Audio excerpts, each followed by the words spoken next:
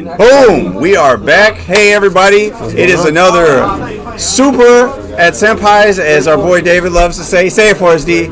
Sass is super at Senpai's. Oh, it's so good. I love it. All right, so I'm here with Tariko. It's David, Silence TDK with you again. We're about to start the tournament. We have 26 players today. We're excited to get this going. How excited are we? We're Dragon Ball excited. All right, hope you guys have fun with our new green screen. Yeah, we got a nice green screen in the back. It's nice. We are having a better green screen shipping in tomorrow. Next week it'll look a lot cleaner. Yeah. But also, I'm going to write a script to where you guys, any of you moderators in our chat, will be able to mess with what's on the screen behind us. Oh, that'd be cool. But I can only trust the moderators with that, because if you put Pornhub back there, I'm finished. So none of that, all right? All right. So we're going to, that's right. So we're going to go ahead and get this show rolling for you guys. I'm about to put up pairings here. All right. Oh, wait, I got to go back. Look how tiny it is. All right, here we It's go. another strong competitive day, I think. A lot of people are already ready to go for all the new search Yes. stuff. Remember, Ali is our king today, and his teammate, and also former Mr. king, Maxta, will be challenging him today at the end of the tournament I for can't King wait. of the Hill. Like, that's going to be really strong. I can't wait to see if it's going to be another Janemba versus Broly. That's my hope. If not, it'll be Janemba versus Hachiak, or maybe he'll bring back Gogeta 7. Or with Gogeta. Dude, that it just depends. And they know each other, so I don't know how they're going to get around. Like, it'll just depend on what they like. They have to like counterthink themselves, you know. Oh yeah. So here we go.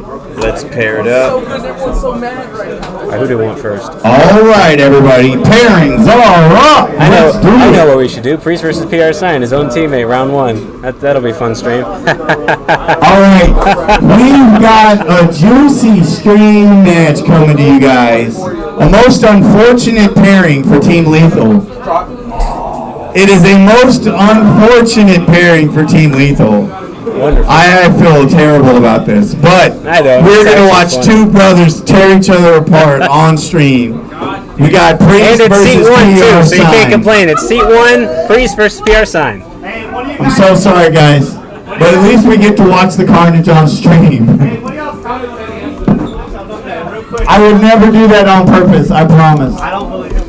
He's gonna commentate. And it's seat one, Every too. team had to play themselves round one except for Lethal.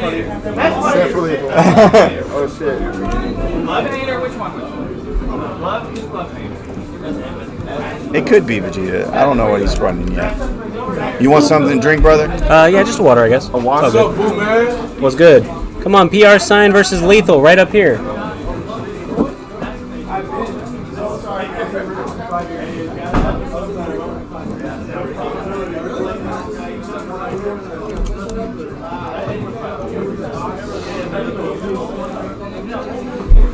All right, it's going to be an interesting game. It's going to be an interesting game. I can't wait to see what two teammates are going to go back-to-back and face each other. Since everything's getting set up, we can just go straight to the mats right over here, and we're going to get ready for the next match.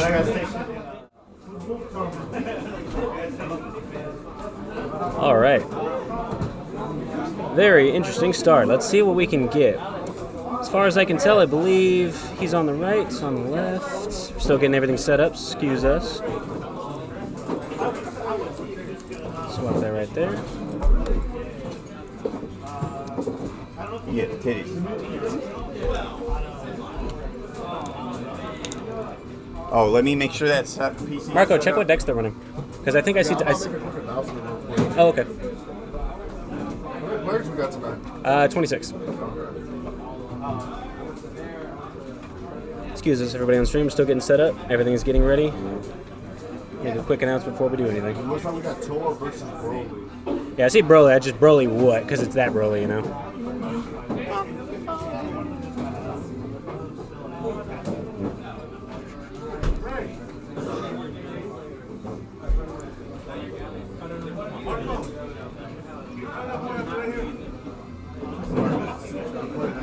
Raise your hand, Alex. Raise your hand.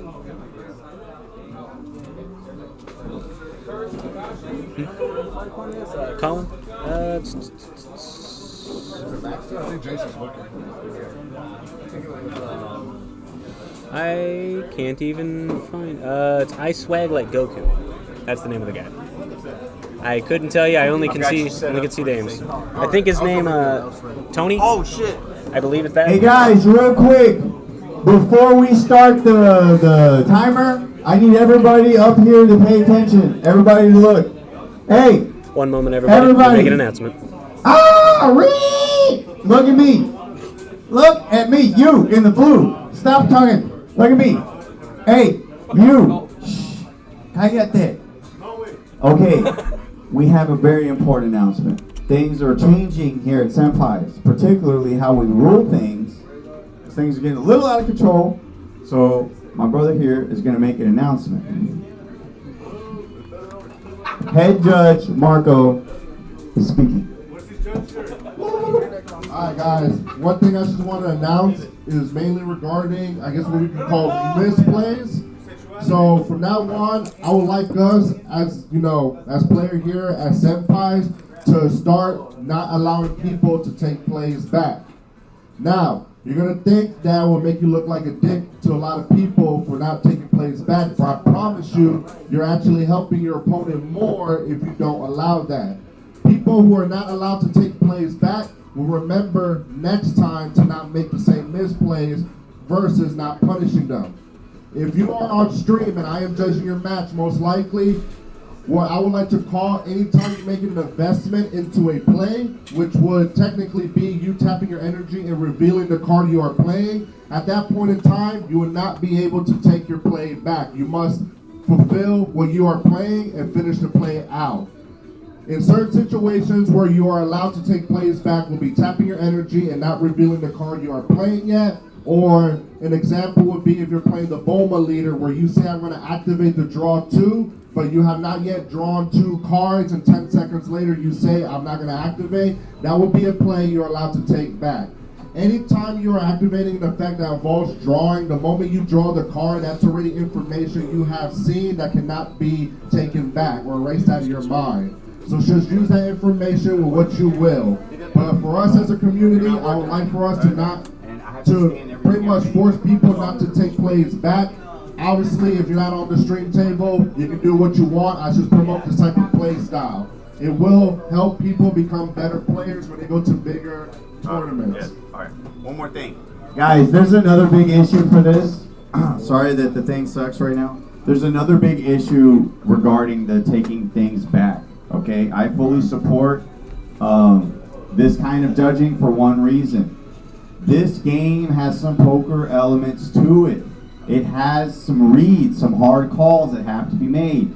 If I pay 2 blue and reveal a very important card, okay, and I get a reaction from you that I don't like, I shouldn't be able to take it back, right? I've gained new information just by looking at you and telling you what I'm planning on doing. So there has to be a limit. Once you have reacted to me telling you what's in my hand, it's just too far gone. Does that kind of make sense? So it also makes the game more fair. All right? Appreciate you guys. Thank you. We're going to start the timer now. All right, everybody. Sorry about that. We had to do a quick announcement to all the players and the community for misplays and other different types of things, just to make sure everyone's playing as fairly as possible. Yes, and I'm sure they were able to hear that. Yeah, some people were able to hear it. It was a little scruffy over here because the mic was starting to mess up a bit. Wrong time. Wrong time, shit. Drag that down. All right, we're getting our mulligan up here. We're going to see exactly what we're going to have. It is looking like Broly and Toa. Looks like Broly U6 or swap. Looks like Broly Who got swap. chewed out? Are you not working right now? Broly swap No, versus he's pure black Toa. He That'll does actually not be a very interesting work matchup right because now. Height of Mastery will be able to tap all their haven't energy, trained but at him the on same this time, if Toa can have enough energy open and negate the skill, then she can negate barriers and do a bunch of other different plays. So it's going to be very interesting to see what happens. And yeah, Marco was making that announcement, Rotten Society. He was making an announcement to all the players in the community right now, making sure everyone's doing good on all their misplays and actions and taking things back, trying to make sure we're all playing like a professional player as much as possible so that everyone can have a great time playing.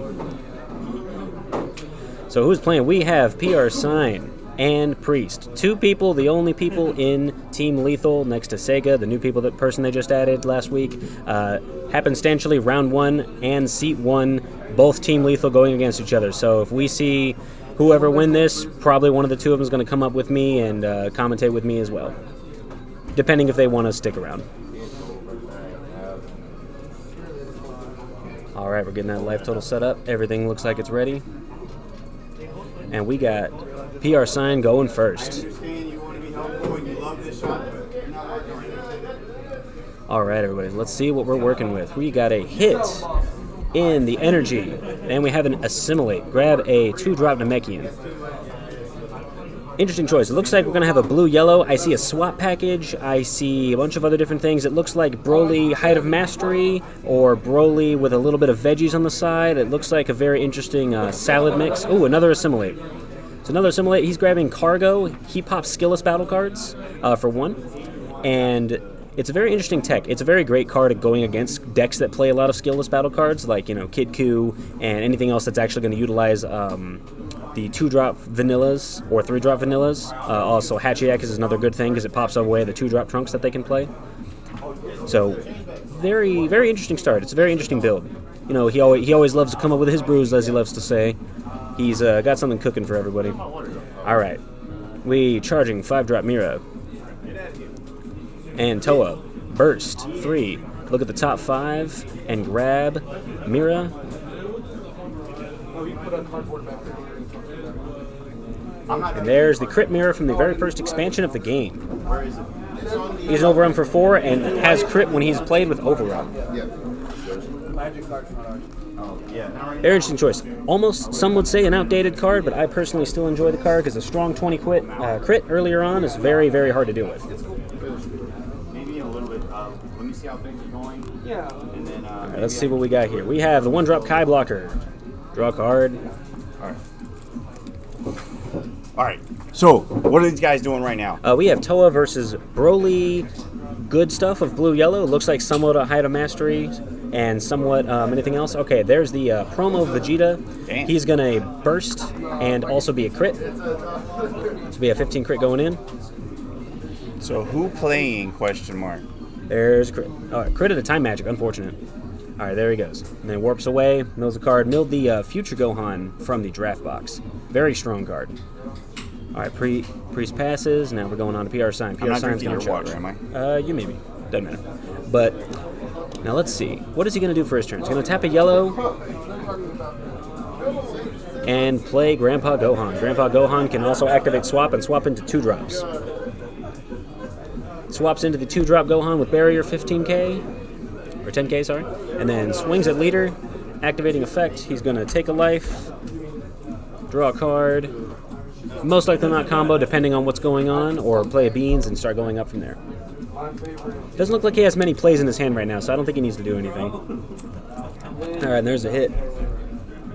So we're at 6-7.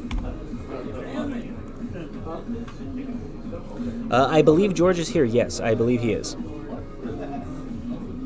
Okay, he passes, and we're charging the 3-drop Mira. It's going to be interesting to see how Toa's going to deal with this. Hopefully he can get his Regulator on the board. And there it is, Regulator. Every time he does a normal Overrealm...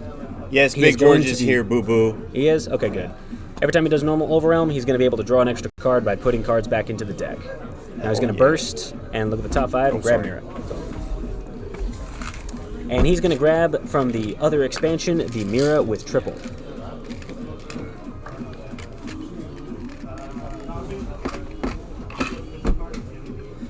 Now, I can't wait to see exactly how that's going to go about, because Broly not wanting to take life too willy-nilly after it's awakened is going to be interesting once it's set up, depending on what he wants to play to stand back up, because the erratas and ban list is not in effect yet, so he can stand back up anything right now until the beginning of February. And let's see what his overrun plays. Okay, double crit Trunks. Rod Society. Hey, how are you? He's going to be able to put things back and draw an extra card off of that Trunks, which is very strong because Father and Son allows him to be able to draw a free card off of the card he's going to probably pitch to go in for a double crit. Being able to double crit with the Regulator is essentially for free. Marco may have hit that, unfortunately. I think he's typing. Yeah, he probably is. No, Broly 6, Toa 7? Yeah, I already got we it. knew that. Yeah. See what he wants to put back. It's very crucial that you put back the correct pieces in the correct orders, because eventually you will get to those cards again, and trying to mentally keep up with exactly what he wants is somewhat of a challenge. That's what makes Toa strong.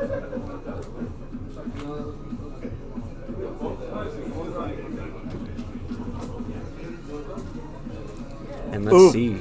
Let's see what he has. If when y'all get chance, Swing at the I leader. need to talk to him and DM you, David. Swing at the leader. Are we going to get that Nimbus? Is there going to be any pitch? Any response for that? Nope. And there shouldn't be any pitch. Toa doesn't normally swing with too much else. And passes. That's it. With that one negate, that was really strong on Priest's part because it baited out him not having to drop a card. And at the same time also keeps his hand nice and full for later down the line when he has to deal with Broly's effects. And we charge the multicolor Beerus. And we're going to see exactly what Priest is going to do to combat the swap engine that he sees before him. We're going to tap 2, most likely activate swap. And we're going into Path.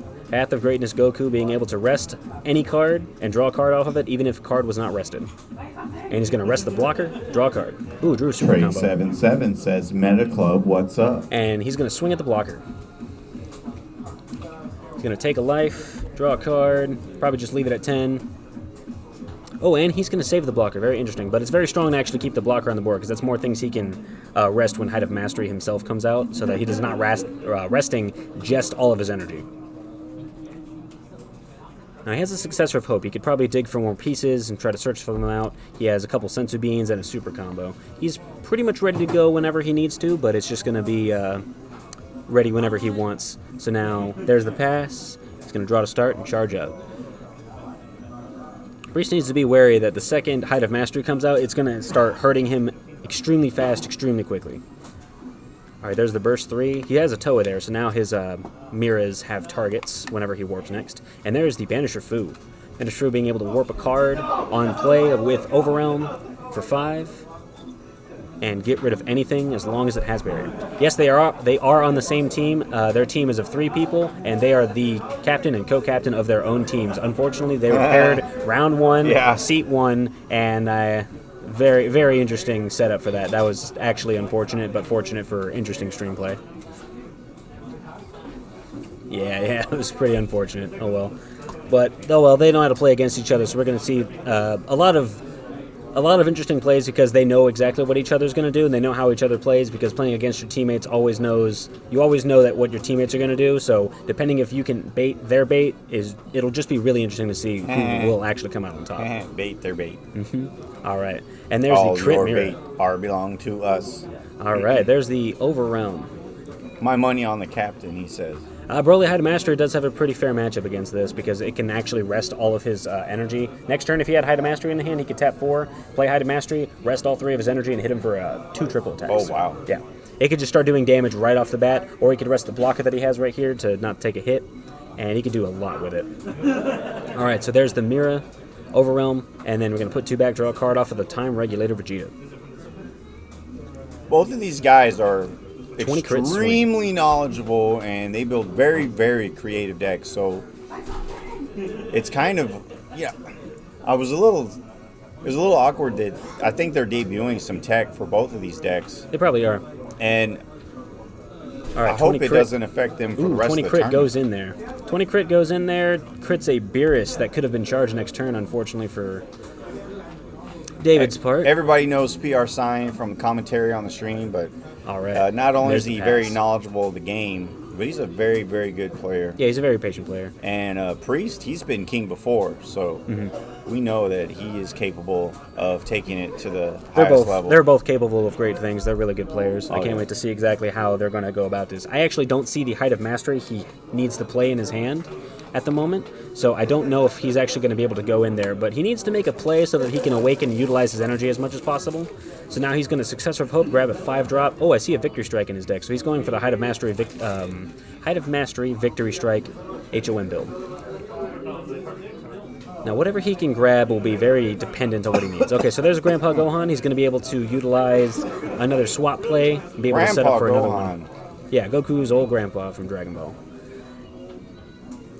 I'm actually happy they gave him a card. He deserves it. Oh, that's good. All right, let's see what David's going to do. Because he still needs to utilize his Awakening to the fullest potential and be able to play something for 2 so that he can get all of the value out of it. Unless he wants to swing also here and not Awaken and try to get even more card advantage by taking another life and drawing another card. And let's see if he wants to activate that auto to be able to go down to 3. And he's going to 3. He wants a lot more cards in hand so that he can make better plays. So there's the swing for 10. I don't believe there's any block. Now, Toa doesn't really need to care about taking hits just like that. Like, certain hits that just needs to take, because Toa just wants cards in hand. And being able to utilize all of the... like, having all this energy up is actually very smart to keep the Height of Mastery at bay so that you at least have one blocker whenever he comes out, unless you're going to rest the blocker, and then you have one open for a negate. Really clean gameplay from both players. All right, there's Representative Universe 7. He's going to look at the top 7 and grab a Universe 7 target. I saw Victory Strike, and I believe a Height of Mastery in there. Both targets are there. He doesn't have either which one. So whichever one he picks, he's going to have to re-find the other one later. And the strongest one he can grab is Victory Strike himself. Now, if he has Height of Mastery, he can go into it and be able to utilize anything he wants. Because since the errata is still in effect, he could stand back up any card, including Energy, Victory Strike himself, the leader, anything possible. It's going to be interesting to see if he can go there. I don't believe, since he has no Height of Mastery, I don't think he's going there this turn. And there's the Awaken. Untap 2, flip over. Now at any moment he can rest any card, and also take life and stand any card back up. And are we getting a poke from Cargo? Swing.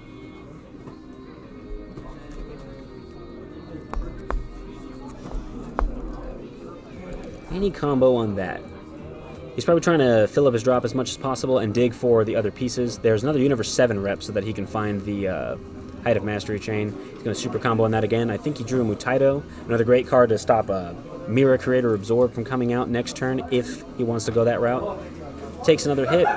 Cargo being pumped up with 2 super combos. There's no reason not to out combo from that because it showed that he was digging for something, and it was really imperative that he needed to find it. And with another U7 rep, looking at the top 7, he is trying to find Height of Mastery. Oh, and then he saw it. Looks like he has it now. All he needs to do is tap 4 and bring out Height of Mastery. The only way he's going to be able to tap 4, he's going to have to swing again with something. Probably the UI on the board and bean up, and then go into it from there. He can bean up and then use the leader and stand up another 1 and go right into Victory Strike if he wanted to. So let's see if he's going to go for it. Tapping 1. Okay, no, not tapping 1. He's making sure we're thinking on the plays because he has to be very careful about keeping his energy as optimal as possible to go into Height of Mastery. Because if he just taps out willy-nilly and doesn't kill him, then he's primed to just be able to be blitzkrieged next turn by every single attack he has, and that means every single card in his hand needs to go away to defend himself. So if he doesn't either do everything possible for defense or offense this turn, he has to do one or the other. That's the way at least I see so.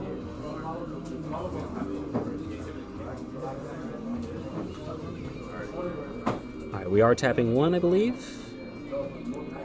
Gonna go in there maybe for another Grandpa Gohan or a U7 rep search. Or no. It's very crucial to think about every play you make, because if you just make the one wrong move, you couldn't go for it sometimes. Tapping 3. Are we playing another Path of Greatness? Resting a card and drawing a card? Looks like another strong play to make because you know you can be fine next turn. Easy, got it. Easy got it? Alright. And we're going to rest the card, draw a card.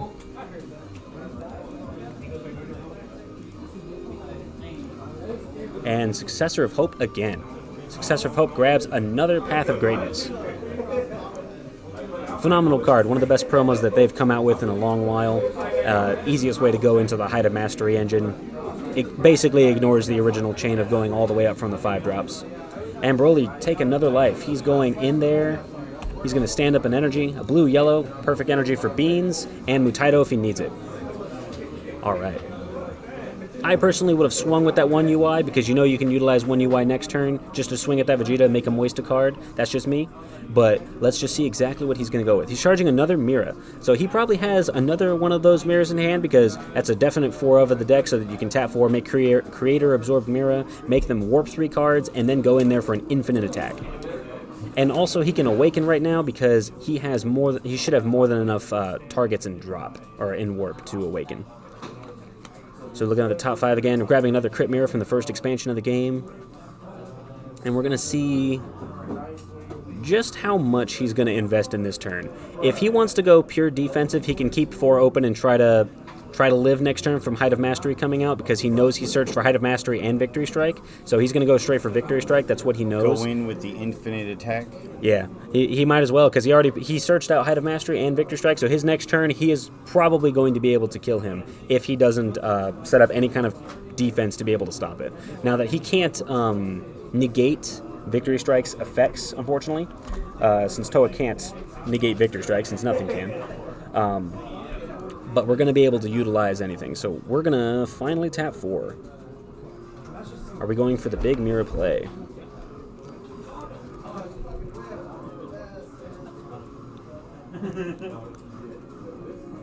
It's very imperative he keeps his guard up for the attack coming next turn. So it may or may not... Yeah, I see what he's doing. He's going to probably keep 4 open and try to defend himself from next turn, because he also can awaken as well and utilize his energy as much as possible. But at the same time, the more he negs his opponent, because his opponent is at 2, he can also start baiting out all the extra combo fodder. You got it? Out. All right, another win for the tourney. Here we go. I'll give you a pack, but you have to sing the song. All right, so we're going with a Toa leader swing at the leader. When you enter. No negate. Sign your name. Depends on what he wants to combo here. It's very interesting to swing. He's probably trying to pressure his opponent, like I was saying, and try to put as many cards out of his hand as possible to be able to out-combo Victory Strike coming next Pick turn. your pack. All right, comboing 2. That way you don't forget to pick your pack. That's why I sing it. So we're swinging with 20. Any further combo. He's also probably trying to set up his drop and try to warp something away. This way he can also get rid of some of the Path of Greatness. And he's comboing even more. We're going 10, 20, 30 single. Putting them there in the combo area for easier representation. And he is still comboing up. Very interesting. I'm sure he may be trying to play the Dark Banisher Fu, the 4-drop, that overwhelms for 8. Also, another great card to try to be able to out-combo everything. Oh, and then a Champa. Probably going to also awaken on that, too. So that was a very, very, very strong play. The Champa was actually not expected on my part. The Champa coming in clutch. He could actually dump everything right here, right now, and probably actually beat him. If that Victory Strike doesn't come out, if he comes out next turn, he's probably got this. So we're going to awaken. Yeah, the double strike is gone if he didn't declare it, so he awakened now and is not going to have the double strike, unless he has another Champa.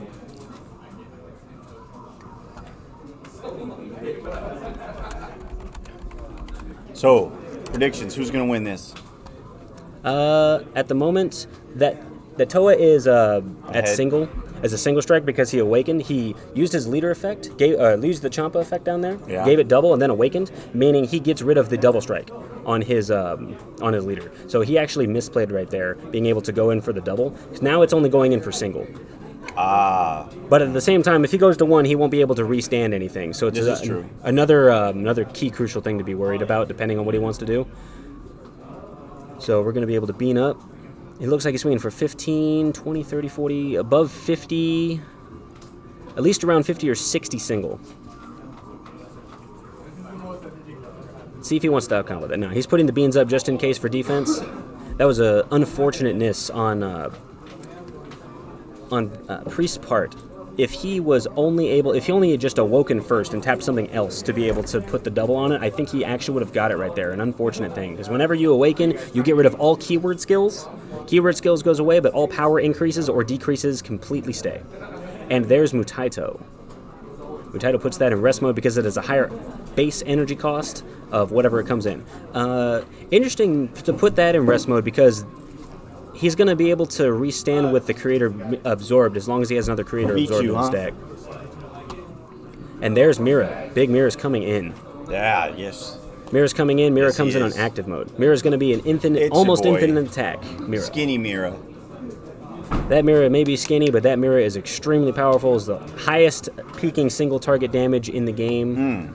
And it's also, when he's played with the Toa leader as intended, he can warp 3 cards out of his opponent's hand. Dang. Mira is easily going to be swinging at like above P90X 90. Mira. If he doesn't negate, that Mira is going to completely kill him. Oh my god. because that mirror is swinging for everything you see in the warp over there. PR sign is definitely against the ropes, but Swing if at the leader. Does he anybody have a can negate? come back from this, Good. He had it a is negate. him. He is If he didn't really have that creative. negate, that would have probably been it. He is one of the most resourceful dudes I've ever met. I'm sure he can do it. It's a good thing he had that negate. He actually probably would have gotten that loss had everything not come out there. All right, there's the singular. Another promo Bardock. Bardock's going to come out there for the first overrealm, and he's going to be able to hit him again. Let's see if he has another negate. Are you going to the database? Just in case, so I can make sure I know every single card that's coming out. In case you guys don't know, He's when an I overrun for refer 5. to the database, I'm referring to Torrico's binder. He has every card. All right. Every card that matters. 20 in the crit binder. going in there. 20 crit, no negate. Let's see if he can pump it all in there and kill him, because Victory Strike comes out, then it's going to be it. So 20 crit. You can't activate anything or combo off of the board. When this card attacks during the turn you played it with Overwhelm, your opponent may not combo with battle cards in their battle area or blocker for the duration of the turn. So he cannot combo the UI Goku. He has the beans on him, yes, but let's see how far he goes in there. So he had 2 beans, so he's at 25. That's going for 20, 30, 40 single. He can't combo with the UIs. He didn't want to anyway, but at the same time, he needs to make sure he can out-combo this. Because if he actually just barely has enough not to out-combo it, he could combo a Victory Strike or Height of Mastery himself. And Height of Mastery could also not be able to be played next turn if he has to combo out just to survive. So another great way of correcting his mistake of being able to do... he tried to chomp at him with his leader, but awakened and got rid of the double strike. And this is another great way of correcting that mistake by throwing another play at him, by throwing in another crit overwhelm that gets rid of 10k combos on his board. This way he can't combo off this second path. Someone's got to tinkle. All right, so we're tapping 1, we're tapping out fully now. He probably should have comboed the regulator and his blocker on the board, in my opinion. This way it would be at another 50 singles. So we're at 25, 35, 40, 45. Yeah, 25 of the leader, and then 35, 40, 45. Yeah, he should have comboed his 2 other cards on the board, because if he knew he was going in there for game, he cannot possibly survive Victory Strike coming out Maybe next he's turn. planning on attacking with the other cards. No, because he has Victory Strike in his hand, so he easily could just tap 4 right here, go into Height of Mastery, and then tap another 1. Why wasn't he able to attack with those little guys? He has 2 beans on his leader at the moment. Oh, yes, he should have comboed with them. I agree with He you. probably did forget about the beans, and also I would have comboed the extra 10k of the boards, because if you know Victor Strike's coming out, you can't do anything else about it. Because Height of Mastery is going to come out, rest the blocker and the Vegeta. He should have just comboed his whole board and just gone right in there. We've kind of seen a similar rest those 2 play decisions from him before, and this could be big doo-doo time. Yep. But at the same time, now that he wasted all of his beans, he actually cannot do it. I would say with that leader. 99.9% of the time, Priest is pretty sharp on finishing the game, but we have seen on stream before where he All right, taking that maybe single. misses a slight calculation on the final blow. It was one of the 2 things. He either forgot the calculation on that or forgot that when he awakens, his leader does not get doubled. And so as long as he puts him to 3 right here, he'll be able to hit him. So let's see And exactly guys, how far it keep goes. in mind during the 19 chat, single, swing it, you know, combo. keep in mind while you're watching this. Hindsight 2020, it's always easy to say what should have done or Of course. could have been done. It's always but the there's hindsight. so much going on in Dragon Ball at one time that if the challenge is See if he got a power burst out of life. is being able to do it on the fly, you know. Nope, that was it. Unfortunate. All right, good game. Completely unfortunate for Priest being able to actually, if that double went through, I believe he would have got it on that swing because that was looking at a gigantic 70 or so, and I think he would have had it had he not awoken with his leader. If he actually just kept it like it was and just went for the 10, I know he wanted that extra 1 mana and get that energy back up and try to utilize as much and get an extra card You and can dump it in awaken there. after, you know. Yeah, you can awaken after, but when he comboed it with his leader, he gave it double and then flipped his leader over, getting rid of the double on the front side. Got you. So he now was back to a single strike. That makes sense. And it was a good thing I let Marco know that, or else they could have scooped it up and picked it all up. It was a good thing someone in chat also caught that. I was noticing that right before they said so. Wow. It was really unfortunate. Yeah, they're already pointing with it. I mean, it just Unfortunate goes to thing. show you how sharp this community is getting. Yeah, it's just Really crazy. It's really good. I really, if he just did not actually flip his leader over, even if that didn't kill him, the amount of cards he would have negged because he would have had to take the double. He would have had to waste all of his beans. He would have had to waste completely everything else and go so far into it. It would have just been too much for him to handle. He would have had to out combo. He would have had to combo away his Head of Master or his Victor Strike or something else and have nothing else. Even if he didn't actually do it, he would have had nothing to do his next turn and swing with singles. Well, here we go. This is usually what they look like. It's usually PR Sign and Priest. Usually double Kamehameha shit. But this time they were fighting. They didn't get that, unfortunately. Yeah. Unfortunately, but that's all right. You know, it's usually, and that's how these games go. You play these long games, and then as soon as one person falters a little bit, Biggie. All right. As soon as one guy miscalculates. If your opponent's able to capitalize, it's almost over like that way. Because being able to bait your opponent properly in this game is actually an extremely strong thing. Cloud? All right. It's really hard to play perfectly. It is. I mean, you can never play perfectly. Sometimes misplays happen. Whether or not he thought about whenever he awokened he didn't get the double, or whether or not he one thing I've noticed when I play, and I play Fast X, but even me, I'm nowhere near as good as these guys. But when I'll play and I'm starting to think about options, a lot of times, and I'm sure a lot of players, a lot of you guys can relate to this, you start getting deep into the game and trying to finish the game, and your brain doesn't want to calculate anymore. And you're going to have to find a way to push through. It just wears on you, especially whenever you're going against a matchup you actually really don't know or really don't like. Your brain really feels like you're pushing through. Gio said he completely forgot the Awaker took away double strike. So it was a big misplay, he said. I figured that was it because I saw him go double and then he flipped. I was like, oh no, why did he do that? No. If he just kept it there, I think he would have got it. They said that he would have. Okay. Yeah. That means I was right. Come on in. Come on in. So it's a sad yet happy moment for you. I know you didn't want to face your brother round one. I know, my bro, the Messiah. Oh, man. Once I saw him double, I was like, I think he's got it right here. And then he awakened, and I was like, no, he's going to lose the double. I was telling everybody that this is what he had that. This is what you and Gio usually look like together. Over here? Kamehameha. Yeah.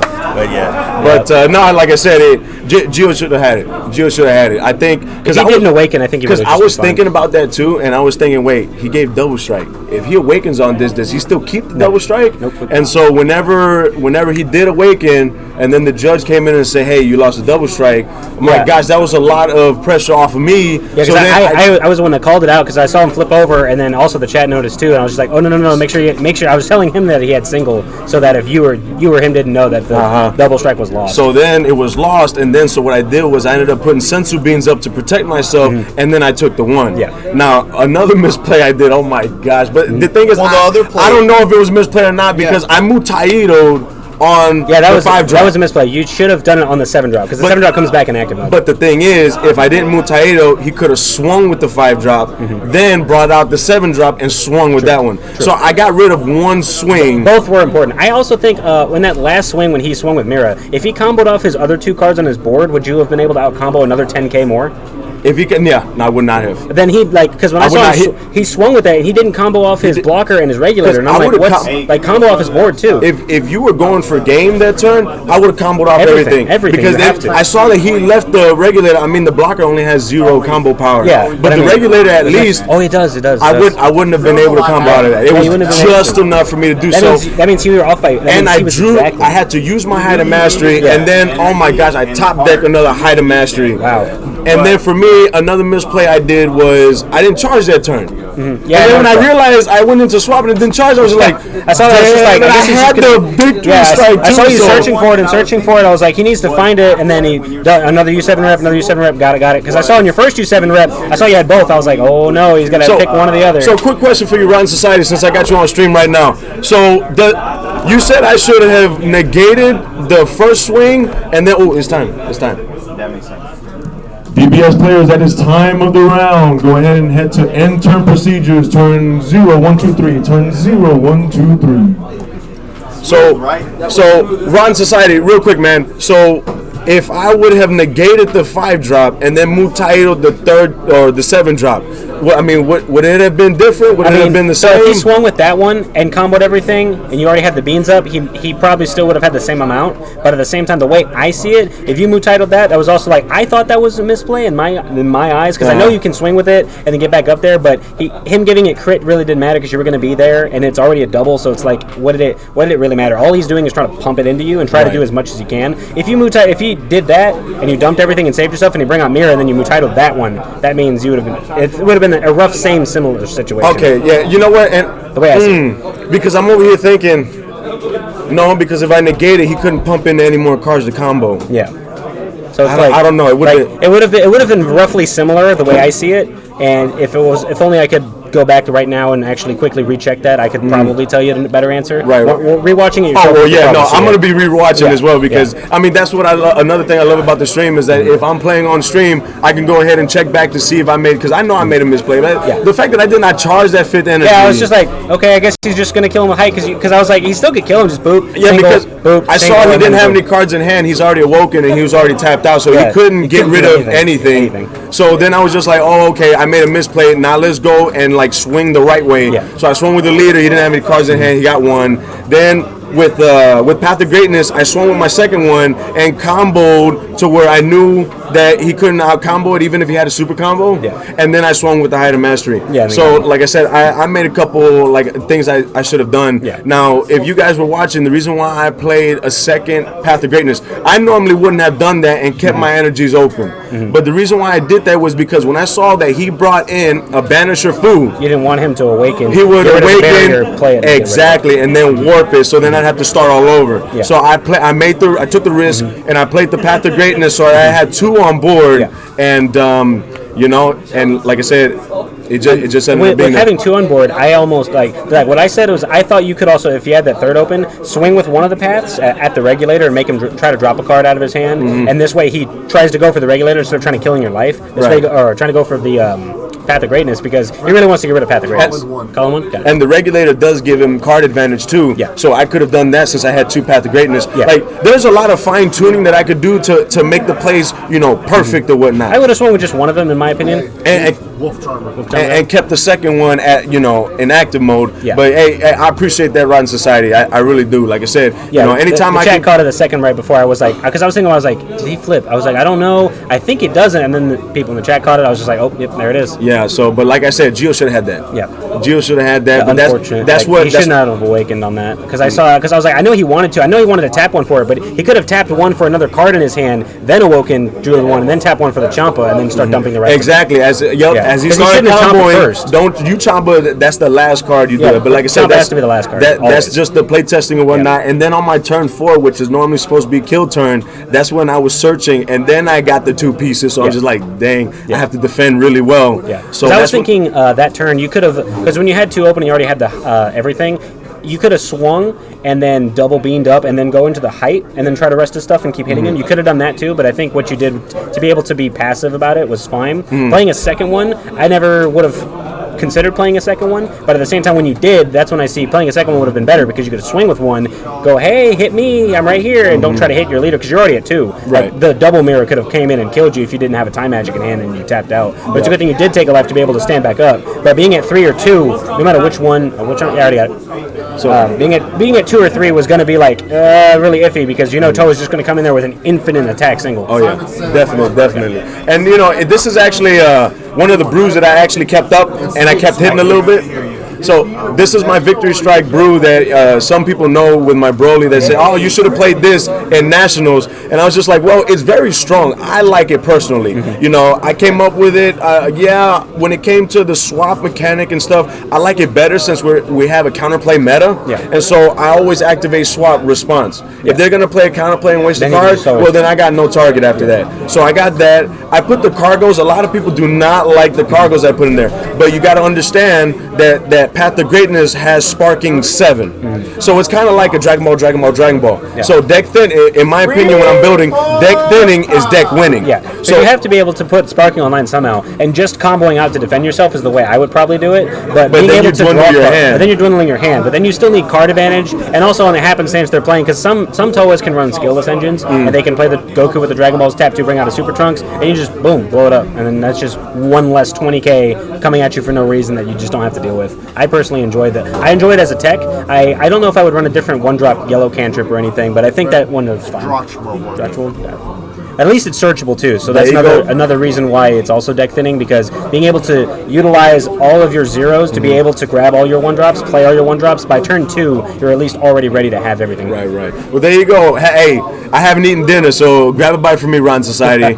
But people sleep on Mutaito. Yeah. No, Mutaito's always a strong thing. I personally enjoyed Champa more, but that Mutaito is really strong. Like Champa, the difference is, because I was talking with a couple of players here, especially the judge, Marco, the difference between the two, Champa is strong. It's anything, ignores barrier. However, Mutaito ignores barrier as well, but it's for the rest of the turn. Yeah. So if it's a problem card, like if someone goes out and plays the Heart of Plea and then the Pan, and I Mutaito the Heart of Plea, that Pan's not going to be able to restand it. So, like I said, I think that... it's roughly the same, but it's a 1-drop. But just definitely similar enough to be able to be, like, you can't just say one's just immediately better than the other, in the sense that at least, like, if you want a Champa, if you have enough energy to Champa, you can go for a Champa, and if it gets counterplayed, it gets counterplayed. Because Mutaito would also just be that way. Mutaito was going to just get counterplayed the same way Champa would. Exactly. But at least it's also for one, so you're not fully tapping out, or if you have to just leave one open, you have just enough for the Mutaito to be able to stop their big play if they only were going to go in. Yeah, so that's why I was very hesitant in playing that second Path of Greatness, because if I did that, then I only had one energy open, and fingers crossed he swung at me, so I can restand and then have the Mutaito and the negate. Yeah. But if he just went ahead and did that mirror, I would have been in a bind. Yeah. I really would have. So like I said, if you would have swung, you'd have had to negate the mirror, and then you would have been in a situation where he was just going to give it double and then go for it, and he would have had to tap out, and then he would have swung with something else and then give that. Exactly. That actually is what he could have done. So he could have tapped 4, played the mirror, done the whole chain like normal, go for it, and then awaken and tap 1, swing. Oh, it's not double, that's fine. Tap 1, jump, and then go for it. Exactly. Essentially, it was like a backwards type of play. That's the way I looked at it. But not being familiar enough in Toa, I see what he wanted to do, because that first swing into the bait of the double, I wouldn't have negated that either. Just, it's Toa, whatever. Yep, I wouldn't negate no.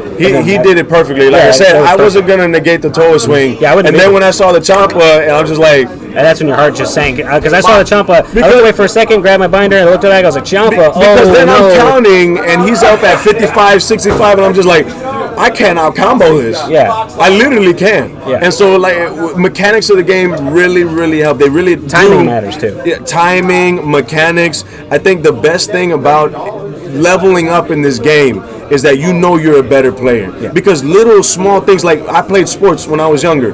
So coaches that were real big on small ball understood that the little things mattered in the general scheme of things. Yeah. Same thing when it comes to card games, Little things as such as losing the double strike when you're awakened, that changes plays completely. And then, like I said, that cost him the game. Like I said, it really did, because he dropped his whole hand. Yeah, he dropped everything for that. He dropped his whole hand, and like I said, and then when I looked at Marco, and then Marco actually validated, he said he lost the double strike. I was just like, my heart just sunk, because I was beating really, really fast. Yeah, because you're just sitting there like, oh, there it is. There's that. Like, once you saw the jump, I was like, that's it. He should be out of there. And then he woke, and I was like, wait a minute. Marco, he only has a single. And then the chat also saw that too, and I was just like, oh, that cost him everything. I don't think he would have a second Champa. And even if he did, like, that's not going to go through. Now that you saw it coming, you were not going to have let that go through, because you beamed up, and you would have had the Nimbus negate, and you would have been fine. Yeah, exactly. It was really just... Also, the fact that he critted a time magic earlier on, too, I noticed. Yeah, he critted that, and I was just like, I saw that crit I need that with this deck. Yeah, because I was just like, I saw him crit a time magic, I was like, he may have another. I saw you shuffle your hand once, I was like...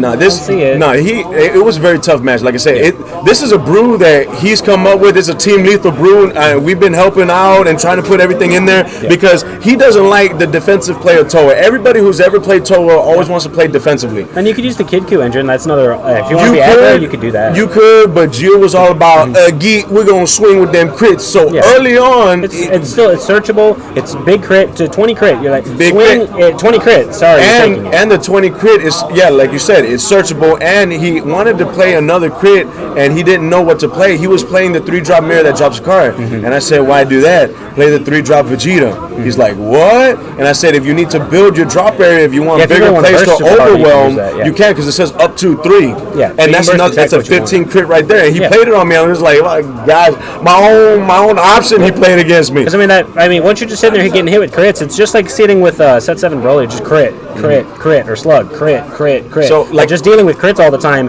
If you out combo it, that's actually worse than just taking it some of the time. Because you're just losing what you have, banking off of a random. It was very tough for me to take because the first time he hit me with crit, I hadn't searched my deck yet, I don't believe, and I didn't know if Victory Strike was in life or not. Yeah, so but then, that's another reason why I have those successes and stuff. I gotta see what I got in there. You gotta check. So as soon as I saw Victory Strike was in there, okay, I'm just like, okay, go ahead, put him in the drop area. Because like you said, sometimes it's better to just take it because the amount of cards that you're gonna need to out combo supersedes the amount of cards that you're just gonna lose by just taking the hit. I also think he when you swung in his blocker and he saved it, I was like, I would just have let the thing die because that was another super combo. Yeah, he wasted a super combo. That actually would have also cost him the game if he had kept that super combo and super comboed on the last mirror swing. Oh yeah, no, that would have taken the Bardock. Yeah, the Bardock. If he would have held that and then played on the Bardock, that would have been done. Yeah, that would have been it. Because I was just like, all right, because I was like saving the blocker. I'm like, but it's just a blocker. And that Bardock is so strong. You rested it and you still swung at it, so it did its job of being, hey, don't hit me.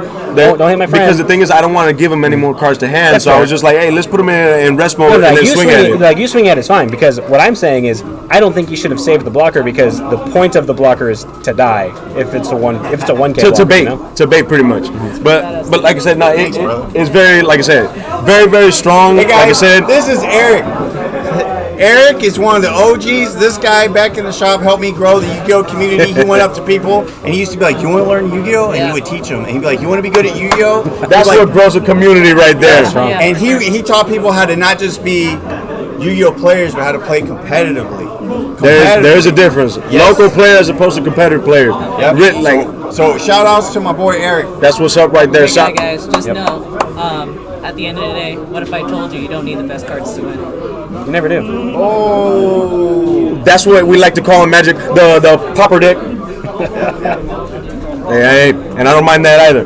But like I said, the deck is strong. Jill's a strong player. I mean, Team Lethal, we try to make it to where all of our players are strong. And we got our new recruit last week, Ryan. Ryan's another strong player too. Like I said, I like the way this team is going, the path that we're leading. It's just really nice. It's really nice. It's a good thing you'll be able to have more people. Oh, definitely. Like, and then another reason why I decided to play Broly home is because the errata is coming soon. You got to use it while you can. So I wanted to take advantage of the leader's effect as much as possible. It is a strong deck, and I've actually been looking up. I got that brew with a different leader, and I got 2 other brews for Victory Strike. Yeah. It's really nice. Like I said, the Victory Strike is not dead. It's just the reason why people say it's dead, I want to say in my opinion, is because the 3 aspects or the 3 factors that you have to playing the game, one of them is deck building. And not a lot of players can actually build a good competitive deck or come out with good ideas. You know, everybody can build all they want to, but when you got that good idea and you unlock something and you're just like, wait, that works. You know, that epiphany is very hard to get. And so, like I said, I got 2 other builds for Victory Strike where my epiphany just, I got it. Now I got to build around it with the counter plays and the negates and stuff like that to make it defensive until I got to go in for that 1 hit. Now that 8-drop Victory Strike that just came out, brand new, that's beautiful art. Oh my gosh, that Vegeta and that Goku. Who are we waiting? Oh my gosh. Papa, are you still playing? Hurry up! Oh man. But you know what? That's how you got to move it along, you know. I love nights like this. I look forward to Thursday nights here at Senpai's. This is another episode of SAS. And you guys already know I'm trying to be king. And once I get that first loss, I'll be back here with Tarico commentating with you guys. Okay, but I was saying to the people right when I saw that, I was just like, all right, Whopper got it. I was just telling them, I was just like, oh, this is the 2 of them going up. If one of the 2 of them, if they want to drop, they can come right back up here, sit with me, and commentate, help me if they wanted to do that. And if you were going to lose, then you'd be back here. If he was going to lose, maybe he wasn't. I don't know. There you go. Like I said, I love commentating. I do love talking about Dragon Ball Super. I got too much hype, man. I don't even drink energy drinks or anything like that, but I love it. So what am I thinking about running next set? So I know I got a couple of decks. Like for me, I have a full box of decks that I had built in the past, and I built it to where they are competitive, or at least they're going to give you a run for your money.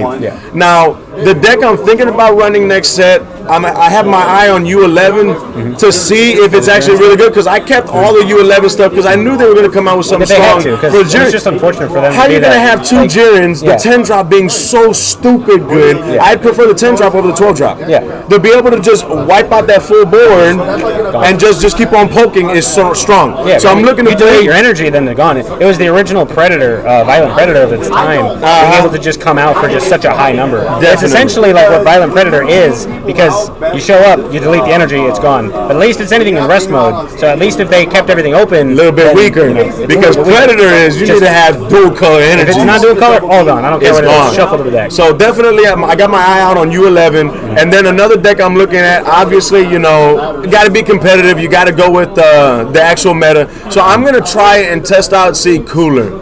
But I mean, my heart has got to go with Evan when Evan talks about Victory Strike. So I'm going to be testing Victory Strike. Like I said, I got 2 more brews waiting in the wing, but just to surprise people. We're going to do a little more conservative and consistent Victory Strike, right? Oh yeah, no, the deck you just saw on stream, that's my conservative deck. Okay, good. One of the other brews, like you said, is the one that's like reckless. Yes. That was like, man, I'm playing a high quality like simulator for driving, but I play like Mario Kart, where I just hold the gas and I steer and I don't. I hold that red shell. Until I see somebody. And then the game just conks out on me and the red shell does not hit its target. Interesting match. We already have it next up. For all the winners, we have Old King versus Maxto. Oh, snap, round 2. Maxto versus Big E. All right, guys. Wish me luck.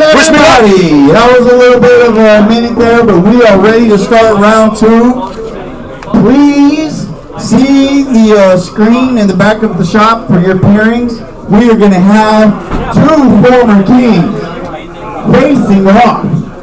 Right now, we've got Big E Ernest versus Maxter on stream.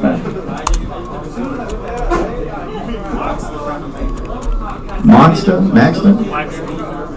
Waxter? Really nice. Hell yeah. Let me see, real quick. Almost found it. Where is it? Where is it there? That's what this one's for. Bam. Oh, What's up, bro? interesting. We have another double camera. TZ is David. What's up? David. He's hard of hearing, so just give him a second. Frank. Okay. I got sure. Tease me. All right. Where's boys at? Where's Lethal at? You know? Lethal is the team. Yeah, no. Where? I just need Gio or David. Why? I can find Gio. That's what I'm playing. Gio. Just say I'm not too sure where he is. All right, next Where's round. Priest at? Where's our former king at? Priest. Oh, he's over by the screen waiting on you. Joshua, former king Raul Whopper is looking for you. Is this how they see it too on the stream? They see both the screens? Yes. That's really cool. Yeah. They want to see both of it. Gio. So it's control, Control. and then you can hit S, Control S. D, or A, or Okay. V for vomit. Just in case they play Janimba or Hacky Hack, that's what we do. So yeah. Okay, so they can see both. That's actually really cool. And then once you think they're ready, we go to the big boy screen. Yeah, they're just mulligan and shuffle right now. We're gonna have an interesting thing. What's he playing today? Okay, he's playing Please, not playing Broly. What happened? Who? Curse Kakashi, where are you at? Are you dropping? Okay. Hold on a second and just. What we got going on here? You want to come hang Setting out? everything up. All right. Let me try to Hold shout on out. 1 second. We'll get it going. Yeah, some teeth in for representation over here. And then, We're playing Surge Coup. Okay, we're not playing Broly. so Broly boom, boom, versus boom, Surge. and then Curse Kakashi is dropping. He's not feeling it anymore. All right. And while they're getting set up, actually, let's get you here. BDN Sega. Yes. And also lethal. Same thing. He's lethal now, right? Yes. Team lethal, baby. We All out right. there. So when they're ready, you can go to the big screen. How's it going, everybody? All right, trying to set everything back up. What we got out today? It's going to be Surge Q versus Broly Surge. Oh, it's gonna be my first time seeing Surge Q. I've been excited for this. It's going to be a really interesting match, depending on how he wants to do it. Fuck my life, Alex. Where are you? There he is. That's his name. This is exactly what I wanted to see right here. Some new Surge versus some new Surge. All right, next up. Check our inventory. Oh, shit. Where's my iPad? Save. All right. All right, let's get going to those mats. We'll see exactly what's going to happen. All right. So now we're going to have Surge Q versus Broly Surge. Both new decks coming out from the newest expansions of the game and the new promos of the game. It's going to be a really interesting match. I thought he was actually going with Broly Surge tonight, but looks like he decided to go with Surge Q himself instead of Broly. I was expecting a Broly Surge mirror match because that's something I really wanted to see. That would have been pretty interesting. But I think mixing it up is very important. He played Broly Surge last Yeah, he time. played it last week, so he can do whatever he wants this week. He probably saw other people wanted to play it and just wanted to go with what he wanted. Especially because, like, from what it looks like right now, there's a lot of representation for the new Surge Q. So. Yeah, there's plenty of it. And for some reason, he's really strong. I mean, he's a super dominant thing. Like, he can be a tricolor deck depending on how you want to run it. And the fact that he says critical on both his sides, not a lot of things have that. Yeah, also, like, and even during his end game swing, if you're trying to swing at him, he doesn't have to just cold bloodlust your board. He also could just gain 10k for the entire turn to be a 25k leader, so that you always have to combo up on him. And it's actually an extremely strong thing to be able to see. And plus, with the color choices he had with red and yellow, you've got a lot of power hitters right there. Just Heartful Plea alone is just enough. Yeah, Plea is one of the strongest cards in the game. It's just being able to come out for essentially nothing and being able to only deal with one big hit that's just going to come out. Exactly. So it's definitely going to be interesting to see. He charges himself a check land passes. You gotta have your Whis check lands. The energy exhaust negators, and we charge and pass. Let's see what we got. We're going to have two decks that also both play one-drop Broly to be able to look at people's hands, so we're going to probably tap out most of every turn. And now he doesn't want to hit him, because, I mean, giving him card advantage is just kind of not necessary, and negging his hand for offense is not really important. But being able to utilize what he has in his hand this turn is also going to be strong. So we're going to get probably a strong charge of, hopefully another Whis, but we'll see what he's got. Let's see. Depending on what he wants to go for, he also could even try to plea within the next turn or two if he has some Self-Awakeners. Did he charge He charged a one-drop Broly. He probably has multiples in his hand. Yeah, I was like, did he just charge that? All right, swing his leader, no negates, draw two, pitch any one card, and he pitches the good old monkey from draft. Looks like we're going to hit 10 to 10. There we go. We're either going to tap two for the monkey, tap two for something else. All Drops right, Dependable Mom Boma. And there's Goku. There it is. Give that an extra 5k. Timer. Oh, the timer? Go ahead and help me do that. Winner chicken dinner. I don't know exactly. Drunkle Crow. Hey. Hit the timer for me because I cannot find it. I'm trying to keep an eye on this. It's up there. It's where up the there. timer is. Oh, okay. So, all right, we're going to boost that up. That's going to be a really strong double going in there. All right, there's that double too. He's already at 5. Off to a strong start already, getting the Broly to 5. You definitely want to get him down as fast as possible, so he can't really take that much abuse out of that. Hitting him multiple times with a lot of little swings is also another great way to go about it. Because I'll draw once, another 10, another 10, another 10, another 10, and he's just like, hey, stop, please stop hitting me. Because he only wants to draw. If you're trading blows one at a time with him, then he's just also gaining more advantage. Even swinging with a crit, which is always supposed to be a guaranteed true egg, with one Chi-Chi, if it was just a 15 crit, is just a free thing. Yes. All right, so there's the swing at the Bulma. She's going to go, and we're going to pass. Damn, I already got some love over here for that Surge Broly. Yeah, we do. Surge Q over here. All right, we're charging Chomp of the Trickster. Interesting charge. Okay, I see another in his hand. So Yeah. he's only able to charge if what he has doubles of, because he only needs one of everything in his hand. That's true. I see the Heartful Plea. Yeah, he has a plea in his hand. So we're gonna see what we want to go for, because we can swing with that, get a double. He also could use the Overwhelm and be able There's to do the the Broly. resonating. There's Broly. There's the Vegeta. Vegeta the Cruel. We're gonna pop the Goku. That's a great Goku. Goku. It's a great Goku to be able to pop that one, because popping that one means he's not going to evolve into the big monkey. And he warps another Champa. So swing at the leader, going to draw 2 cards and pitch 1. The fact that it can pitch literally any card, not color specific, not cost specific, is actually insanely strong for that leader. No, the fact that it can just do anything, that's the reason why, or one of the reasons why it can be a tricolor leader and why some of the builds exist for that. We'll probably see some more tricolors actually from now on with this. This is actually a really good tricolor. I've seen a lot of people talking about how to build him just specifically with tricolors. Yeah. And it's actually also good that he baited out the counterplay so that whatever he wants to play this turn, right here, he's going to play the Ape from Draft Box. Woo! It's better that he counterplayed the one-drop Goku rather than taking out that, and he's going to rest that, draw an extra card. Broly's back down to 4. We are seeing a lot of aggression coming out of Surge Q just right now. I mean, he has to. If he doesn't hit hard and hit fast, then he's not going to, do anything to him anymore. He has to hit him with absolutely everything he has or keep absolutely everything open for defense. There's kind of no in between with doing it because even I go against the deck and it's just extremely difficult to be able to deal with it. Negating the leader's swing for Broly Surge is actually one of the most crucial things to do so that they don't arrival on their turn and try to put aggro on you unless that's what you want and you're going to counterplay them after. That's true. So we're going for 25 double at the leader.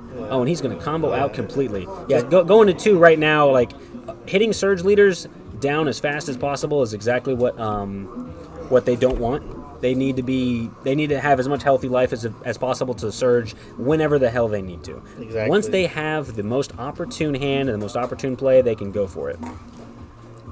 But let's see exactly where we're going. He's tapped out, so he doesn't have to fear any topo or anything else, but he doesn't even have Sparking for Time Magic. He can just go right in there and start hitting him. I'd personally start swinging at that monkey because hitting the monkey down and getting that 20 double off the board is very crucial. Easily right here. But if he can double a rival on this turn and throw the Dormant into the drop, he can just kill the monkey right off the bat. Exactly. All right, so he's going for the monkey. Let's see if he's at a rival. If he has the Goten, he should be able to do it. There's one. Effect, Draw. Let's see if we got. Drew another. Is that all you got? Tapping another is gonna. There's the Goten. Okay. So here comes the Dormant, and we should get an arrival if he has one. I haven't been able to see his hand too clearly, so. No, I haven't seen it either. But as long as he gets that Dormant in the drop, and they're not all happenstantials out, there they are. There's one. And also, Goten can continuously keep deck thinning the Dormants out of the drop at any moment. It doesn't have to just be now. It could just be later. Even defending yourself, I've seen Surge Broly be able to have no cards in hand, swing, get that one Goten, draw a Super Combo, and just start drawing their whole entire hand back. It's really good, because once you're in that Super Combo phase, you're just trying to draw and draw. Yep. And you draw into that Dormant Legend, that's a dead card, and that could cost you the whole game right there. That, and also, the only reason it's extremely good is being able to charge it late game. That's the only reason. And depending on how slow the game state could be, you also could play it. But there is the arrival. Minus.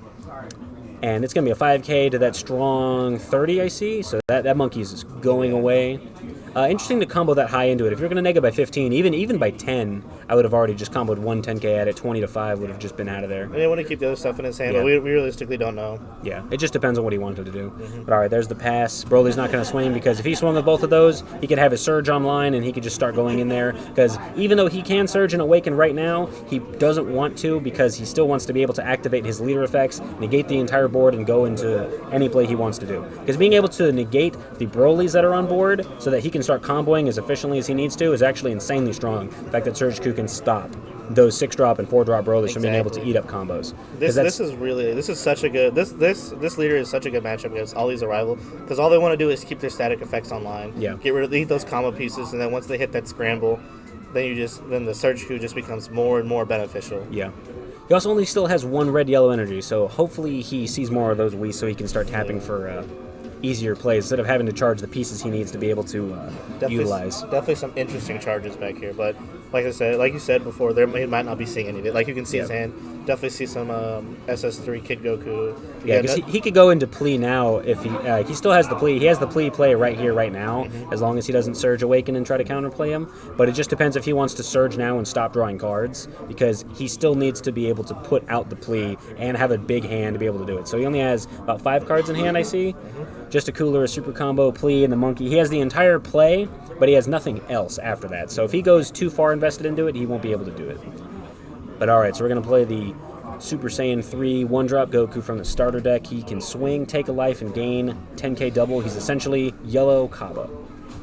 Which is set one. Self-awakeners like this are always just good. Yeah, you need Self-Awaken in a deck, especially when they know they're not going to hit you or only swinging at your battle cards.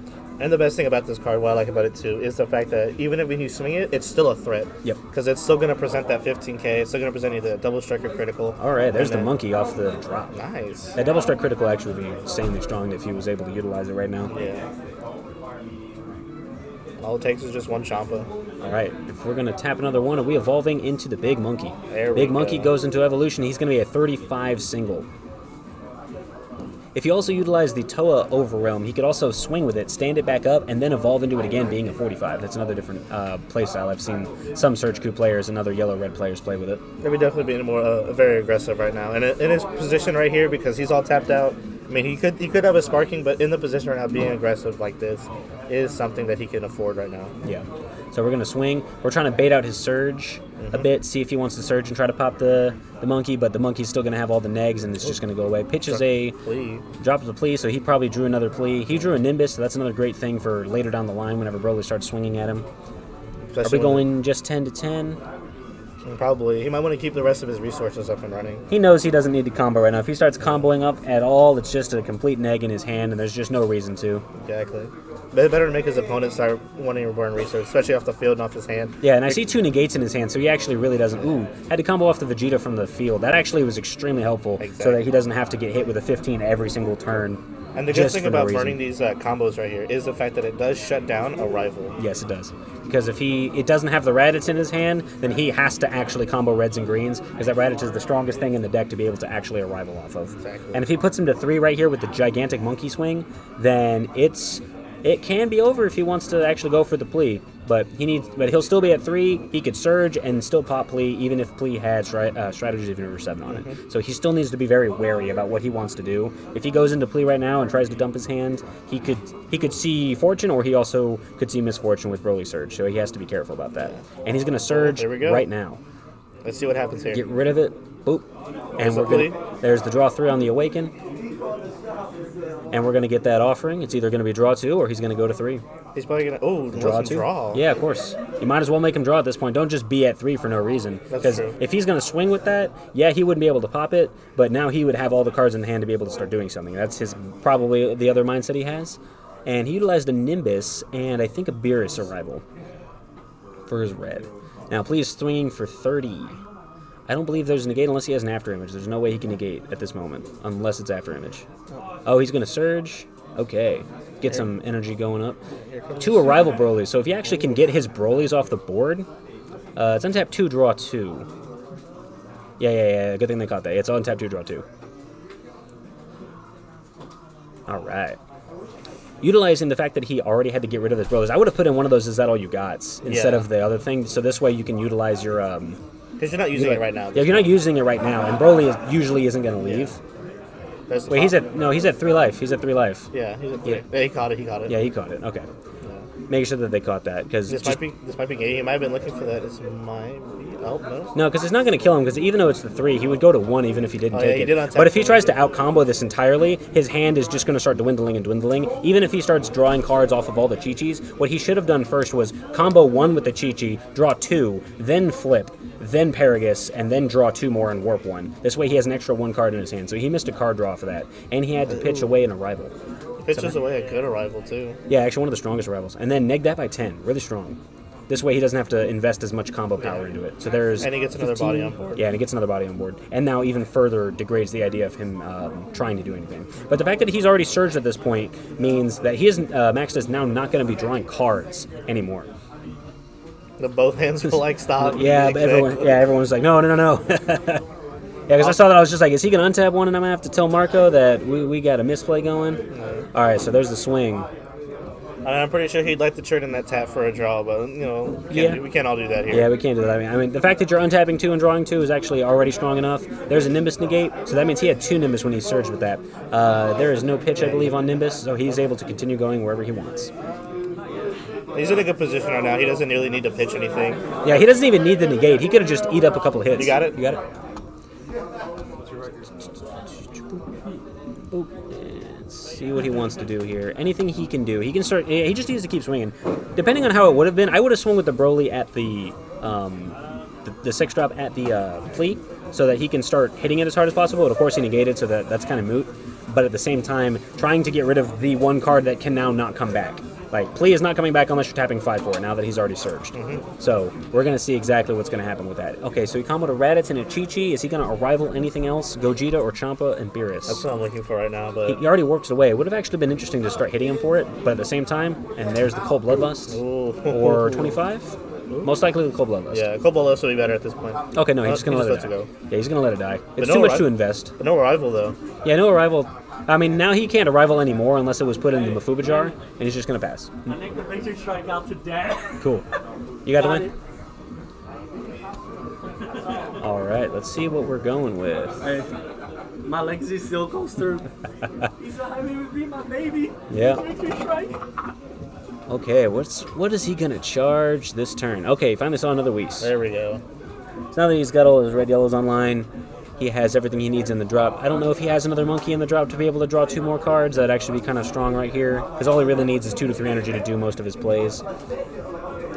He's still, even though Max Day is at 7 life, he's still also in the position of none of his bombs are going to be able to kill Broly until he finally utilizes both of his leader effects and just finally wastes them both. And he still has both of them online, as we see, which is really hard to do. So he has to wait and bait him out with try to make him do it offensively so that defensively he doesn't do it, because he tries to make him invest in that. Exactly. And that investment's going to be really, really detrimental to his play. One of the two of those. That's 15 what to 15 just There takes we it. go. Puts him to 3 just so that he can actually utilize his effect now, but at the same time, he has to eventually get that effect going, so you have to hit them. And he saw all 4 Broly energy exhausters. That's actually impressive. That's really good, but his hand size is a lot. There's the difference between these hand sizes is astronomical. Yeah, he's already utilized most of his cards, but at least now Goten can be able to draw him cards. There's another Goten right here. So Goten, if it sends another dormant to the drop, he can untap one and draw another card. There it is. And there it is. He had 3 in the deck, so he should be able to see them unless he drew in them. Or unless one of them's still in his life, which would be. I think I saw one in the deck. I think there is one more in the deck. Yeah, there should. I would assume he was running 3. I think 4 dormants is a little too much. 4 for dormants is definitely 3 is pretty much the Three perfect. is the perfect number. 2 if you want to really push it. Yeah. All right, we're gonna untap 1 and get an extra draw. You're good. Oh, Don't worry, guys. Thank you for that. Sorry about that for everybody. That You're is doing round 2. great. All right, so let's see. Are we going just 25 single at the leader? He only has 4 cards in hand, so he doesn't have much to do. If Maxta, though he doesn't know it, if Maxta can actually just get rid of his board, he'll probably completely win, because those Broly's are the only thing stopping him from winning. Does the right Surge now. Q negate the Broly effect? Yes, they would not be able to out combo. So if they The leader effect though is what I'm asking, because I don't remember what the Surge Q does. If he targets if he does all battle cards. In the no, it's just battle cards. Okay, that'd be a little bit too good.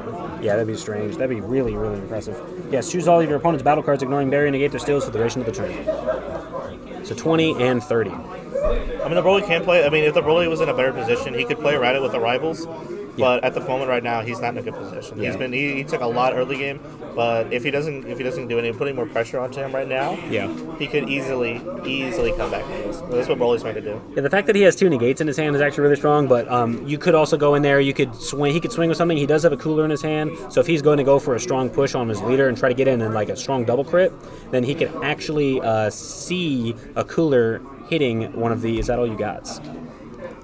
Alright, so Surge is at 4, Surge is at 3. We're going to see exactly where we're going. We're charging another Whis, and now both leaders have their effects online, ready to go, being able to Cold Bloodlust the board on the right, or be able to get 10k in crit. And on the left, we can actually pop any battle card ignoring barrier during battle or main, and also get double strike. And combo with any card out of the drop. This is definitely going to be the peak right here at this point. Any of these could get it right off the bat right here with both leader effects up and running. This could easily be it right here. And now that they're at this level, like unless we see a scramble Raditz coming out of Broly, I don't know exactly what we're going to do to be able to kill him, because now he's able to do everything he wants. But we also could see Max to play his secret rare, which could be Janemba, the Frieza secret rare, could be absolutely anything. Being able to neg the leader down so low, even though Broly has a lot of power, is actually detrimental. But being able to pop anything also strong too. So it's one of those double bluffs that you have to slowly poke around and try to put him to 1. All right, and there's the Beerus. He is a 1-drop crit as long as you have a red, yellow multicolor. And a 15 crit is another really strong way of start poking him down and start trickling his life and hand advantage. It's definitely a threat too as well. Plus also being able to utilize, if he swung with that, didn't negate, and put a Champa on him and pumped it up a bit and try to give it the double while baiting out the Broly effects, because he would still have to pitch a card for the second Broly. So he could try to pump up if he wanted to, but it's still kind of a neg. But we'll see exactly what he's got. Yeah, I see the secret Janemba rare. So he does have the secret in hand. He's waiting for a prime time to be able to utilize it, because utilizing that Janemba when you have no board is actually really, Yeah, it's not as strong and impactful. It's not as strong a secret as many of the other secrets, like the Vegeta that also came from the same set. Yeah. But it can definitely just be a game ender. Arrival. It's a game ender if you have a board. If you have a board, it's a game ender. Arrival and then its effect is really powerful. Mm-hmm. All right, Goten did not hit a dormant. I'm sorry, not Arrival. I'm sorry, Offering. Offering, yes. Yes, Offering. All right. Goten didn't hit anything this time, so we're going to see nothing happen. Deck's looking a little low, but doesn't look too terrible. Luckily he's not playing against the Janemba player, otherwise this would just be a field day for him. Yeah, but at the same time, if Broly's smart, he doesn't have to start actually pumping up his card swings and not actually combo as much, so that he can save cards in deck for that. That's very true. It would be a different matchup altogether. But this matchup right here, the early game aggression into the... the early aggression was great on Max's part, because if he didn't do that, then he wouldn't probably be in this situation. What's your name? Claudio. I got it. Sorry, my bad. All right. Okay, he took the hit. He's going to 2. No, I'll do it. Oh, yeah. So he's going to 2.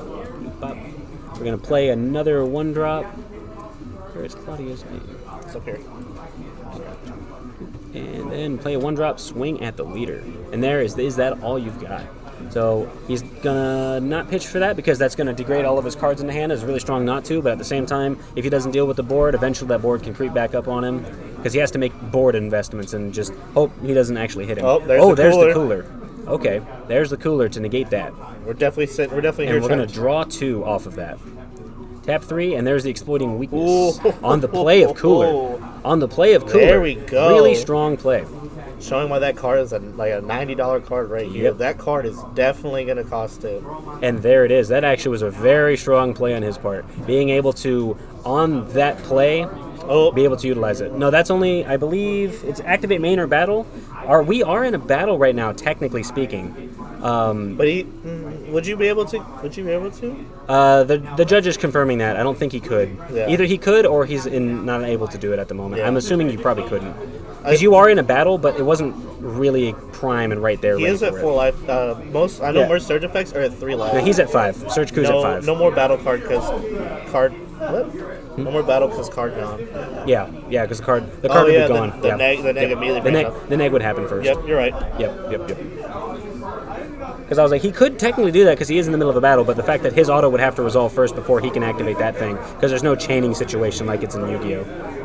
But all right, that was a strong play. Unfortunate for Max's part. That actually could, in theory, cost him the game, because he tapped super hard for that cooler and then getting hit by Exploding Weakness, one of the strongest red cards in the game and one of the most expensive cards right now in the current meta. All right, so we're going to charge up maybe. I don't even think you really need to charge up when you have 6 energy like that, but at the same time, 5 energy, excuse me. Because if he has the secret rare, he can actually just go for it right here, right there, as long as he had 6 and tap 1 for a multicolor. But I don't think he does. Yeah. We haven't been able to get a clear look at his hand, but like I said, he's now in a much better position than he was. Yep. And now that he's tapped out, he doesn't have to fear any Nimbuses, because he only has a red open, so he unfortunately had to tap all of his multicolors for that. He only has a red open, and now he's going to do leader effect, cold bloodlust the entire board. So now if they have any doubles, the doubles would be gone.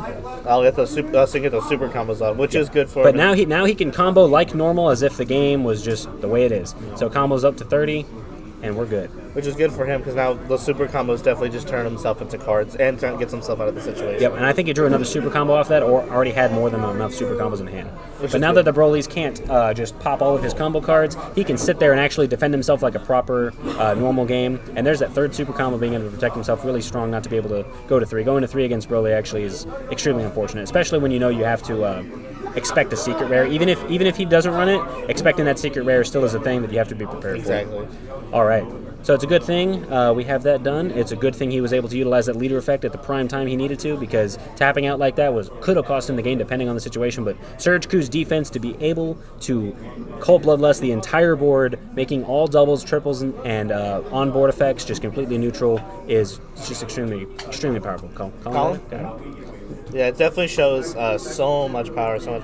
There's a reason why Cold Blast was put at 1, and to put it on a leader effect like this. Yep. It definitely changes up the battlefield quite a lot. You have to think about different strategies and everything else like that.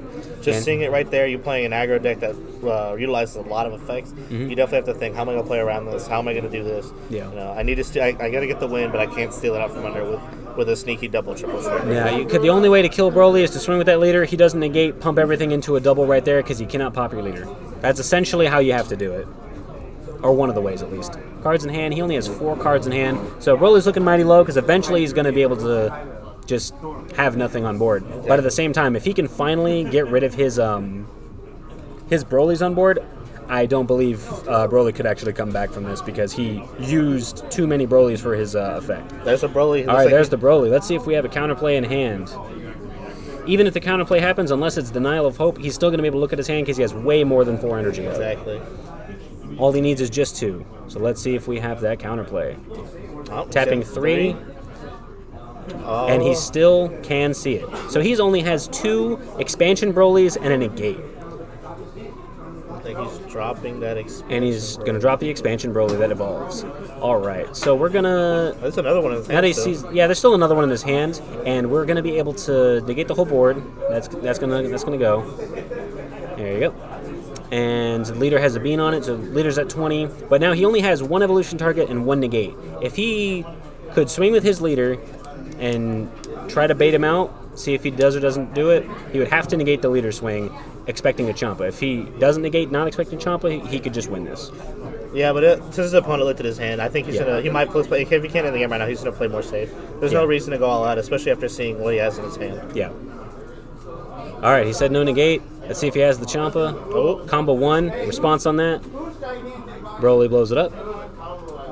Actually, really smart play to be able to throw the monkey into the combo, and that's it for 15. Are we comboing more?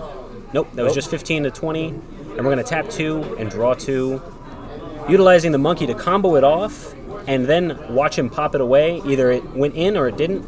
Being able to utilize that monkey in general is still actually extremely useful. Now knowing he only has what he has on board, he can still actually be able to survive because he can Cold Bloodlust everything, make sure he can combo out of all these hits, or just put 25 at base and just out-combo everything. But then he has to kill him next turn because he won't be able to do it a 3rd time. Yeah, we're definitely getting down to the point where But now that there's no counterplays, now we're going to get in there and start actually hitting him as much as we can. Here we go.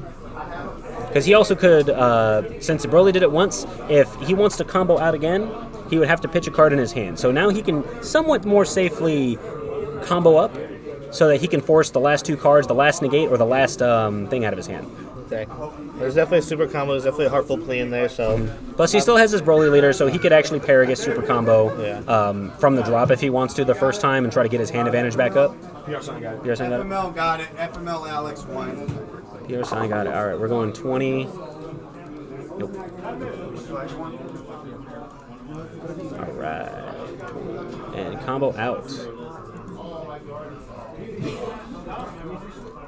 Let's see what else he's going to do for his turn. He can keep hitting him as much as he wants, but he needs to have some defense for next turn, because now that he got rid of the one of the Vegetas to combo out, this way he doesn't take too many crits. It's a good thing that at least there's a little bit less board presence on the board, because another strong, just random 19 hitting him is just not what he wants to do. He doesn't want to go down that low, because being sweet spotted by Broly really would just be unfortunate. And I believe he does have to expect the secret rare. Even though he doesn't have it in his hand, he could still just draw into it with all the super combos he can utilize from the drop, and also just drawing into them naturally. He himself also has a secret rare, so he's probably trying his best to set up the board so that the secret rare can come in and someone or anyone can kill him. But we're just going to have to see exactly where this is going to go. He drew into a Denial of Hope. All right. Now, he probably doesn't need to charge right here, so we have no secret rare coming out. But if he does want to charge, that's up to him. But we're going to see exactly what we can do. We have 2 cards that are just a strong 19, strong 20, and a strong 30 on the board, deleting his combo power. and then the leader swing. He's still going to have a negate. We haven't seen another Nimbus, so he might be running. We've seen how many Nimbuses? Two Nimbus already. So let's see if he has another Nimbus or not. If he Nimbus is right here, that could be easily be the whole game. Oh, we tax the Bears. All right, tax the Bears. It's getting rid of board presence. It's actually really strong to do that. Yeah. So 20 to 15. Especially since he knows he can't kill him right now with the way his hand is looking at this point. Yeah, because being able to utilize, like, he has no plays. He only has his board. If Maxta can just get his board out of there, then there is absolutely nothing left that he can do, and he would have to swing with his leader, and he would have to take it. All right, so he's going to take that big 20 single. And the leader's going to swing at leader. I don't know if this is the right call, though, at this point, because, like, you'd have to draw into something to definitely help you. What does he have in his hand? Is that another Vegeta? He may. No, that was his grave. That was grave. I was like, no, he doesn't have that big of a hand. If he had that big of a hand, this game would be over. But make a tap. Pay 15 at 15, no combo, because comboing off your board right now is not what you want to do. No. But at the same time, taking a simple 15 single really does suck. You're just giving your opponent hand presence at this point, and definitely he's gonna see more. He's gonna see more of his answers, or he's gonna see more of his combos. Yeah. Because only once for free he can pop a card, then he has to start dropping cards to make him drop cards. So it's gonna be a battle of simple attrition just over the course of time. Exactly. And his leader swing has to go through. If he does run a Champa, he's gonna have to hope that he does not negate on that leader swing so that the leader can put double. The strongest thing to do is negate the leader, but also the earlier on he does negate the leader. If he doesn't kill him, I see the double in his hand. So if he actually can swing with the leader and not get negated, then he can win this game. Or just play the secret rare, get the offering up, get as much hand advantage as possible, and then try to swing with the leader as a bait. Oh, there's a combo. And then Broly effect. Yep. Pop that one. We're still swinging 15 to 15. Definitely doesn't need those combo pieces anymore. So. No. I mean, he could tap 5 and just hard cast a plea right now because he has plenty of energy and try to get more cards because he doesn't want to go to 1. And there's a super combo. Bait everything out for the shoe. That's fine. So, okay, he doesn't want to start dropping cards. Now he knows he doesn't want to start dropping cards. So he knows that his hand is precious because he only has 1 negate and 1 evolution target, and he has a denial of hope. The fact that he drew that actually was really crucial because it can help him out hitting anything he wants to play now. Because Maxta probably feels more safe now that he saw his hand, unless he's going to play another 1-drop Broly that he has if he sees another one. So let's see if he can survive. He still at least saved his leader negate to Cold Bloodlust, another strong thing he was able to do. Great on his part not being able to utilize it now, because if he thinks he can't do it, that last leader being able to negate everything and out combo simple 20s and 15s is just gonna win him the game. But Ernest could also still win the game because he still has such a strong board in comparison to Maxta. It's going to be really interesting. I don't know where this game is going to go right now. No, it's still in anybody's favor at this point in time. One easy slip up could be right here. Yeah, it really could. Is he tapping 5, 6? I believe it's 5. It looks like 5. Okay, 1, 2, 3, 4, 5. Are they testing the plea? He's either plea or I believe it's the Janimba secret. He also can do too. I don't think the Janimba secret can bring its cost down. I'm not too sure. It has an activate main of tapping 5. Oh, okay. I guess I really don't. I've seen that secret a lot of, but I believe most of the secrets now are just trying to reduce their costs. Getting it to 8 energy at this point without running an energy engine is still is asking a lot for most decks. Yeah, it is. But at the same time, being able to only utilize the Broly effect once a turn, if he wants to pop a card, he can do it. If he can't, if he's swinging with his leader, he would have to also sit there and out combo everything with the leader swing. What can I do for you? Oh, okay. So we're gonna see exactly what's going on. What's up, man? Hi to you, Tarico. I already said hi. It's all good. I have to commentate on seeing exactly what he's gonna do because I really want to see if he's gonna be able to out combo all of that. What's up?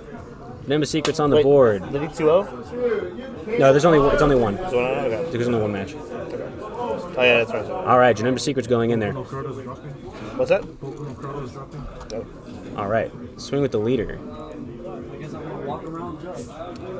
Gotcha. Swing with the leader. I don't believe there's a negate. Is he utilizing his leader effect?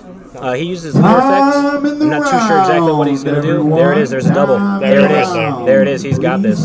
That game is in. That game is in there. I don't think he was expecting that double. If he has to utilize his leader effect and get Paragus super combos, that's the only thing he can utilize right now. That's the best thing he can do because he cannot pop the leader. He can't do anything else. And even if he pops Janimba, it's not going to win him the game. And I believe he utilized. I think he either utilized the Bloodlust effect because he didn't start popping cards, so he Bloodlusted his whole board. and we're going to see if he can out-combo it or even wants to try. So we're going to go with Broly Surge Effect, being able to drop a card out of the leader and combo with anything in the grave. It can be a super combo, it can be Champa, it could be This is definitely going to be make or break right here. Yep. If he can start seeing more and more effects. I saw at least 2 or 3 super combos, so we're going to see exactly what he's going to draw into. Is that leader swinging at 15, 25, 35, 45, 55, 60, I believe? Yep. We're going to see if he can draw enough pieces. So he warps Maybe out the draw Denial of another super Hope. combo right here? If he does. All right, there's one Chi-Chi, so that's one card. We're at 30. Ooh. I don't think that's it. That's game right there. That's game. Very strong. Oh, the secret was the last card in his life. Oh, man. You hate to see it, but it happens. Oh, man, that was unfortunate. He was digging so hard for that. That was so strong. It happens, but it happens. It happens. I feel that. Okay. That's completely unlucky. I don't know if I call that lucky. I think I call that unlucky. But yeah. 1 in 50. 1 in 50 chance, and it was the last card in life too. That was extremely unfortunate on his part. But at the same time, Maxta played that beautifully. Ernest played that beautifully. Both of those people were just getting in there and trying to outbait each other's one-drop Brolys, going in there for Surge Broly and Surge Coup. Each of those hits were just so strong. It was definitely a match that was just so down strong. to the wire. You that really was down to the couldn't wire because tell who or what was going to win. I believe Jason was expecting the secret rare at any given moment. TZ got it? All right. I believe he was expecting the secret rare as much as possible because he has to cold bloodlust that secret rare so he can combo out and then combo everything and not take 2 damage. So it's like he has to really see everything he needs. He just needed to see that secret rare, and I think he would have been in a much better position because being able to save the leader effect for such a long time and be going, hey, I'm going to go bloodlust you again.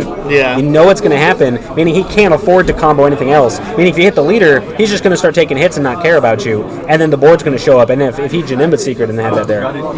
Easy got it? All right. It's definitely a really good matchup too for Surge Coup to go against Broly because Broly likes to set up their board. Yep. They like to set up that nice. I believe that early aggro was actually one of the strongest things he could have done. Putting him to force so early on and forcing him to want to surge as much as possible so that he would stop drawing. Also, the misplay I caught where he tried to combo with Chi-Chi, but he already surged first. He should have comboed one, then surged, drew 2 from that, then be able to surge and then go there, and he would have had an extra card or 2 in his hand. Not to poke at anybody, but we're seeing a lot of leader mistakes realistically today. I mean, because the surgers they're still new. I've been going against Broly Surge with Maxta. I see how the playstyle works, so I'm used to the timings. I'm used to all of the things that are going to happen with it. So I'm used to going auto draw, getting all your plays off. But at the same time, I don't know if he saw that in his head because he also thought he was going to untap 1 and draw 3 like Piccolo Surge and Goku Surge.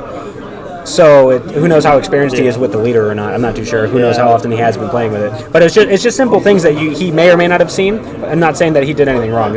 He still played that wonderfully. Because that board he had on the board was just detrimental. What are you going to do to that board? You have to sit there and just look at it. I'm Broly. I'm here. I'm going to hit you. Exactly. 30K. Even though he he was behind, eventually he started catching it back up, and you started to see exactly how what Broly likes to do. It's just come out of nowhere and just come back. Just sit back and then just sit back and relax. Going combo up, I dare you. But the fact that the Surge Coup can just go, no, you're not going to do that anymore, and then come in there and start over comboing. Whopper 1, got it. Alrighty.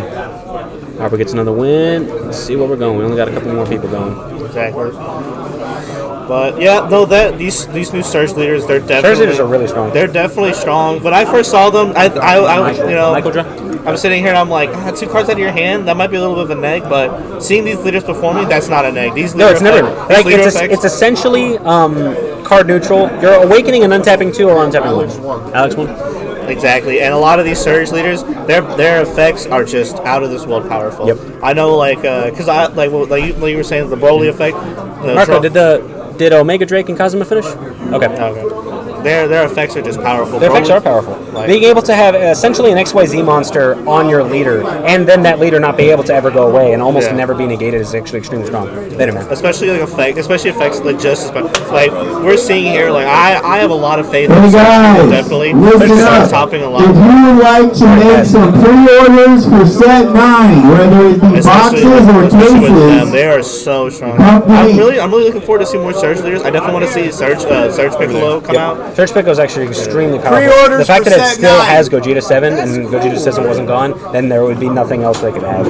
It's definitely. Yeah, we got a new green screen. We can utilize that. Since Jason didn't want his interview, apparently. He didn't? Okay. He's just standing I over was there. about to say. All right. I mean, you can come on interview too. It doesn't matter to me.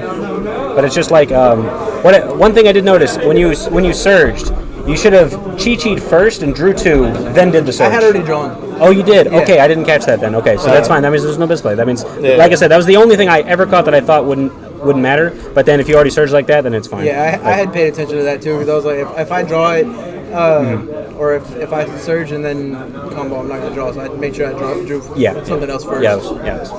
But like that, no, that game was actually extremely intense because I was knowing because you had to negate the leader swing. But at the same time, you didn't. If you negate the leader swing, that means you don't have to negate for the next turn when he does it anyway. So you still had to conserve that last negate you had in your hand. But pitching a card off the is that all you got would have been also detrimental because the board's gone.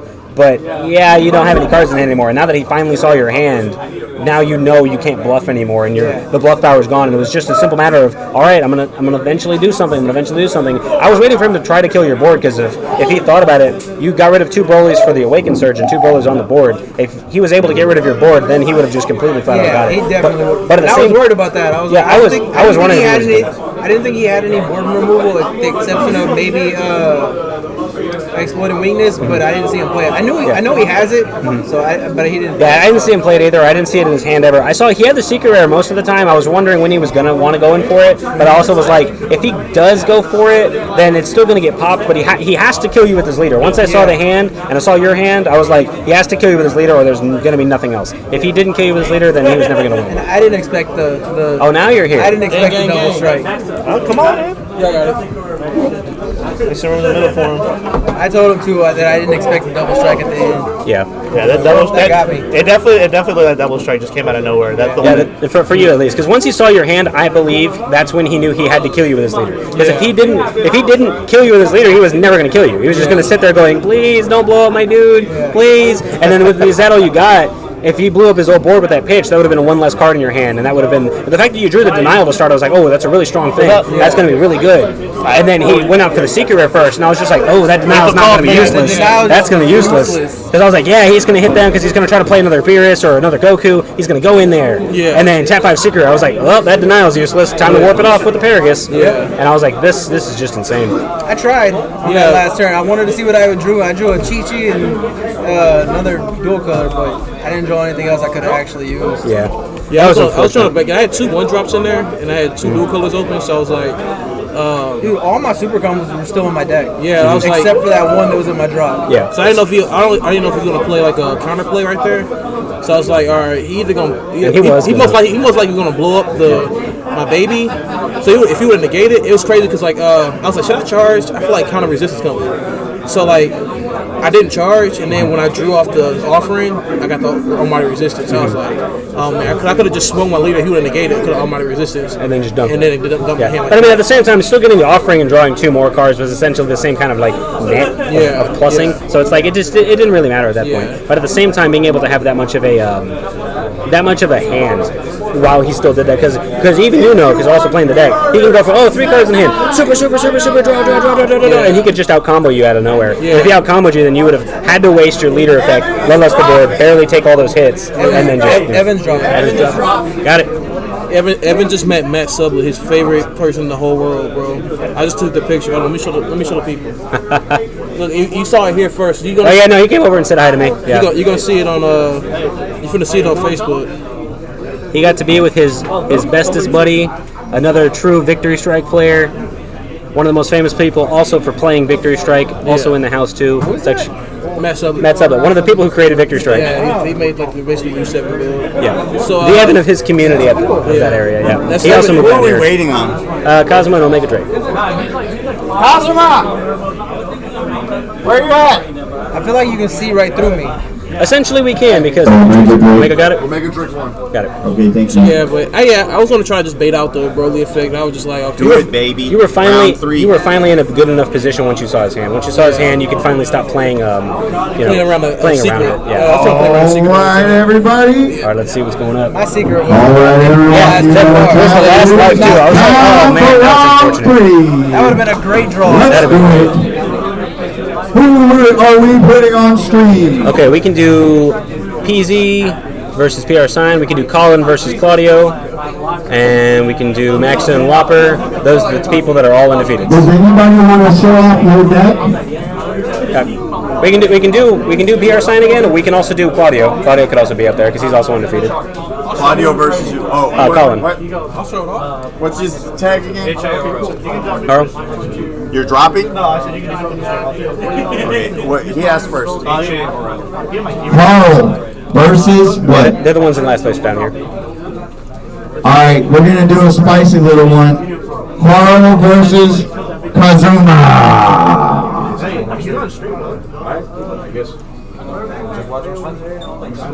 All right.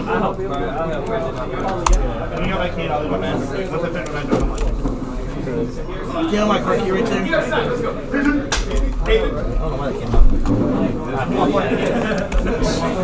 Alright, getting everything set up for you guys again. You have the buy or what? Or you dropped? You are playing with Priest versus I Swag Like Goku. I Swag Like Goku. Go get it. Priest versus I Swag Like Goku. Where's I Swag? I Swag, I don't see you. Oh, Tony's way over there. All right. Getting the next round set up. That last match was intense. Remember, guys, if you are looking Greatest to win set 9, I am the man. Come up to me, $70 a box. We'll try to get Matt on stream if we can. It just depends on if he wants to do it or not. Evan's talking to him right now. He's fanboying really hard. Just give him a moment. Huh? 1 box? All right. Oh man, that last match was intense. I enjoyed that match. It was a great battle of attrition between the both of them. I actually was expecting Ernest to be able to probably pull it out if he never saw anything, but seeing how big Max's hand was, I kind of noticed it was going to go his way.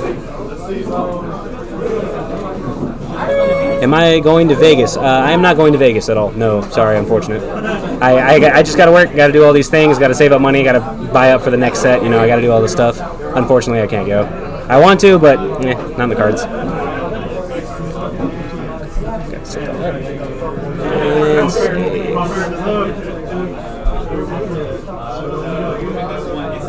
Alright. Yeah, unfortunate. Oh well. But let's see. I bring Boo the same way I always do. I keep updating the deck. I always bring Boo. I'm bringing Boo because I would always bring Boo no matter where I go, no matter what I do, because it's the most comfortable thing I can play, and I can beat basically anybody as long as no one knows exactly what I'm doing. That's at least how I see it. It just depends if you know my ratios, know my build, and know everything about it.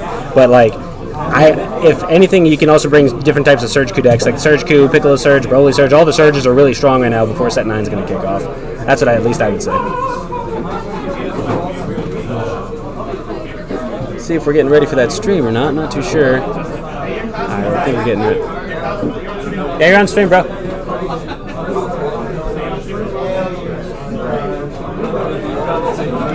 Okay.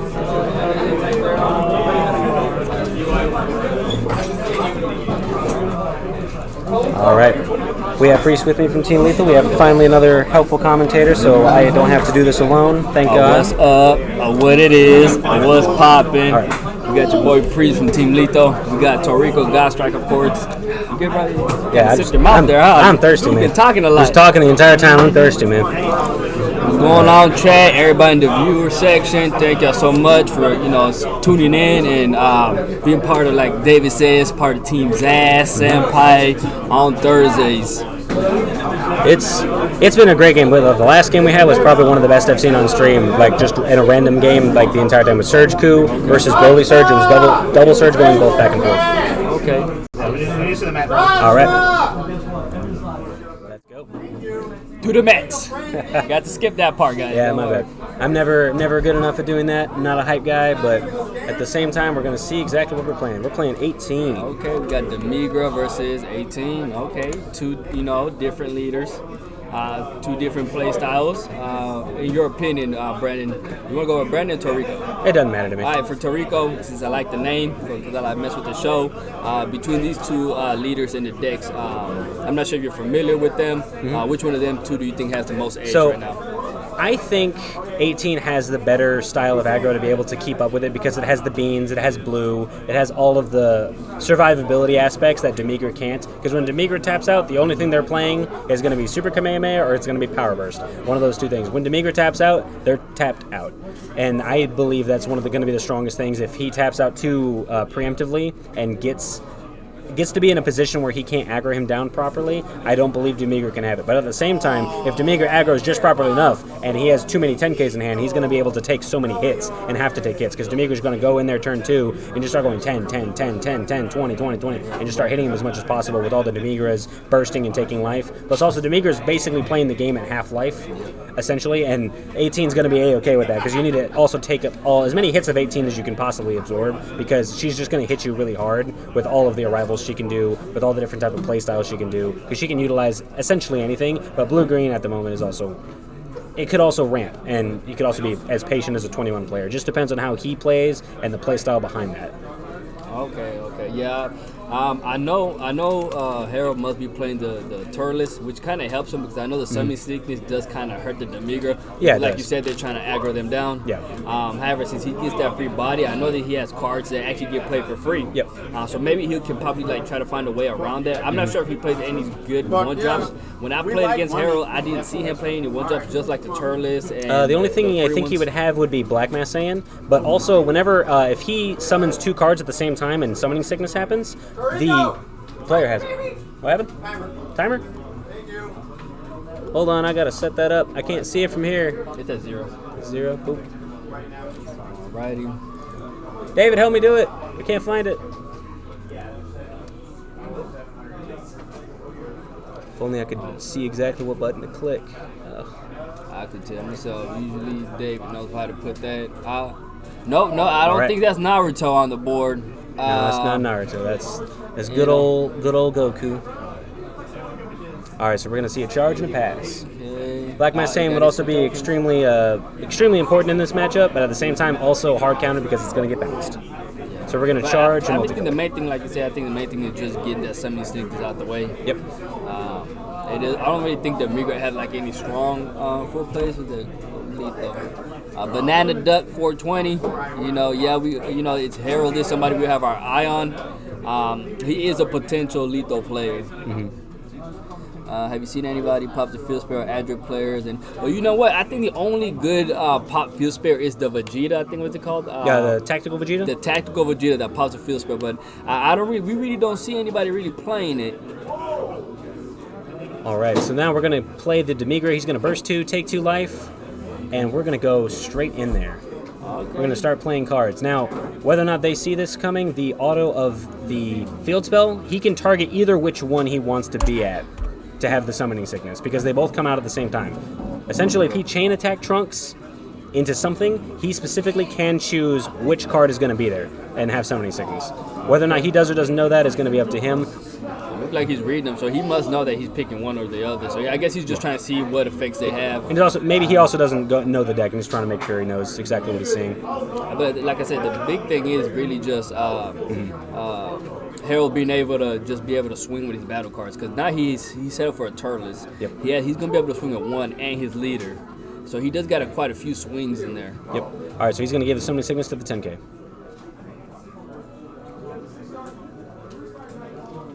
We're gonna see exactly how he wants to go, and then he should start just swinging with his swing with that 20 going in there. All right. I mean, he is tapped out, so I don't really perceive normally people usually take it since they're at a high life. Yeah.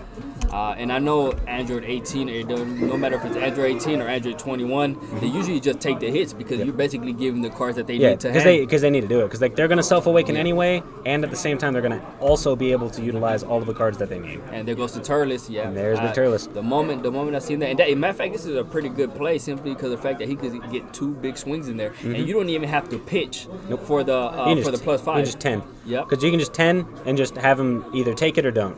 Because once the Turles is swinging for a simple 10, he's going to swing for 10 twice, no matter what. He can use the Turles to get rid of summoning sickness for a big play later down the line, or earlier on he also could utilize it. But it's a good thing he was able to have the Poutine, absorb the summoning sickness, hit for a 20, gonna take a damage, swing with the leader, he's also gonna take it, and if he swings with this, he doesn't even have to dump anything, just 10, 10, and he'd be fine. Yeah. Unless he really wants to do 15 to make sure he goes and takes that life total, but at the same time, I think he should just stick with it and just keep going. I believe sticking with the 10 is pretty good. 10. He probably could just combo the 15 simply because of the fact that if he does take him down to 4, he already had the 15, but like you said, he could just leave it at 10. Because if he out combos this, next hit could be 15 if he wants to.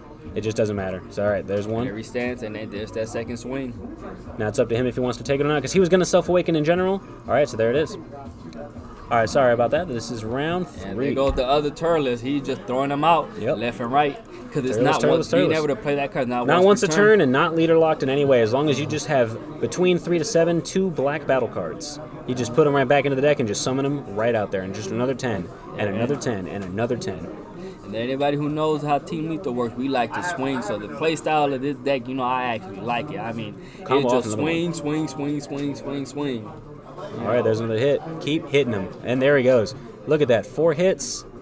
Swing for a token, too. You got to keep hitting him. Let's count them out. Let's count the swings that he did in just turn 2. He did leader. That's 1, 2, 3, 4, 5, 6. And he has still 2 more for the 10Ks on the tokens. Because he basically made him drop 4 cards out of his hand. I would have swung with the token. Oh, yeah, I would have swung with the token again and just keep hitting him. Just until he turns his leader over, just keep hitting him. It doesn't matter. All right, there's a 17 going in there. So let's see exactly what he wants to do with this turn. I see a free play Piccolo. I see a rival Goku that drops a card. He can do essentially anything. All right, he's going to take away a token, take a life. He's going to even go to 3. Okay, he's putting himself at a very strong, because he still has to worry about the Turles on next turn. So I would say he would have to. Please, how do you do in round 2? Drizzy Drake, I actually got my round 2. So I actually played against Harold, and I actually beat him. I actually faced him, and it was a pretty strong deck turn. He basically did the same thing to me, all right, but I managed to get through it. All right, so now that he has a free blocker Piccolo out there, he can absorb another big, stronger hit coming out from next turn. Because he could go into the next play and hit him with hard. Turn 3, Demigra, I mean, we already saw what he could do with 2 energy. Yeah. He still has the 2 Turles up. Yeah, because he needs to start swinging at them Turles and try to get rid of them. But at the same time, he also can combo off the Poutine to save them if he's going to do anything he wants to do. Because keeping those Turles on board for some 15s, just keep hitting him that hard is just so detrimental. He does play black, so we know that he's either playing the Scientist Food, Mirror. And if he's playing a Mirror and he plays double strikes, which I'm sure he is doing, then in itself, if he lets one of those hits go through, he's putting himself at a disadvantage already. Yeah. He really needs to make sure he actually controls his board, because Demigra's board can become extremely wide if all those Turles keep playing. Because if he played another Turles that turn, that would have also been even more hits he would have had to just absorb up. At this point, I think that Kazuma should just swing at one of the Turles, because he really can't even go for game at this point. So what I would say is just try to take out some of his swing power at this point, just to put himself at a better position for next turn. He still has his 2 energies up, I believe. It's who went first? Yeah, he has 2 energy up, and Demigra's tapped out. All right, so he swung at his leader, 15 and 10. He just took it because you might as well. And now both of those Turles are still there. This is going to be a turn of continual swings. We're going to see if Harold's able to put in, just like his name is, that lethal hit this turn. We're going to see if we can take him out. What do you think? You think he has a pretty good chance I think he can take him out as well, because those tokens can also start swinging in for 10K hits that can combo up, because all you need to do is just simple 15s. 15, 15, 15. Just keep hitting him. And unless he plays a bean, and he has to bean check him and see what he's got, he can go from low to high or start it off strong. Yep. But and you know what I just noticed, Tarico? That Demigra is not even awakened, which means he's going to use his 2 energies. He essentially has 5 energy this turn. All right, pitch for the effect. Now he's 15. And taking a no. We'll see what happens. All right, 15, any combo, any beans. I don't see a bean in his hand, so that actually is not looking good for him in terms of taking all those 15s and 10s. He already awakened. Me personally, I played against the Android 18 leader and the 21. I do feel like there is some kind of compensation for playing the 18, but I still believe that playing the 21 is stronger than playing the 18. Wait, is he trying to rival? That looks like 2 blues. No. Well, I didn't see exactly what that card under 18 was. No, Marco was watching. I think it was Marco should have caught it as long as he caught it. Yeah. Anyway, so he rivals out Goku, makes him drop a card.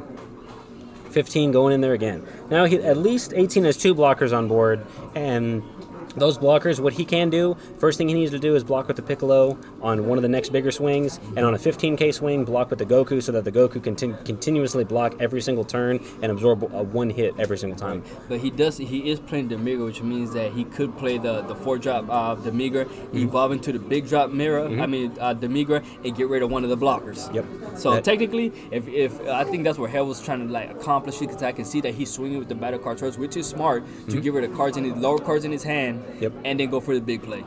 All right, so we're going to swing with another Turles.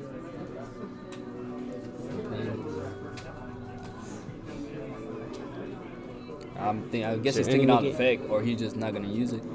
Or he really just doesn't have to. No, it's an activate battle, so he has to wait until after he's done either negating or not. I think this is what Kazuma. I've never really seen Kazuma playing tournaments as much. I think this is what might be his second. I don't know. I've never talked to him. I don't know him that much. Okay. All right, so there's another 10k swing at the leader. Blocked it with Piccolo, and Piccolo's going to go out of there because he doesn't need to activate battle if he doesn't want to. And he's going to block again. And there you go. That's his defense is pretty much gone at this point unless he has like negates in hand. Yes, right, he still has one. I think that a blue or red energy. A blue or what's that? All right, so he's going to go for it and get rid of that Piccolo blocker. So we're swinging at 15, 25, and Goku's out of there.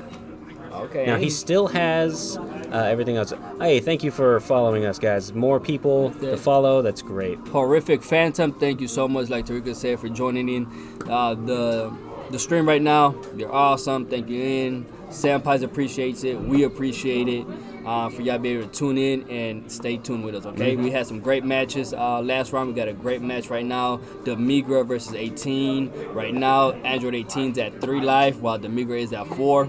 All right, so there's the play of the promo Demigra. That's tap 3. He can Xeno Evolve, 7-drop Demigra, and 7-drop Demigra can play any 4-drop from his warp. And also that 3-drop Demigra ate up the Summoning Sickness as well because a new card being played, even when it comes into Evolve, that card is also new. And we got the Demigra that's essentially a combo killer. He gets to combo with something out of the hand, warps it away, if it's a battle card. Yeah, if it's a battle card, he does get to combo with it. And there's the Awaken. And now he can put cards back into his deck, or back into his grave, and then be able to overrun twice this turn. He has yet to do that at all. Yep, that's pretty good. I forgot the leader of Demigra lets him overrun 2 times. Yep, that double overrun is extremely powerful. And combos off the 10k poutine, because 10ks are essentially not useless. I haven't really seen him play any double strikes thus far. Maybe he does play them, maybe he doesn't. But a double strike Champa or a Supreme Kai right now would be pretty much good. As long as he does 1 damage to him and swings out with the Champa, it's pretty much game because it looks like Kazuma doesn't have that much hand left. Yep. I saw a Scientist Fu in his hand, so if he puts him to 2 and doesn't negate, he can actually completely sweet spot him and hit him with the Scientist Fu. I don't think he had the overroll for the Scientist. He doesn't now, but he can combo up and also put cards back into the drop. So he could get there. He could get there also with Gravy.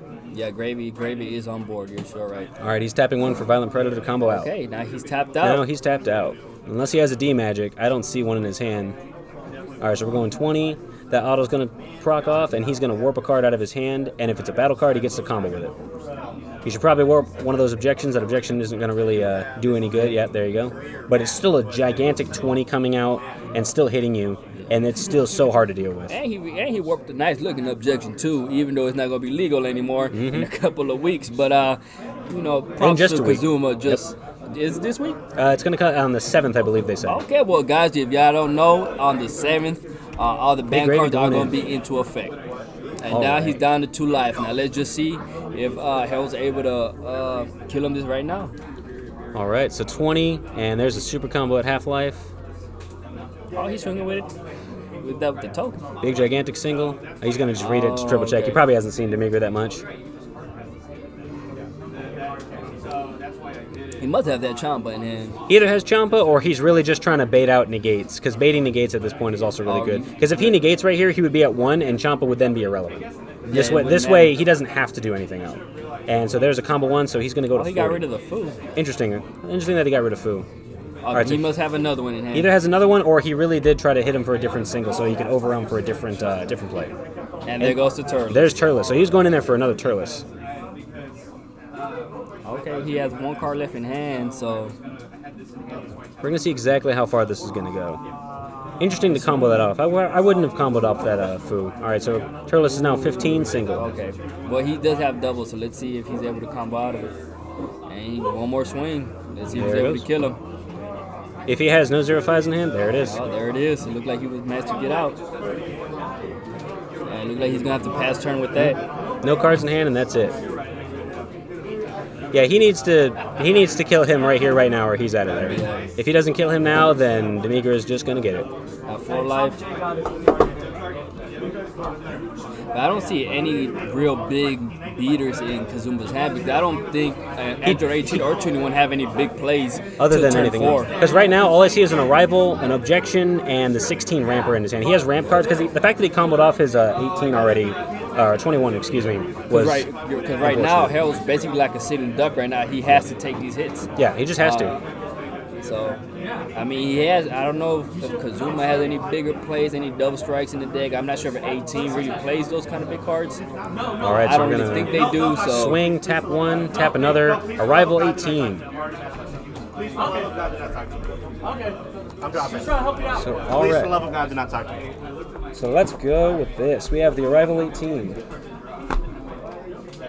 Arrival 18 is an arrival for blue. When you play this card, you can't play another one for the duration of the turn, and return this card to the owner's hand. Choose one card with a 4 cost or less and put it back to their hand. yeah, I mean, well, a banana duck. I really just think right now Kazuma is just trying to get some damage in. How much power does the 18 have? She's just a 20 single. 20 single. I think right now all Kazuma can really do is just try to kill him this turn. Like Toriko said, that's the best option he has because if it gets back to Harold, more than likely he's probably going to lose the game at this point. If Harold takes another turn, there is way too many singles to hit. Juan won. I already got it. Okay. Right, 18 swinging. Yeah, he's probably not going to be able to kill him either way at this point. They're just triple checking whatever they've asked on the board. As a matter of fact, that 18 has 70 sickness, so he can't even swing with that, even if he wanted to. That's what I was thinking. Didn't want to say it, but I was like, unless that was the only play to get around the summoning sickness that he has, unless he can do something, but it doesn't look like he's going to be able to kill him. How many energies he has to tap for that? Just one? To arrival her out was only 1, but he also tapped 1 to be able to do it. So he only has 1 open, and leader at 1 doesn't look like it's going to... I call it how I see it. Doesn't look like it's going to be out there. He's still trying to think. Alrighty, well, you know Not what, much you can think guys? right here. You either have it or you don't. We don't want to make no assumption right now because anything can happen. From what I can see, it's about to be, GG in a couple of moments because it looked like he doing the hand wave. Looked like he about to pass, and he passed. And yep, he only has extra cards in his hand. All he has to do is just keep hitting him. And as we say, he about to hit him with that lethal strike because he has some big hitters. He can just swing with Gravy or Big Demigra and just... He got Mayweather on board. He got Debo on board.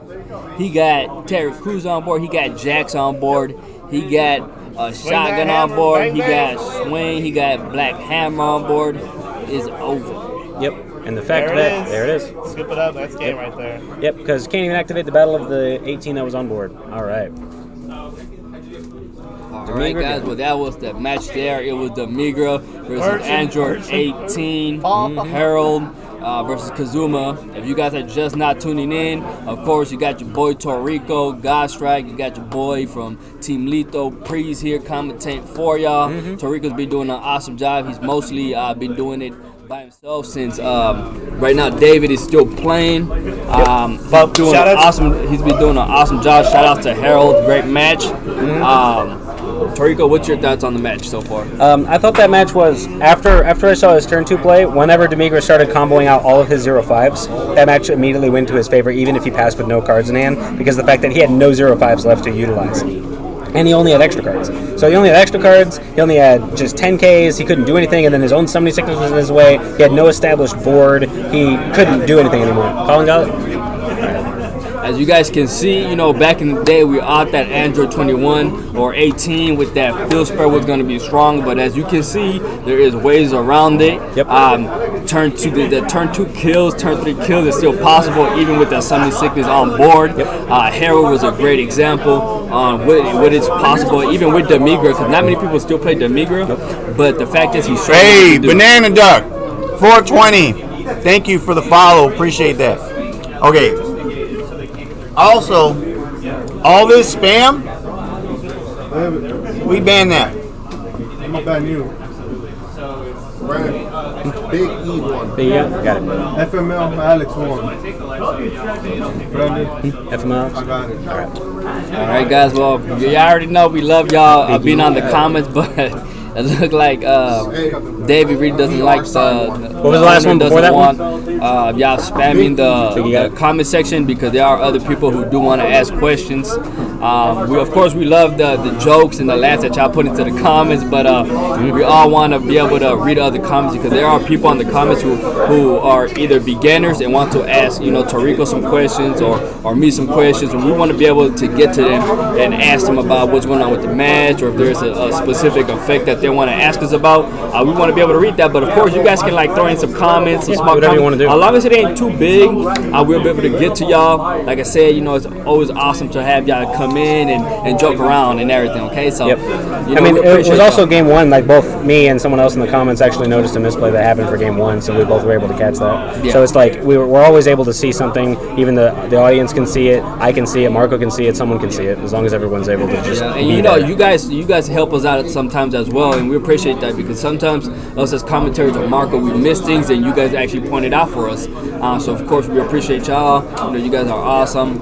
Unfortunately for me, I got to play David, my teammate. Yeah, I saw that round one, round one, table one. It was you, David. I was like, oh man, I might as well put that on stream. Might as well. It was an awesome match between me and David. I forgot about and it's easy. I haven't really used Supreme Kai in a long time, guys. So if you just didn't awaken, you actually also would have just killed him. Yeah, you just dumped it and just left it. It happens sometimes, small little misplays like that. I got, right now David is undefeated. Me and Ryan, we're rooting for him. Do me a favor real quick. Let me set this up so people can't spam us anymore. Give me 1 second. But no, you don't have to go anywhere. You can hang out.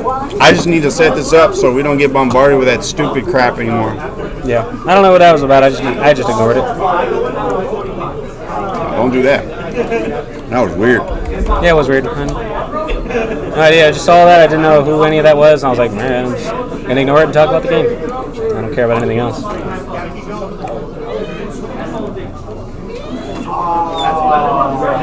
I told you, I can play the demo, man. I saw him read the card and I was like, oh. No, actually, at first I saw him take the life and I was like, alright. It's pretty good. Excuse me. Alright, there we go. I gotta read cards. I lost the after in a second. There we go. Alright. Should be good. I'm gonna take over here. Simon says 1 and Ollie said to drop him. Okay. Simon says 1, Ollie drop. Alright, co-commentator back. I got you, dog. Nice. I always have some Luther representation, especially when our boy out here going for it. No, you good. Guys, we're going to go ahead and put in Harold. He put in some work. He's right here. Come on, Harold. Come on in and tell us your thoughts on the match. What you thought. You played against Android 18. Yeah. Were you nervous? How did you feel? Against 18, no, I wasn't nervous. I used to play a lot of 21. So I know scheme, I know how to get around it. I kept a hand with 2 Turles, opening hand of 2 Turles. Yeah, I was like, okay, I got it. He's not going to have a response to Turles. I know he's going to take the life on the first swing. That's fine. He can take the life, Turles, swing 10K, swing 10K. I don't even need to buff it. Yeah, there's no reason to ever go for it, because even if he does or doesn't do it, the fact that he comboed out 4 cards out of his hand, all 0-5s, was just insane. The fact, that's essentially like he took 4 crits, and I'm like, wow, he really didn't want to take those hits because he didn't want to awaken early because he just felt that way. I swag like Goku War. All right. Are there 2 more matches, right? Yeah. All right. I'll keep my eyes on them. I got you. Okay. Yeah, and it's like Turles was literally play for free, get 4 cards out of his hand. I was like, okay, easy. Just boom, boom, boom, boom, boom, boom, like 4 10Ks and all 4. Like the fact that you passed with 0 cards in hand, I was like, unless he has something really strong in his hand. But I looked at his hand, he only had extra cards and like 2 10Ks. I was like, he can't do anything. I was there's a little nothing worried. He can do. I almost wanted to play the Bardock, and I was like, it's probably not even worth it. He's going to go down to 1. Double strike is irrelevant. Yeah. So I was like, he's on 3 energy. What can he play for 3 energy? Nothing. Yeah. Okay, pass turn. He does nothing. thinks about it, passes turn. I have a full board. There's nothing. There's nothing you can do. I mean, he got Demigrate. Like, there really is nothing he could do. Like, once I saw the fact that he comboed out his entire hand of 10K, like, he should have just taken it and awakened and just sat back and not let all those 10Ks beat the crap out of him in that kind of sense. Yeah. But it just depends on what he really wanted to go for. I don't believe he saw what you could do. I don't know if he was familiar with the deck or not. He was familiar with Demigra, but I don't think people play. I don't think everyone plays Demigra like I do, where they try to swarm the board turn 2. Yeah. And I got lucky that I saw 2 of the 3-drop Demigra, so I knew I could awaken. Yeah. I could get him out. I got it. You got it. Hey, you better thank me. I'm telling you, bro. No, hey, you better give a shout out for me. Yeah, shout out Juan, by the way. His deck tech is impeccable. What's up? But yeah, I mean, if you guys ever play against Demigra, just know turn 2 is where we go off. You are looking to at least stop the bleeding. You're not going to stop at all. Yep. And you want to swing at the board. He never swung at my Turles at anything. Hey, thanks for another follow, guys. It actually really supports our community. Thank you.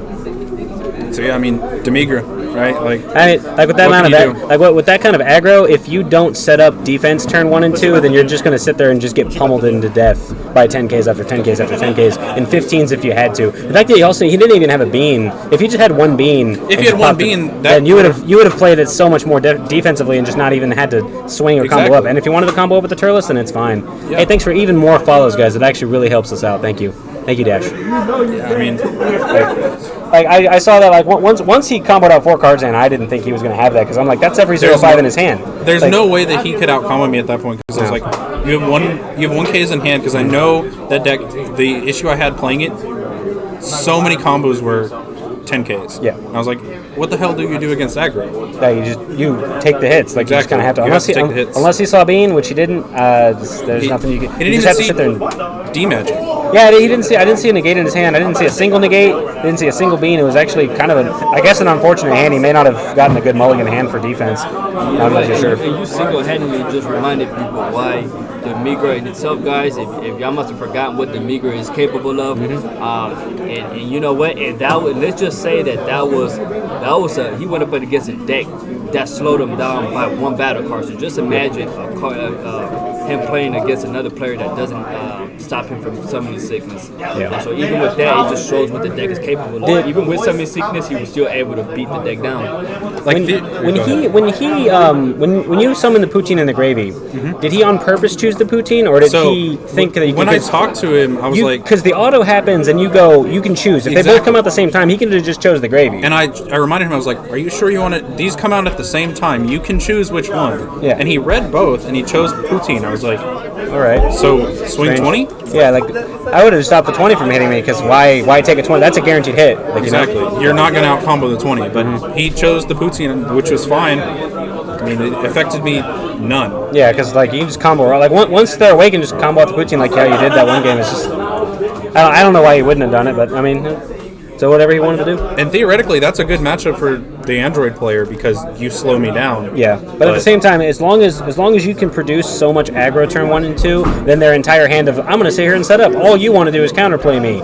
If you play the counterplay game with 18, then her curve will be better. The fact that you don't, you just go in there gung ho and just start hitting and hitting. And like, the great thing about the Demigra deck, guys, is that it goes out turn 1, turn 2. He doesn't have to do anything, which means that even if the Android player 21 or 18 doesn't matter, goes first or second, they can only stop 1 card. And as I can see, he's able to pull out not 1 or 2 Turles. He's able to put out a bunch of cards. And one of the great plays that me and Tarico saw was that you actually didn't even awaken, and you managed to swing 6 times in 1 turn. Yep. Yeah. And then it came back to you. You did more plays. Then awaken. Then awaken, and were able to put it. Did you combo that foo off so that you could have enough targets for Turles? Yes, that's exactly what I figured. I was just like, why would he combo the foo if you could just put 3 back, combo your board, and then play the foo? We were thinking that you were trying to get him down to 2 so you could play the foo. I was thinking about it, and I was like, I don't even need to do that. I don't need to overwhelm 7. Yeah, because whenever I saw that, I was just like, as long as he baits the negate with that big hits all the time, bait the negate, because once he tapped out and went to 2, I was like, if he just doesn't take a single, then he's going to take a single by taking the negate, meaning he's going to die. So I was like, once he was in that position, it didn't matter. Any Champas or 2 Champas. Never saw any Champas. Okay, because we were looking.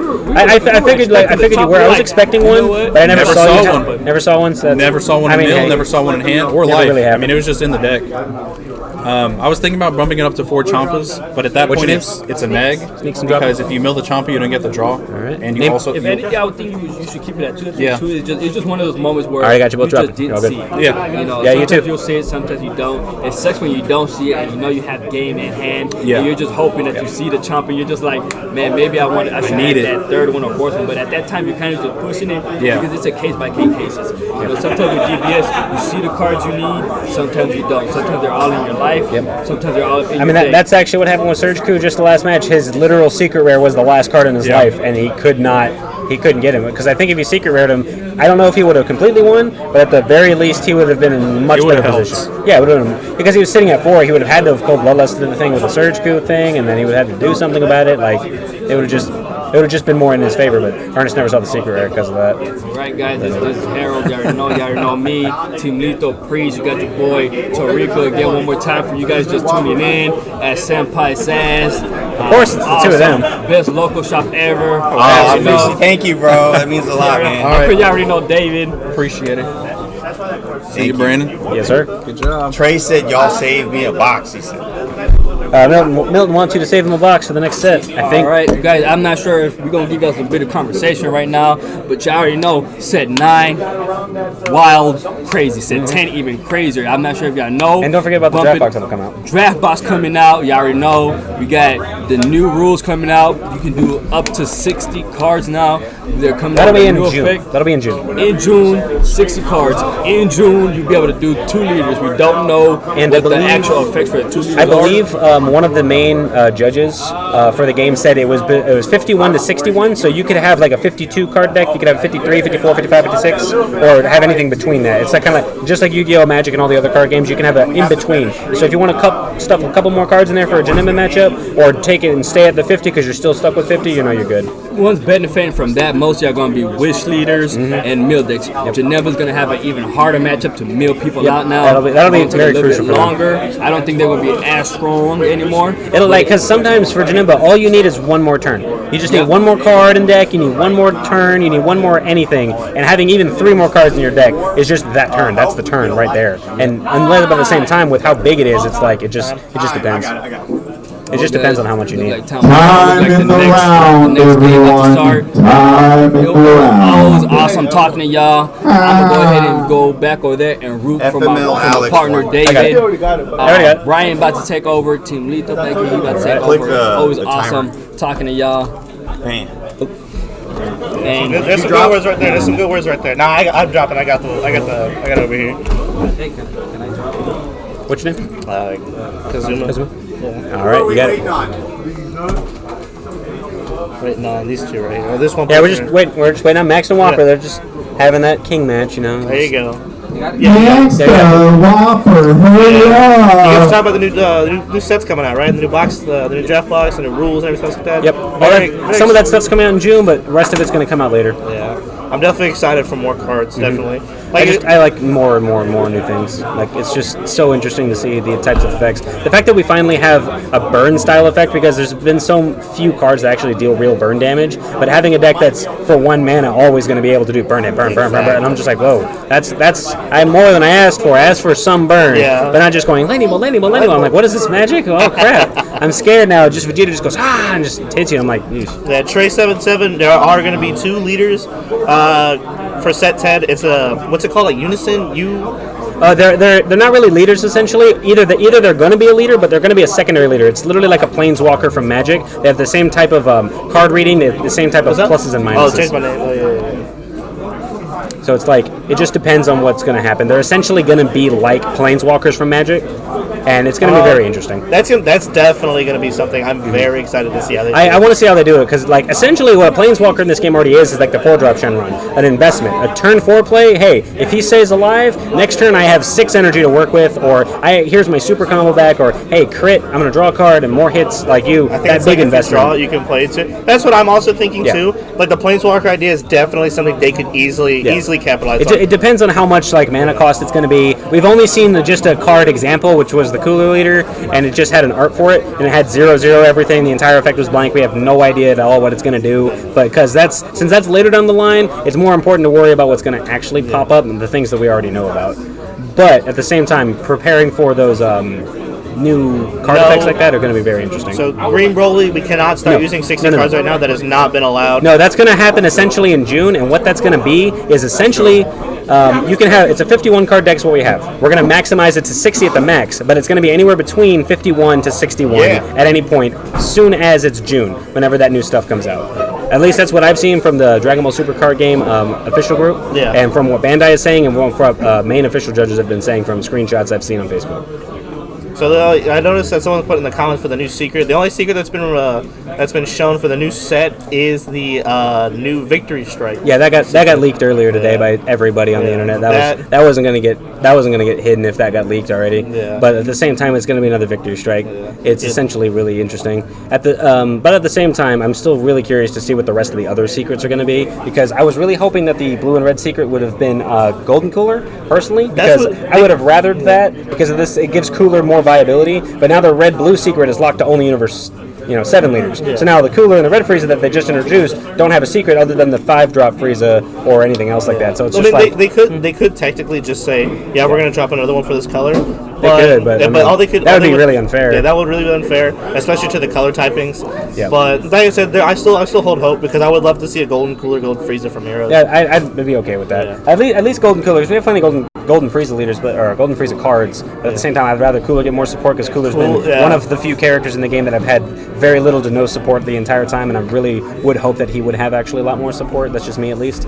But I also don't think that they should give Boo a secret rare, because there's not really a need, in the sense that it's like the deck already does what it needs to do. It has an idea behind it, and it needs fluidity, and playing a secret rare that could come out turn 5, the deck, if it wants to kill you turn 3, why are you running a secret? Like how baby decks, I have baby Janemba, well, I'm going to kill you turn 3, what do I need to tap 5 for? Exactly. If I'm going to get there, I'm trying not to get there. Either I'm going to get there, or one of us is going to be dead by then. So it's like, I don't know if they, Speaking from somebody who plays a lot of Boo right here, he definitely knows exactly what Boo wants and what doesn't want. But this Boo is going to be so completely separate. And yes, they do need to make a Pycon leader. I completely agree. They need to make Pycon cards. They need to do a lot of different stuff. They need to actually put Pycon in the game, because Pycon, like in the movie, can counter Janemba a little bit because he can just scream at him. But at the same time, we already have plenty of different things that counter Janemba. We have plenty of different things that already exist. I want Pycon to just be in the game. Every character deserves to be in the game. Exactly. From Dragon Ball Z's continuity of Dragon Ball, Dragon Ball Z, Dragon Ball GT, and all the spin-off movies and Super. What I feel like some new leaders definitely would be coming too, based on how popular Heroes is. You could definitely see something like I can't remember the new saying that came out. Wasn't it Cabbage?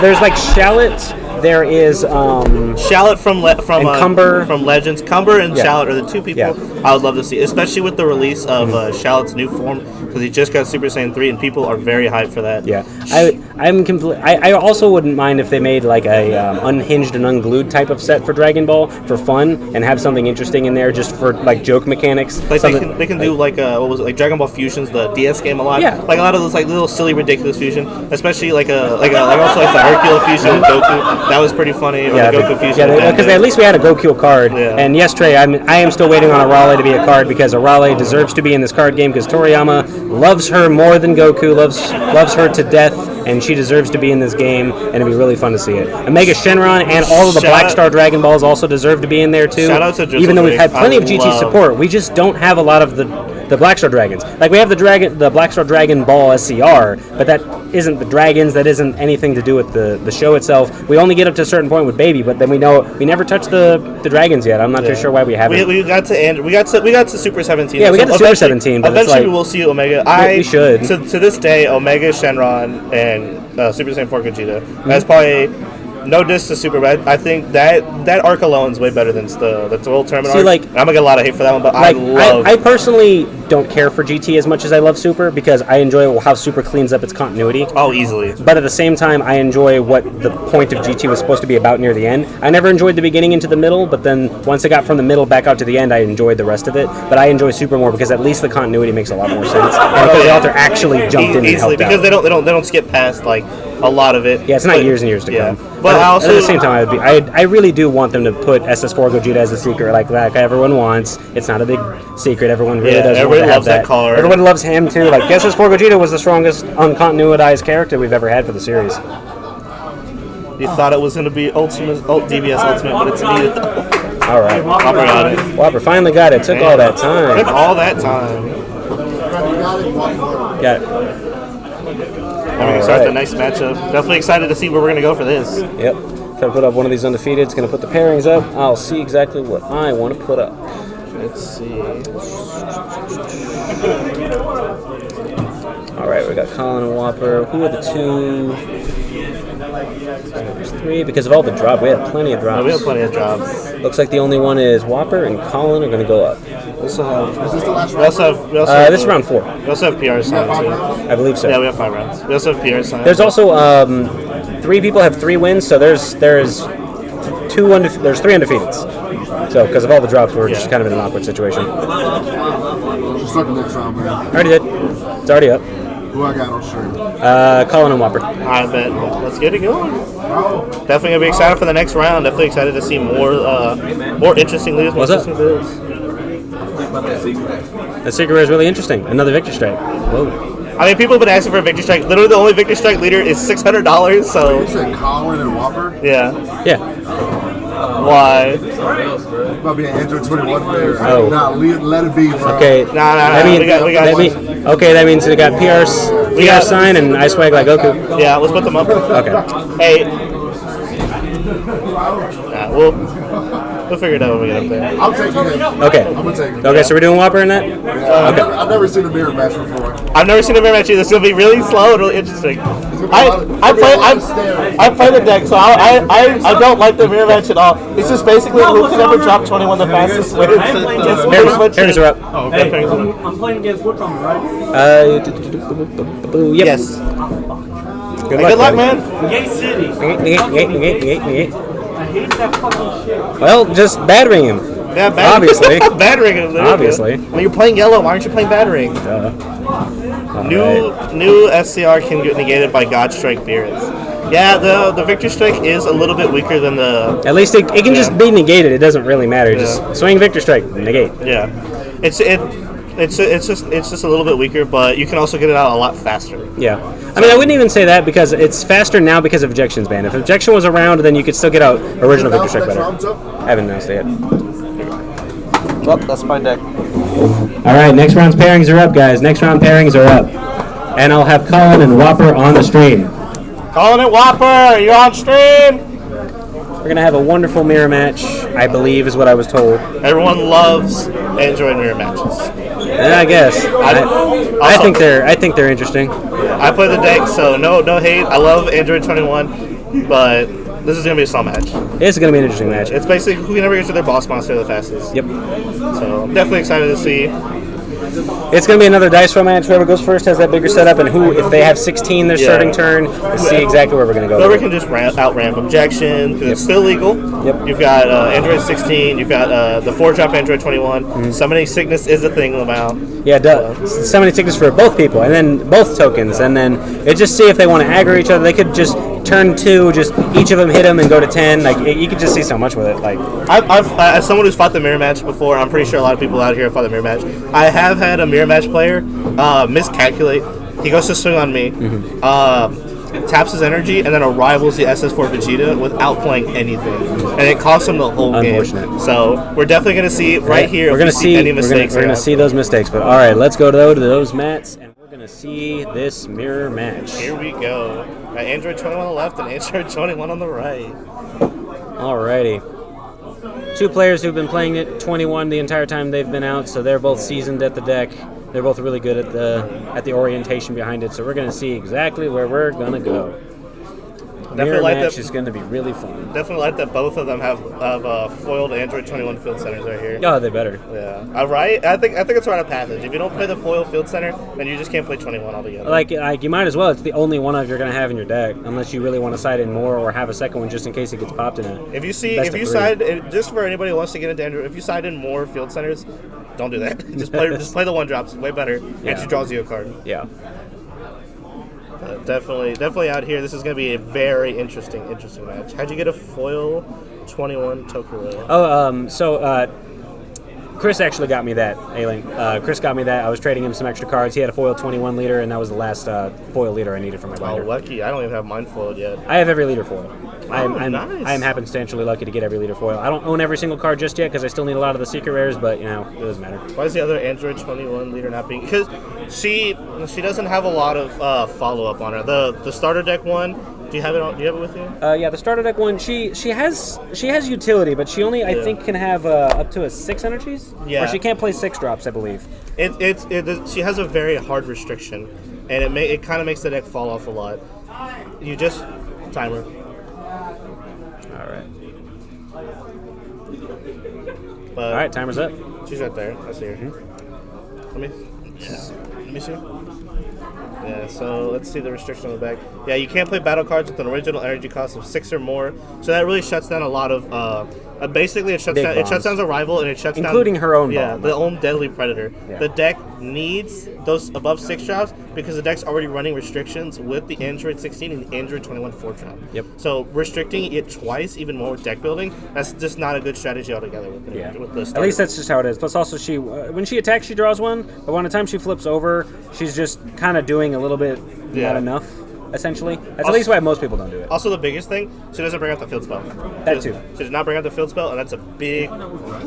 Freshman? I actually don't know who I that know is. who Drachma is. Where the hell? Yeah, Drossman can fight that. Go ahead and help me do that.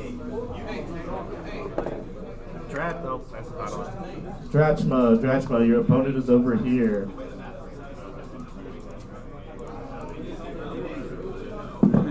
Well, if he doesn't show up in a little bit, just let us know. We'll put you on the match.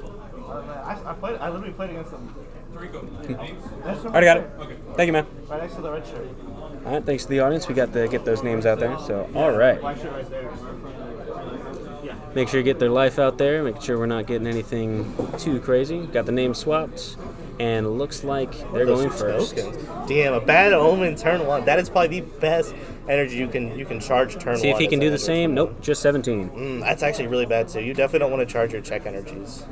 I mean, if he can, but I mean, at the same time, he has an 18 in his hand. He can re-grab him and draw him back. That's and true. Do whatever he wants. For people who I love people, even if you don't run the Androids, I would run Android 21 in any deck that runs blue green because you can, if you charge early for cards you want to see later game, Android 18 can literally fix those mistakes for you. Yep. And she is probably one of the best cards in the deck for just that simple reason of swapping energy. All right, there's the ramp 18. There We're we ramping go. into another check land 17. He's setting up really strong. Yeah, we are already out to an explosive turn here. Taking those away, and we're gonna draw. We got clone tokens on the right and anime tokens on the left. Now the thing is that most people like to do that. It's kind of a mistake. It depends if you're aggro or not. But swinging with the tokens early game for a deck that's not aggro and you've got some aggro is the way Android 18 or Android 21 wants you to play. Yep. She wants to trick you into that energy ramp. But since these are two very seasoned players, like he just said, he just passed. He's got 3 tokens. He can easily take 4 life right here, but he chooses not to because that's just going to advance the other player's play. Yep. Which is very smart. Doing that one hit is very good. We see him charging the draft box Goku Gohan, which are very interesting, but it is very helpful because you don't want to give the 21 player more energy at this point. Plus also making sure that he has only multicolors in his energy, setting up for when 21 Predator comes out herself. Ooh, we got the UI, we got all right, we have Predator herself. Predator. And it's got the nice SPR. Yeah, the SPRs look beautiful on all the droids. Every time I see him play this deck, I get jealous. I just picked up my own SPR 18. The deck is so beautiful when it's got all those SPRs. It is. Blue green foils look amazing. All right, and then we're gonna pass it on up. There you go. He's standing his energy, drawing cards, and getting more tokens. Yeah, we're just gonna see a lot of play passes here, but because that's just what you got. All right, charging Vegeta the Cruel. Ooh, Vegeta the Cruel charge. I mean, it's not a lot you want to hit that wouldn't get its auto off right off the bat. So that's kind of the deck's weakness right here because you're just gonna see a lot of energy ramping, or a lot of searching. Like right now, we're gonna see a lot of searching. So playing Vegeta the Cruel would just be an egg. All right, there's the 18. We're gonna get a look at the top 5 and grab a green or blue droid. Oh, thanks, dog. Alrighty, so we're going to grab the Scientist 21, another helpful card also in the mirror match because that 21 can pop the bigger 21 or any important piece of pieces on the board that can actually be completely detrimental to taking hits. Exactly. Setting up, and it gives you more clone tokens, which gives you more resources to work with. Yep. So if they're running things like Frieza, if they're running things like a lot of the one-drop Piccolos, I'm seeing a lot of more people run. Yeah. It's the one-drop Piccolo is very interesting because it's a free blocker. Did you have the buy or were you dropped? I dropped. Oh, never mind. Yeah. I thought you had the buy. All right. Taking away tokens, drawing cards. Both their boards are going to look extremely big. It says you had the buy. That's weird. I'll fix it next turn. I guess it wasn't fixed. Sorry about that. Oh, there we go. Yeah. All right, so we're going to swing again. There we go. That's funny. I was like, okay. And there's the D so magic. good. He drops it, still gets wins. Oh, drops with that mention magic early. I'm surprised. I would definitely like to see a little more hand resource generation. Oh, but did he give it crit? I think he did give it crit. I didn't see that part, but yeah, definitely you don't want cards to go in your drop. Unlike most leaders, it's kind of hard for you to work at it. You almost have impossible to work at your drop. I see a 16 in his hand, so he's definitely got the play, but he kind of needs to deal with the board a little bit because he definitely has that 21, which is a big threat. He also did draw into a. He drew into a Vegeta to be able to draw him cards whenever he untaps energy. That Vegeta Energy Absorb is a really good play to start having cards in hand. And he drew into a Bad Omen. So there's another Bad Omen he wish he could have charged earlier on. But at least he has the 18 here, so he's going to be able to swap out the Arrival Goku and then grab, there you go, Predator, and then put the Bad Omen in the energy when he passes. Most likely that's what he will do. And then there's 2 more tokens. The 2 more tokens are from the effect of the Android 21 when she comes out on the field. That'll be when he passes. Yeah. So those tokens were from the original field spell. Oh, okay. I must have forgot about it. Yeah, it's a bit hard, especially when like even veteran players, like it's hard to remember that effect. It's every turn, you have to remember it every time, but it's just something you have to remember because of the fact that it just happened. So he grabs the 16 instead of the Goku. Interesting choice. I would have grabbed the Goku depending on what's going on, and we get 2 more tokens from the 21 herself, and then we're going to get 2 tokens on the other board. It's still dangerous to grab the Goku, just from my player alone. These guys are a lot smarter at this deck than I am, but from what I'm seeing right here, grabbing the Goku is just still a bad call because giving your opponent more energy than you have is just going to be detrimental. Yeah. Especially because of the fact that he's at 3 energy and his opponent is at 5 energy right now. Yeah. So he's getting closer and closer to that Violent Predator, which is going to be a hard thing. Here comes the critical. There's a crit, and he critted another D magic. Unfortunate. D magic. That's going to be very crucial in the late game. Here comes another 21. 21, such a great searcher. Top 5 cards. 18. 18, such a great searcher. Top 5 cards, a little bit small of a search considering all the other searches for this meta, but she's still very powerful for her energy swap. And the fact that she can swap out 17s to be able to charge and put Bad Omens in the energy or whoever else you don't want. Yeah, seeing a Bad Omen and then playing your nice 18 is just so good. The board is so cluttered because there are so many tokens and so many things on the board. They're both just big. I love having a board like this, and then people are like, wow, such a big board, and then most of your things on your board can't attack because it's like the 18s or it's the 16s, and they're like 4K or they're like 5K, and they can't really do that much. It's really funny against Bulmas though because you can swing your 16s at the Bulmas. All right, so there he goes. He adds a ramp 16. Oh, messes up all the cards. There's too many things on board. Such a heavy board because tokens, because of androids, so much to work with. Let's see if he'll decide to ramp or go anything else, and he's going to ramp again. He's going to tap 2 for 16, take the top card, and he hits. Ooh, in close quarters Goku. Probably a nice tech card to get rid of cards that have barrier, because you can tap 2 and play it or combo with it and pop a 3-drop of this barrier. Oh, really? Yes. Came out in the anniversary box. Really strong card. Interesting. It was essentially a counter for Height of Mastery. I'm definitely going to have to look at that card, because that's spicy enough to tech out. That's a completely great tech for any green players. No. Especially if you guys are even if you're not Android players, if you're blue-green players itself, this is a definitely great match because blue-green loves a lot of the cards they're playing. You're going to see 16s, you're going to see 17s, you're going to see these 21s that ramp. You're going to see a lot of these cards here and a lot of blue-green decks now and in the future. I even run them in my in Surge Piccolo. A lot of people run them in Surge Piccolo because these cards are just too good.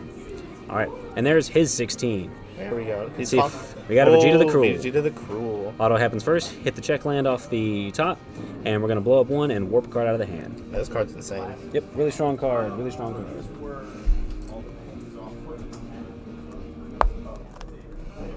Yeah.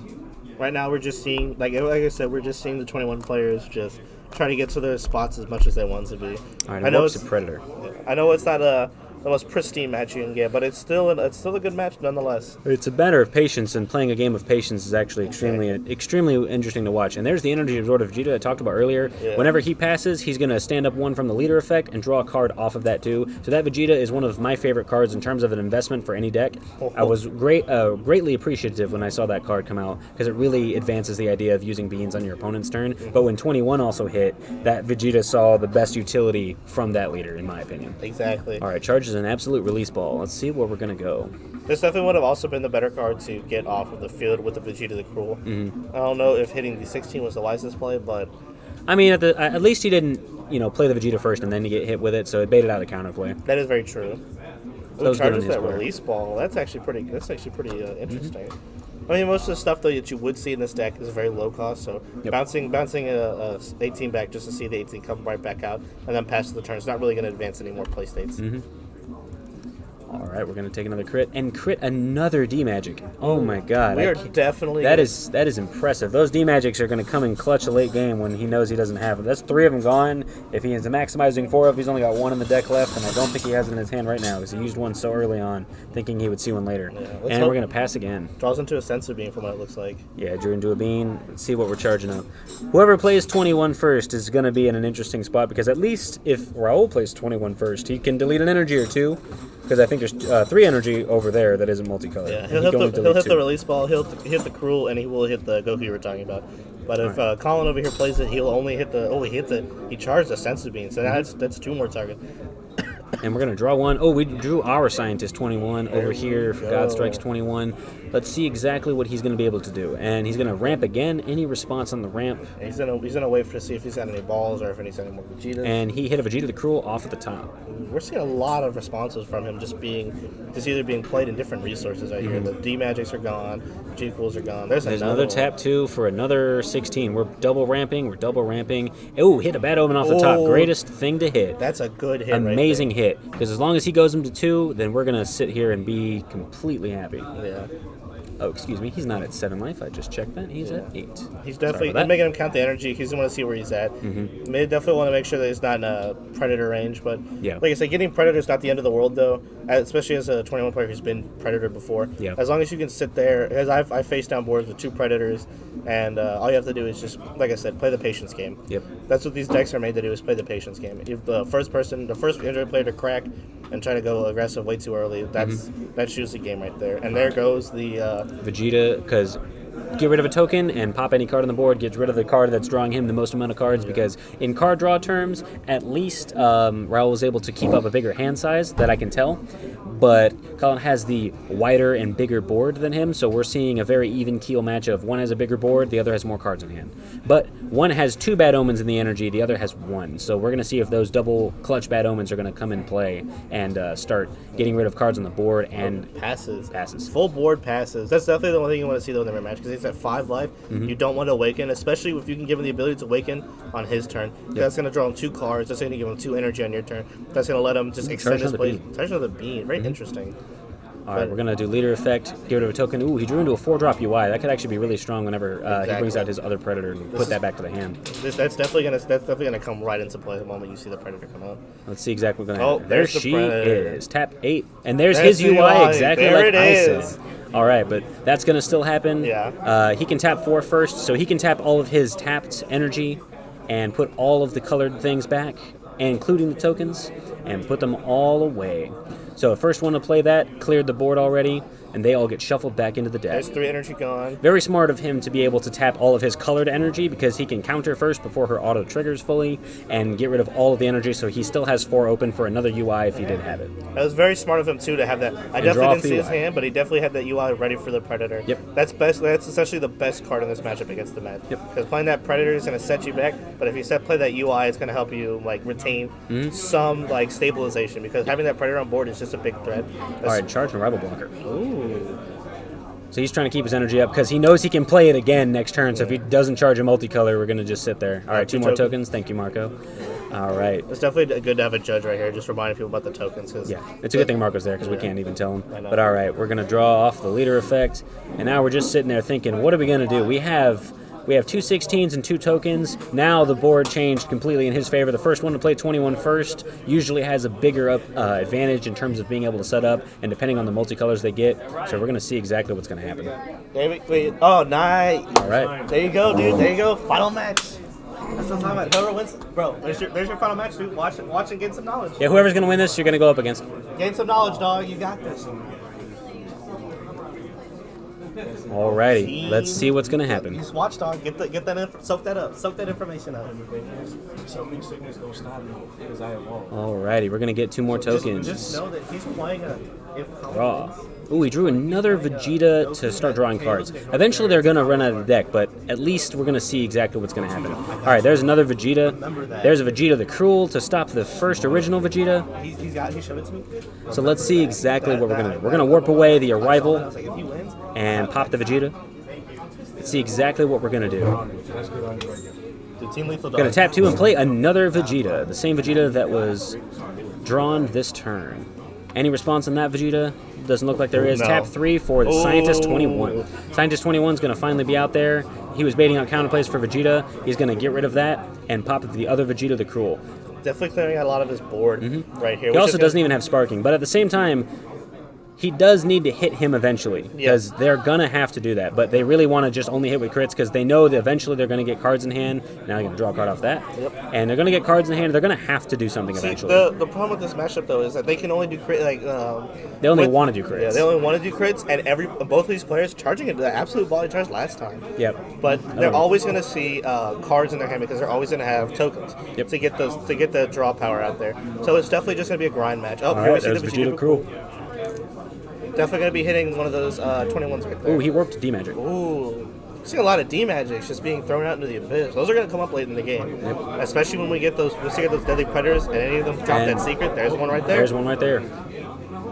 That secret, well, if any of them tap out and they don't prepare for that secret, that secret come in and clutch win them the game. That's a game right there that you weren't prepared for. But, oh, he's got all of his 17 check lands. And he popped for Vegeta? Okay, we're getting all of his 17s in his check land. So he's not really worried about a Predator right now, except for the fact that his ball will get hit. But other than that, though, all of his other lanes will stay there. But he needs to sit there and worry about it, though. As long as he can put him to 2, Whopper can have it because he can play double Bad Omen and Bean up. But at the same time, he did charge 2 beans, so we'll see exactly how far he can go. Those 2 beans, I feel like, will matter later in the game because eventually he will get to that Predator and he will sit there and just recycle that energy. You're going to wish you had those 2 energies. And then he drew into a bean himself, and he's going to pass. Don't charge that bean. All right, so he drew his absolute release ball. Let's see if he charges the same thing because it's a big mirror match. We're going to see a lot of the same type of charges. Yeah. And we're going to see exactly. He may not even have to charge or want to charge, honestly, because he's already at that. That means that's 2 tokens from the field spell. Yeah, but the 2 tokens. Sorry, just for clarification, for when you guys start playing a little bigger matches, if you accept those 2 tokens, this is for rule sharkers. I don't care if you do it, but if you accept 2 tokens from your opponent before you charge, they can rule shark you on that. Ooh, he drew the secret right off of that. What? He drew the secret off of the leader. There we go. As far as I saw. Oh, we got rid of it. Is he going to go for it right now? No. I mean, I don't think he has the... I don't think he had... He could in theory because he could just swing with all of his tokens and start doing something, but he has 4 open. He saw a UI happen. We're going to Predator him again.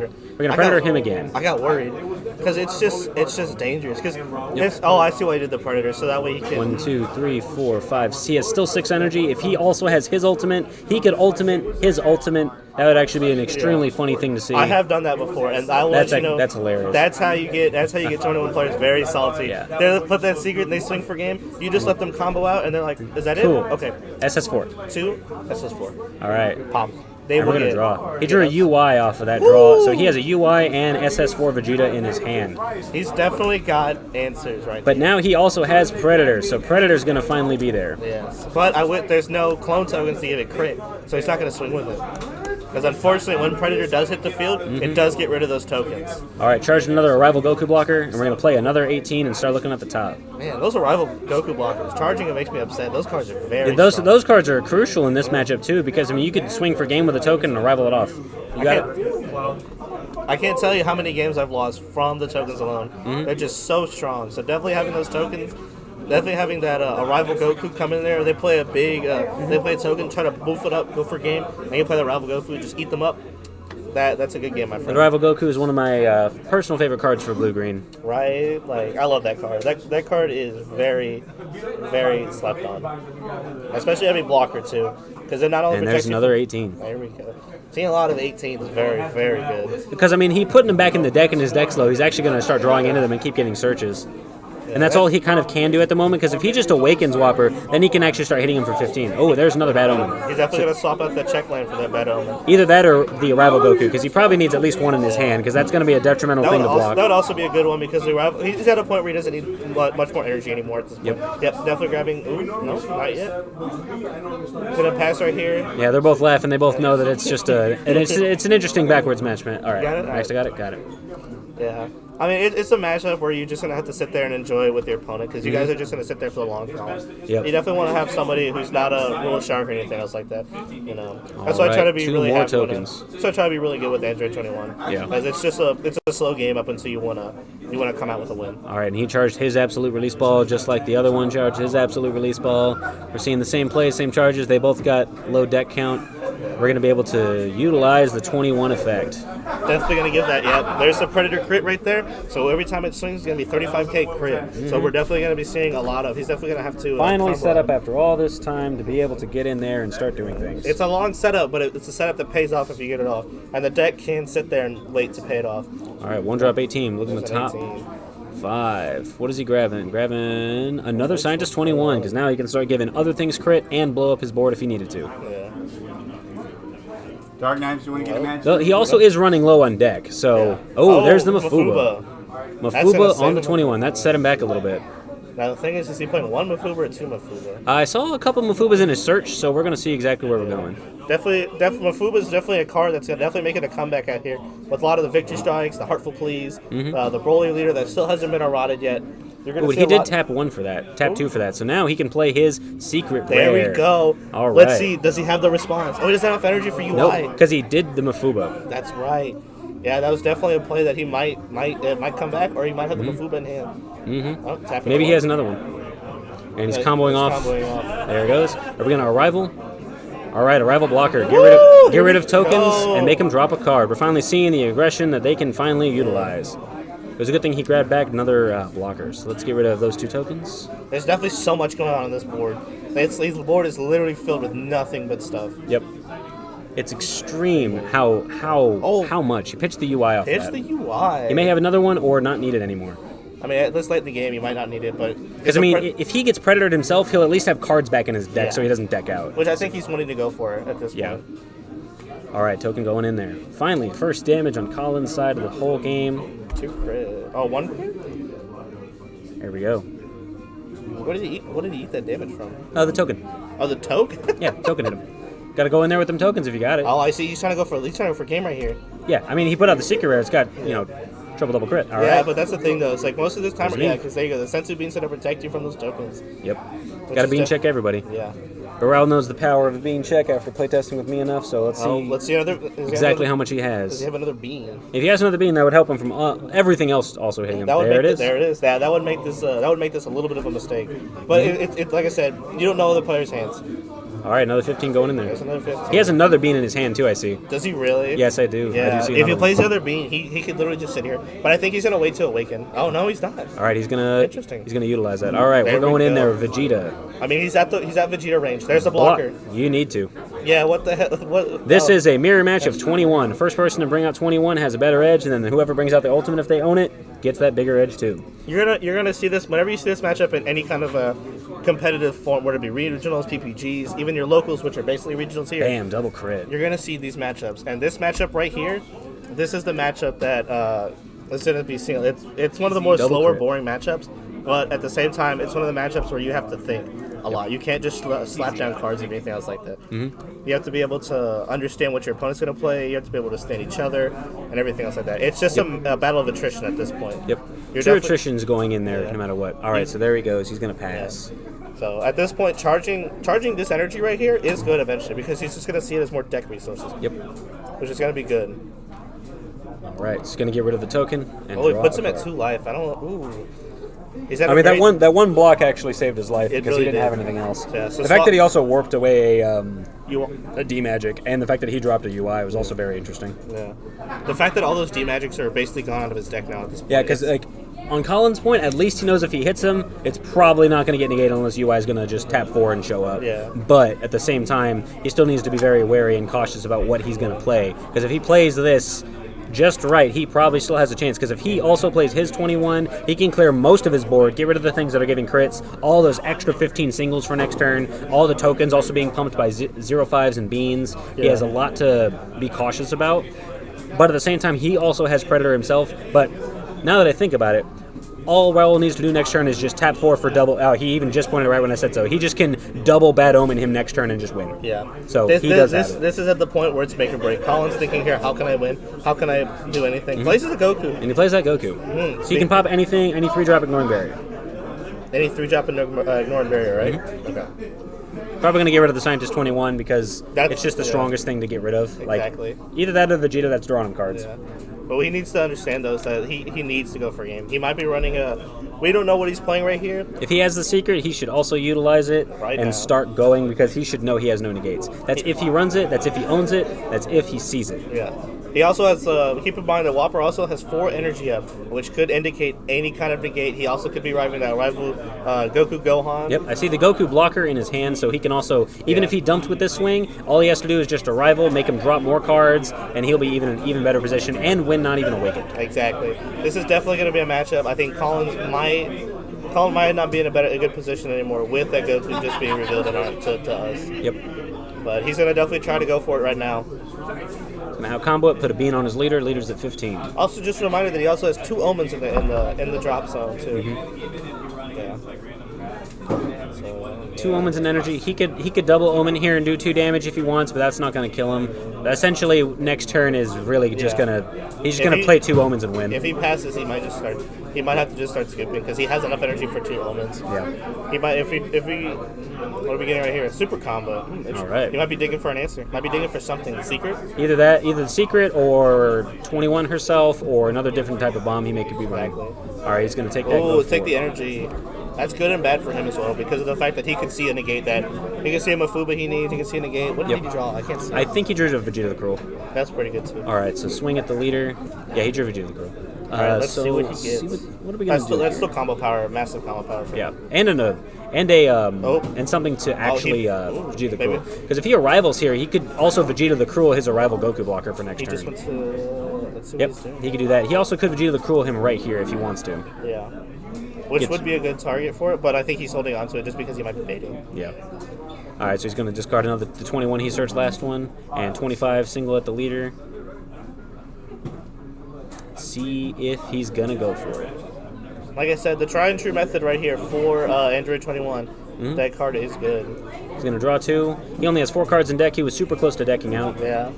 So if he can't kill him here, all he has to do is just double omen. Yep. All right, arrival. Any arrivals? Any arrivals? No. Oh, he's gonna just out combo it out because it's 25. All right, drop 20. that Janemba right there, Colin. Drop the Janemba. Easy matchup. Easy. The other guy got it, and then he's gonna drop. Okay. Just drop the Janemba right here, man. You got it. Tap 1, Reality Bender. Tap 4, AOD. You pass. There you go. All right. Is he a rival? I assume so. Yeah, he's got the energy for it. Oh no, he's got 2 greens. Or mine. Yeah, he only has 2 greens. Now the bean. There's that 4th bean. Yeah, his hand's looking really low. And 2 in the charge. And he doesn't have any big hitters right now. This might be game for Colin. And he arrivals his and drops a card. There it is right there. That basically sealed his fate. Yep. Unfortunately for him, fortunately for him, those 2 bad omens are basically a bad omen because he's got a game right there. All right, he's just going to go for it and just screw it, play bad omen, get rid of that. Yeah. Get rid of the blocker, and Vegeta the Cruel. Doesn't hit the omen, but he can hit anything else and also warp another card. Get rid of the in close quarters Goku. Destroy that. His effect. Boop. That's gone. Boop. Take a life. And he gets to choose. The omen player gets to choose exactly what life. So there's 25. Let that be a really, really good thing as well. Android 21 players. Yep. All right, there it is. He's just having fun right here. All right, draw off super combo 25. 20. There we go. Outcomboed it. Just go for styles. All right, he just did his best. Yeah. Draw, double bad omen. There he is. And like I said, just because your opponent plays the Android 21 doesn't mean that you are out of the game. Nope. It looks like Whopper got it. Yeah. Hey, it looks like Team Lethal about to get it. There you go, baby. Whoa. That was a very, very slow but very calculated match. Yes, it was. Don't Don't get it wrong. Android 21 matches. It's like watching somebody play against a German match. It's like watching chess. It's very simple attrition. You have to get to where you want to go. You have to do everything properly. If you don't do everything properly or don't see the right piece, it was going to be anyone's favor. At first, I was really feeling like Whopper wasn't going to have it because he critted 3 D-Magics. I was like, oh my god, he has no negates anymore. Maybe he'll get it. But whoever's the first one to play the Predator and has the most normal colored energy, that one's just going to lose all of that power. What actually I think kind of won him the game was swinging with the Predator with crit, it getting Mafu, but he was at 3, then playing the Vegeta secret so that it would not get UI Goku to get rebounced. Exactly. Because that would have saved his life. Exactly. The energy miscalculation. Like I said, his hand, he didn't have it, but like I said, he could still punk fake it. Yeah. And there's always going to be something bigger in the background with Android 21. You always have to remember that secret when you start playing at like high level stuff, especially here. Here is basically just a read. Like we always say, you always hear PR Sign say it, you always hear Pre say it. Basically here at Senpai, it's basically just like a regionals here. Yeah. You're gonna see somebody drop that. You treat it like Vegeta. You always have to assume. Yeah. Assume your opponent has the best hand in the universe, unless you can finally have a tell that told him. All right, and that's time in the round. Also, perfect timing, and everyone finishes for the first time. I know, right? In correct timing. That is interesting. So if he comes up here fast enough, we might be able to get a few words out of him before he goes into his final match. Nice. Final match is going to be a very interesting match. Yes. I'm very excited to see how it goes and how it plays. Same here.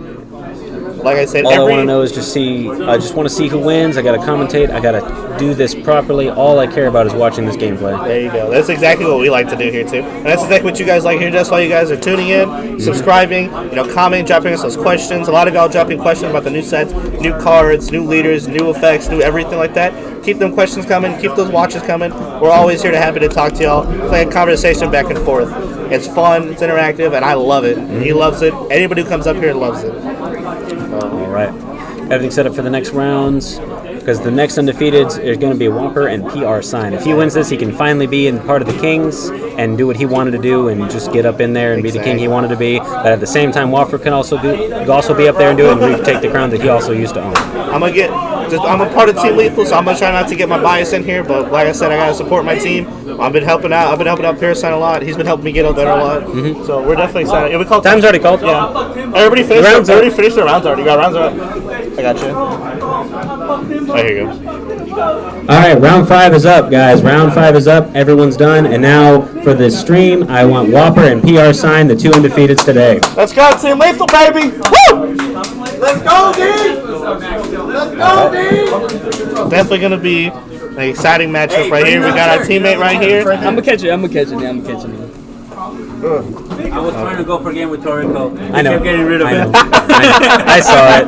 I knew you were trying because you put it out in the center. I was like, I put it at the center. I was like, yeah. Put the timer up. Yeah. All right, guys. Y'all already know. I'm cool with Raul. He's an awesome guy. I played against him plenty of times right over here. But I'm gonna have to go for my boy David. Team Lethal, baby. Team Lethal got to come first. I hope he puts up a good game, but I do hope David does come in with the W. And hit him with that lethal strike. If for what I remember, he's part of Team Lethal. I did take Raul's crown, so maybe it'll be the same thing. He'll probably take the win this time.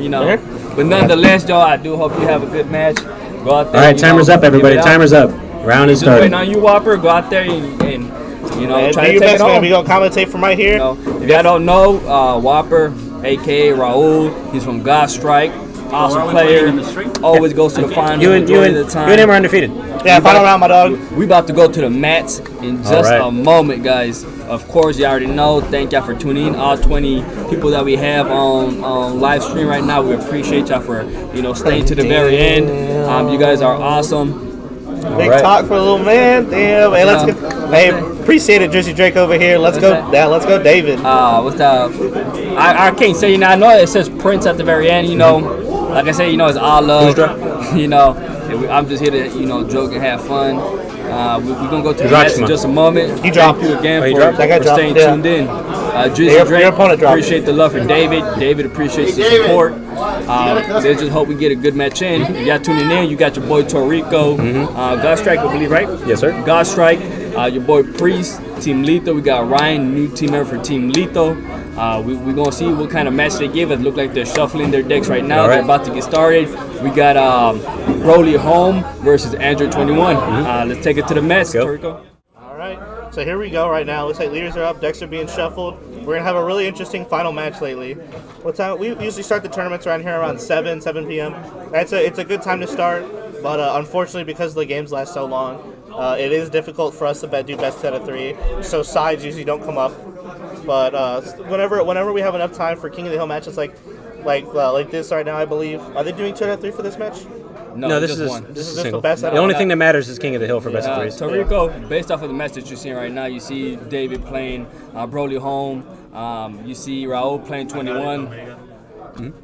Out of both of them, what deck do you think has the most advantage right now? I'm sure you played against Broly Home before, and I'm pretty sure you played against 21 before. I played against both of them before, and when it comes to a match with the 2 of them, if he can get Victory Strike out there fast enough, then he's going to just be unawakened. There's no reason he, other than his leader, needs to hit him. If he doesn't have a UI Goku to be able to bounce back the Victory Strike can just show up and just clean house. Because from what we can see, I know that the Android 21 really, I think Broly has the upper hand in this match. Broly really does overall. Because Android 21 is a stall deck. Tapping out is just such a big deal. And the big thing about it too is the fact that the way that the deck's built specifically for Victory Strike is when he evolves into Victory Strike, he's getting over that summoning sickness. He's not affected by it. So when they tap out to start getting rid of the other cards or starting to try to survive out everything else that David's over here is going to start playing, he's just going to plump that Victory Strike, and if he's burnt all of his resources out, he's not affected by the summoning sickness. He's going to swing in and just go for game right there. Yep. Now, Toriko, I know you part of Team God Strike, so I'm guessing you low key trying to ruling for Raul's victory, right? I mean, I see the matchup the way it is. I don't think Raul actually has it, in my opinion, based on how Hom works, because Hom can show up as fast as possible, and it has barrier, so he can't do anything to counterplay him. I don't believe he has the matchup. It just really does depend on what's going to be played, who's going first, and if the counterplays happen. I would hope Raul would get it just because he's a part of my team and my team captain, but at the same time, who actually gets it is what's important. Right, and I see that 4 more people didn't join in the stream. If you just not tuning in, we got your boy PR Sign. He's usually commentating. He made it to the finals against Whopper, aka Raul. Raul's playing 21, and PR Sign David is playing Broly Home. All right, got those two. Gonna have a charge. Yeah, charge and cargo, it looks like. They have the tokens. Assimilates here, searching for a 2-drop. And, decked in and his deck winning, as David likes to say, and it sets him up for his swap, because he does have to have 7 in the drop in order to swap into the Height of Mastery. Yep. So that the cargoes actually help him out because they're a free cost. Yep. And seeing the fact that you can just have a card that you definitely want to charge as energy is really good, because it doesn't make you have to charge a card that you would rather not charge. You'd rather see somewhat point in the mid to late game. It's definitely a good option right here. And the fact that he also didn't see a multicolor in his opening hand, I think, is a little bit of a unfortunateness. But at the same time, at least he can still just tap out and start playing cards and drawing cards as much as possible. Yeah, so here we go. Looks like he's going to play the card he just searched out. Which is he's going to use 7 rep. He's going to try to grab either Victory Strike, Height of Mastery, or the Path to Greatness. I think he whiffed on that. It looked like a big whiff. Unfortunate. Yeah, unfortunate. He only hit negates. Oh yeah, he's happy about that. Like that whiff actually is extremely detrimental, because I didn't see any of the 3 he needs. He needs but it's 3 different things. But it's a good thing he's shuffling his deck, because all the cards that he looks like he would have drawn would have been cards you'd rather see in the late game. Negates, Nimbuses, and stuff like that. Definitely stuff you'd rather see in the late game, especially with an Android deck, when they want to build up that deck. They want to put that Predator on the field. They want to put that Vegeta on the field. They want to have all these big creatures with critical just swinging at you, and you have to have answers or you're not. So seeing those cards later in the game, which Android 21 loves to get into, is going to be very, very good for David, especially if he sees them. Okay, there's that charge. Raul, all he did was just charge, draw a card, and pass, because it's only turn 1. Going to get 2 tokens, swing at the leader, finally going to get some card draw, get some cards out of the life that he probably wants. It looks like he drew into another Assimilate, which is deck there it right is. there. There it is. I also let him look through his deck too, so he can actually see how many Height of Masteries he has in his deck, to see if he knows the Victory Strikes in his life. Exactly. So it actually helps him out, because then he knows whether he needs to take the hits that are coming from Android 21, or he could just hopefully not take certain criticals. Yeah, exactly. Because if he's sitting there and he sees a Victory Strike sign in there and it's in life, he's definitely not going to want to take a crit, but he's going to take a double strike that's not crit. Yeah. Because then that means it gets him closer to that Victory Strike, gets him closer to that win right there. So it's very good that he can count what's in his card, just like Priest said. He also has a Successor of Hope, so he can go straight into grabbing the Path to Greatness. Which was going to be... Which is probably what he wants to do. There it is. Yeah. I mean, it's honestly what's going to happen. You're going to see the combo come out, and you're going to see the cards you need are going to get you the combo cards you need to see. Mm-hmm. All right, okay, so there's the Grandpa. So he's going to guard swapping up. There we go. Already the swap is coming in early. Once he gets those cards in his hand, that swap ender is going to come out, and you're going to see it hit hard and hit fast. All right. There it is. No response, only 1 mana.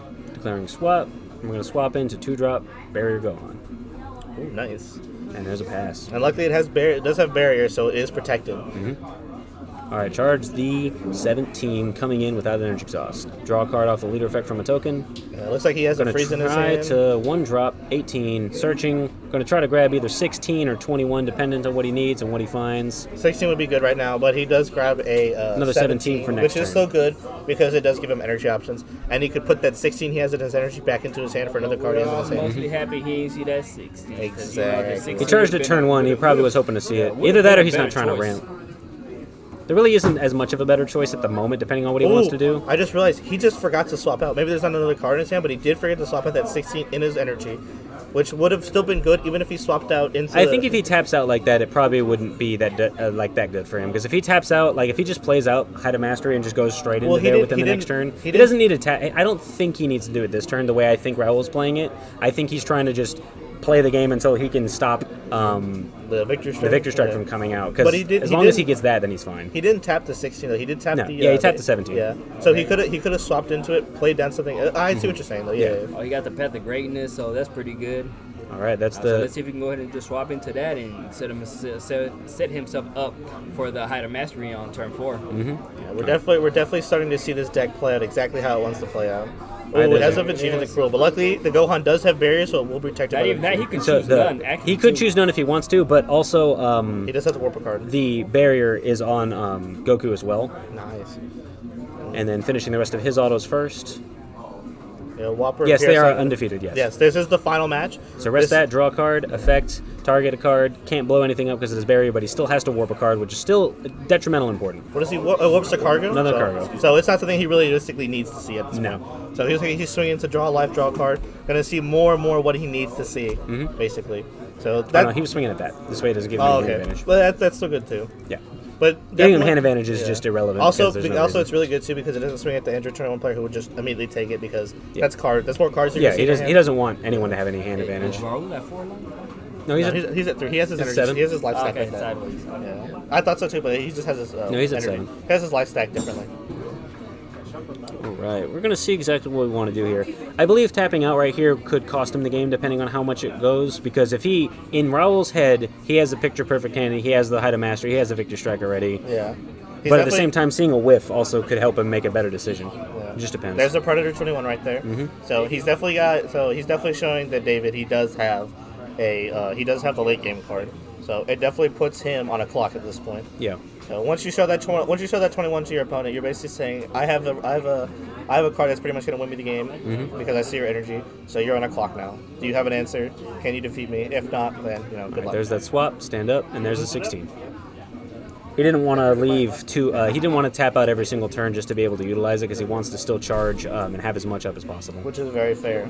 All right, so he charged the Assimilate. He's done checking, I believe, so he wants to just go around and only start actually playing Height of Mastery. David's actually doing a pretty good job of not swinging into Raul because he really doesn't even need to swing at Raul. Oh, if he swung at all, that'd be silly because then he would put him at such a bigger hand advantage to try to essentially out-combo Victory Strike. Yeah. Sorry, we're going to take another life. But he does need to swing into to get that leader to awaken. Because Raul's going to sit here and he's not going to swing into Broly because he doesn't need him to awaken. He wants him to swing into Android 21 so he can get himself closer to awakening as well. So he's going to sit there and understand that they're both going to try to swing at each other to awaken. All right, he drew a U7 rep off the cargo. Very good thing for him. Very good right here. Let's see if he can dig into his pieces. At this point, he should probably find pieces because he whiffed at one time. Now he won't whiff this time. And he definitely has a card. He has a target. That was a very, very little amount of whiffing, so he probably has a bunch of them in his He must have the Height of Masteries in life. I didn't see him on 2 different U7 reps. I didn't see a singular one. He hasn't drawn into it yet. I haven't seen him shuffle into it. So we'll see if he doesn't draw into it off the next. Which is going to be very unfortunate for the late game. But like I said, the later this goes, the more more PR sign is going to actually be in a detrimental spot. Because whenever the late game is all 21 ever cares about. Yeah. If 21 can get to that late game and delete all of his pure yellow energy, then it's over. Like you'll never be able to actually go into Victory Strike anymore that way. Charges that Goku and Gohan though. That's going to be really good though. Because he can also just grab it back from the 18s if he wants to play it that way. That is very true. Now, Ryan, being the fact that you play 21 yourself, what plays do you think Raul has in his arsenal right now that he can actually do on his turn that can affect David from what you can see? The biggest thing I could probably see, which I believe I did see, I do believe 21 players do need to start playing, is the Mafuba. The Mafuba is the biggest answer to the Victory Strike. Either that or 4-drop Goku UI from draft. He definitely has the UI Goku in his hand. We've already seen that. So he does have 2 of his answers that he really wants to play right now. So we're definitely going to have to hope for the best and see how David's going to play this out. David's not going to be a fool, and he's not going to swing in there. No, seeing all that energy right there. He's definitely going to try to bait out what he has into him. And luckily, he is at 4 life right now, so he is in the condition to awake. And that does mean that he does have to. That means he can't stop swinging at rule right now. Yep. So he's at 5 energy, and Android 21 players don't play any self-awakeners. Not usually. Not unless they really want to. Not usually, unless they really want to. But it's just kind of it's just something you don't usually see. All right, there's a ramp from 16. Any response? There's nothing. Hits a Vegeta the Cool. I love the foilness of the Android deck. Yeah, Raul does have, I believe, as close as possible max rarity 21 deck. Which does look very nice. It makes me, as an Android player, kind of jealous of it. It looks very good. But seeing so there's some freezes. Yeah, seeing these freezes. Now that he's at 4, now he has a better reason to actually start hitting him. Yeah. If he wanted to. But at the same time, he passes. It just depends on what he wants to do. He's just trying to get as many free cards on the board, get rid of all the tokens so he doesn't bum rush him just in case it doesn't work out. He's also just putting out bodies, attempting to scare him and attempting to be able to put out as many things on the board as possible for the next turns to come. Exactly. But we are going to see, he still has 4 energy type up. He's going to keep that 4 energy up because he knows for the fact that if he sees the heightened mastery, he knows that game is very much approaching. And if he doesn't have an answer to that heightened mastery, because he's at 5 life. Yeah, if he doesn't have that answer to that Victory Strike, he's just going to sit here and really wish the fact that he had energy. Yeah. The only reason he's not awakened yet is because of the fact that he's still at 5 life and for the fact that he doesn't want to have to swing at him, but he's really digging in to try to find the rest of the pieces. And he got 2 super combos off of that, so that's interesting. That's a really good card for him to start digging later down the line. That's not a bad choice at all. But right now, at this point, if you're going to swing into the Android and make the Android player go to 4 life, you want to swing it as much as possible. Heck yeah. We swing. Because you want to make sure that they freeze. Oh, they were just sitting really still. You want to make sure that they don't awaken on their turn because it's going to get them 2 energy. That's going to get them 2 draws. That's going to make them want to sit there and they can burn more resources out there and advance their board state at a much faster rate. I don't think he's seen a single Height of Mastery in his entire hand. He has one in his hand, actually. He took it from life. Okay. Yeah, he has a Height of Mastery in hand. He took it from life. But I'm thinking that he knows that he needs his Victory Strike because of Summoning Sickness is going to stop the Height of Mastery. Exactly. So I think he's trying to dig for that for I see the second Height of Mastery, or he's trying to get that Victory Strike. That Victory Strike from life because that's why he hasn't awakened yet. Is that he's utilizing that Broly effect to swing and take a life and is digging for that Victory Strike. And now that he hit Raul to be able to awaken, now Raul can also start swinging with his whole board so that he can awaken. So, like you said, what is it, A-Link 6? I explained it, but just to recap, the reason why he hasn't awakened when he swung into him is because Android 21 will get the most value on their turn. They're gonna draw essentially 4 cards, and they're gonna make 2 tokens off of your opponent's board because the face of it has the same effect as the back leader. It's gonna eat a token to draw a card. You flip it over, you awaken, draw 2 more cards. Eat a token, draw another card. That's 4 cards, and you flip over and you restand 2 energy on your opponent's turn because both effects carry over. All right, we're getting that swap into Height of Mastery and in response, and there's the UI. UI is unstoppable. Cooler can't hit it. The only thing that can hit it is You're Wide Open, Denial of Hope, and Preemptive Strike. Not even a full Bloodlust out there, folks. Let that be reminded to you. Cold Blast is a strong effect, but it's not stronger than Ultra. Cannot stop UI Goku. Ultra Instinct. UI Goku bounces UI Goku. Its effect would still trigger, so he's going to be able to rest 3 cards first, and then he's going to get bounced, and then Raul's going to draw a card. Exactly. So we're definitely going to start seeing some very interesting plays now. So rest 3. Because now that he's shown him he has the height of mastery, but now that he's seen the UI Goku leave his hand, we're definitely going to start seeing more and more plays. Because now he didn't have the victory strike, but Raul could not ever expect that he doesn't have that at that moment because he has to sit there. He and has hope. to play like he has it in his hand. Otherwise, He has to. Yeah. It's never a misplay because you can't assume that ever.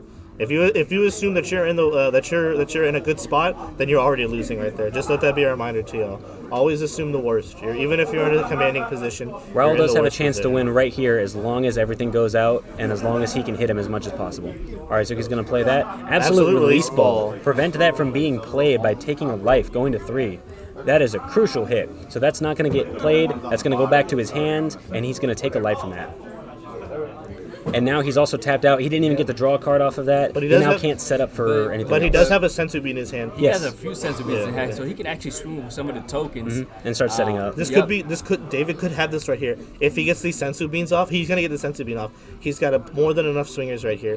It all depends on what is Raul's hand right here. Even if he does, he can swing, get all the way up, and just replay out the path, but he's not going to be able to replay out Height of Mastery. I do see a D Magic in his hand right now. So, but he does have those Sensu Beans. David's probably thinking, what should I do right now? Should I play the Sensu Beans right now? What does he have in his hand? I would utilize them for defense personally if I was in David's position. All right, I think that's what he's going to go for right here. All right. In my opinion, Raul needs to kill him now because he doesn't know he doesn't have Victory Strike, but at the same time, he needs to start doing damage with all of the bodies he has on his board. And So also being able to draw so many cards this turn. He's gonna have a hand. So right now you're going to see Android 21 get the most amount of resources right here because Android 21 is going to eat the token, draw a card, awaken, draw 2 more cards, and eat another token and draw another card. Android 21 is going to gain so much resource right here. Now, Ryan, with you playing 21 before and David being at 3 life, is this possible for Raul to be able to kill David right now? Seeing how big David's hand right now and seeing that 1 energy up right now, depending on what's in Raul's hand, I would actually not even think I'm in lethal range. Just because of the fact that he has that 1 energy up, and if he plays a Sensu Bean, most of the cards I have in the field won't be able to unless I combo into it. And that's a lot of hand resources you're starting to lose there. If he has a triple bean and 21 in hand, he can actually also just play 21 Predator and delete all of his energy. Which is going to happen Which right here. looks like it can happen right here. Ooh, exactly what I just said. I didn't even know he had 3 beans. But So I see luckily 1, for, 2, 3, luckily 4, for David, 5, he 6, did 7, keep up 8. He did keep up a multicolored energy, so that does. Yeah, it help was very him. smart of him to do that. Yeah. If he didn't do that, he would be in a very hurt position. Because if he had just left a single colored energy out here, the Android 21 would just sort of been played first, and that would have been game, unfortunately. But we're seeing here is that he is going to have triple bean into triple bean. Yeah, and he's going to out combo right here. So we're going to see the 21. And there's 21. Yeah. She has deflect. Nothing's going to stop it.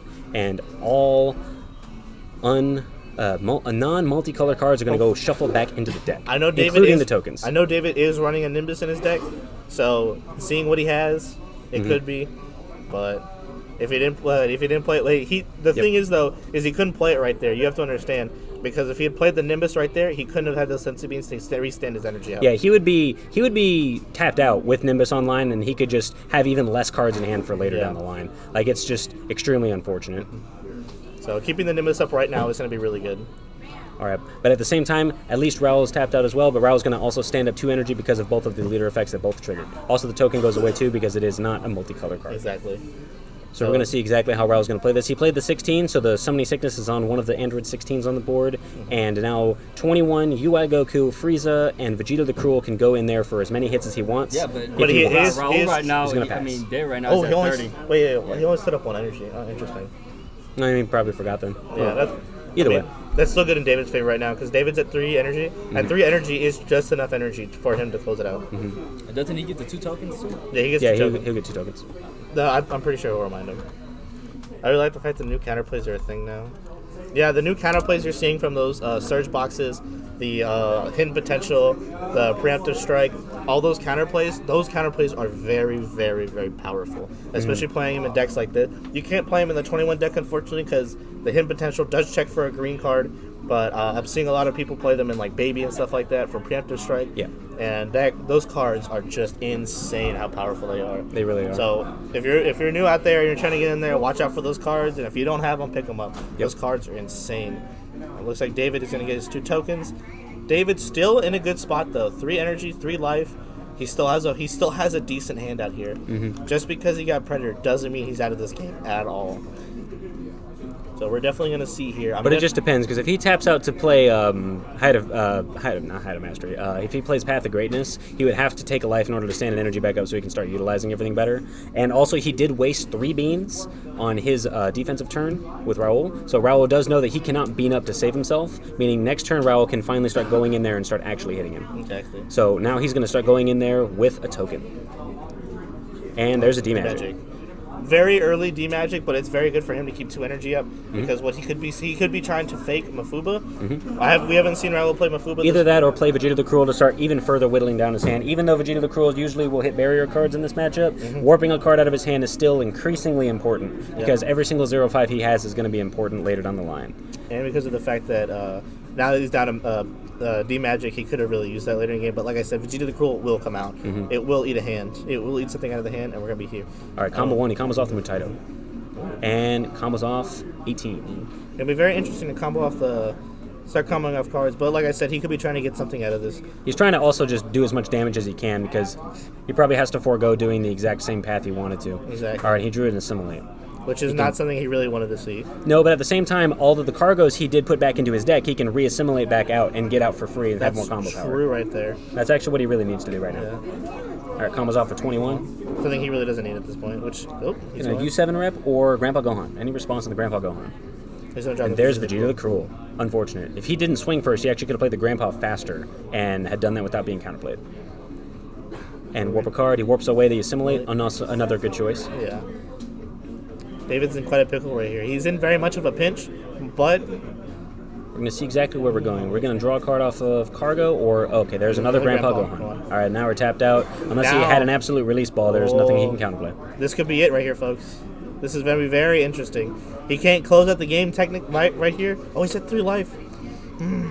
This is very... He doesn't have any more beans anymore, so he can't even go into another height. Because if he wanted to tap 2, even if he could take a life, stand back up the blue, tap 2, and play out the path, rest a card and draw a card, he's going to be tapped out for Raul being able to completely hurt him with next turn having a triple attacker on board, 20k UI Goku, 4 15s, passes the turn. And there's a pass the turn. Yeah, he does not look, he's in a good spot. Yeah, he doesn't look like in a good spot at all. Like once Predator was played and he had no other way of recovering from that, I think it was over. It was unfortunate he never saw the Victor Strike. If he saw the Victor Strike, he would have been in a much better situation. I think it's also the fact that he never saw any of his check lands. It's a little bit. No, late. he never did. He never did at all. Yeah, he saw one late. He's only got 2 Beerus, and he saw the Beerus later in the game. Yeah, because he really needed those in this matchup more than anything else. Exactly. All right, so we're going to do leader effect, draw a card off of getting rid of a token.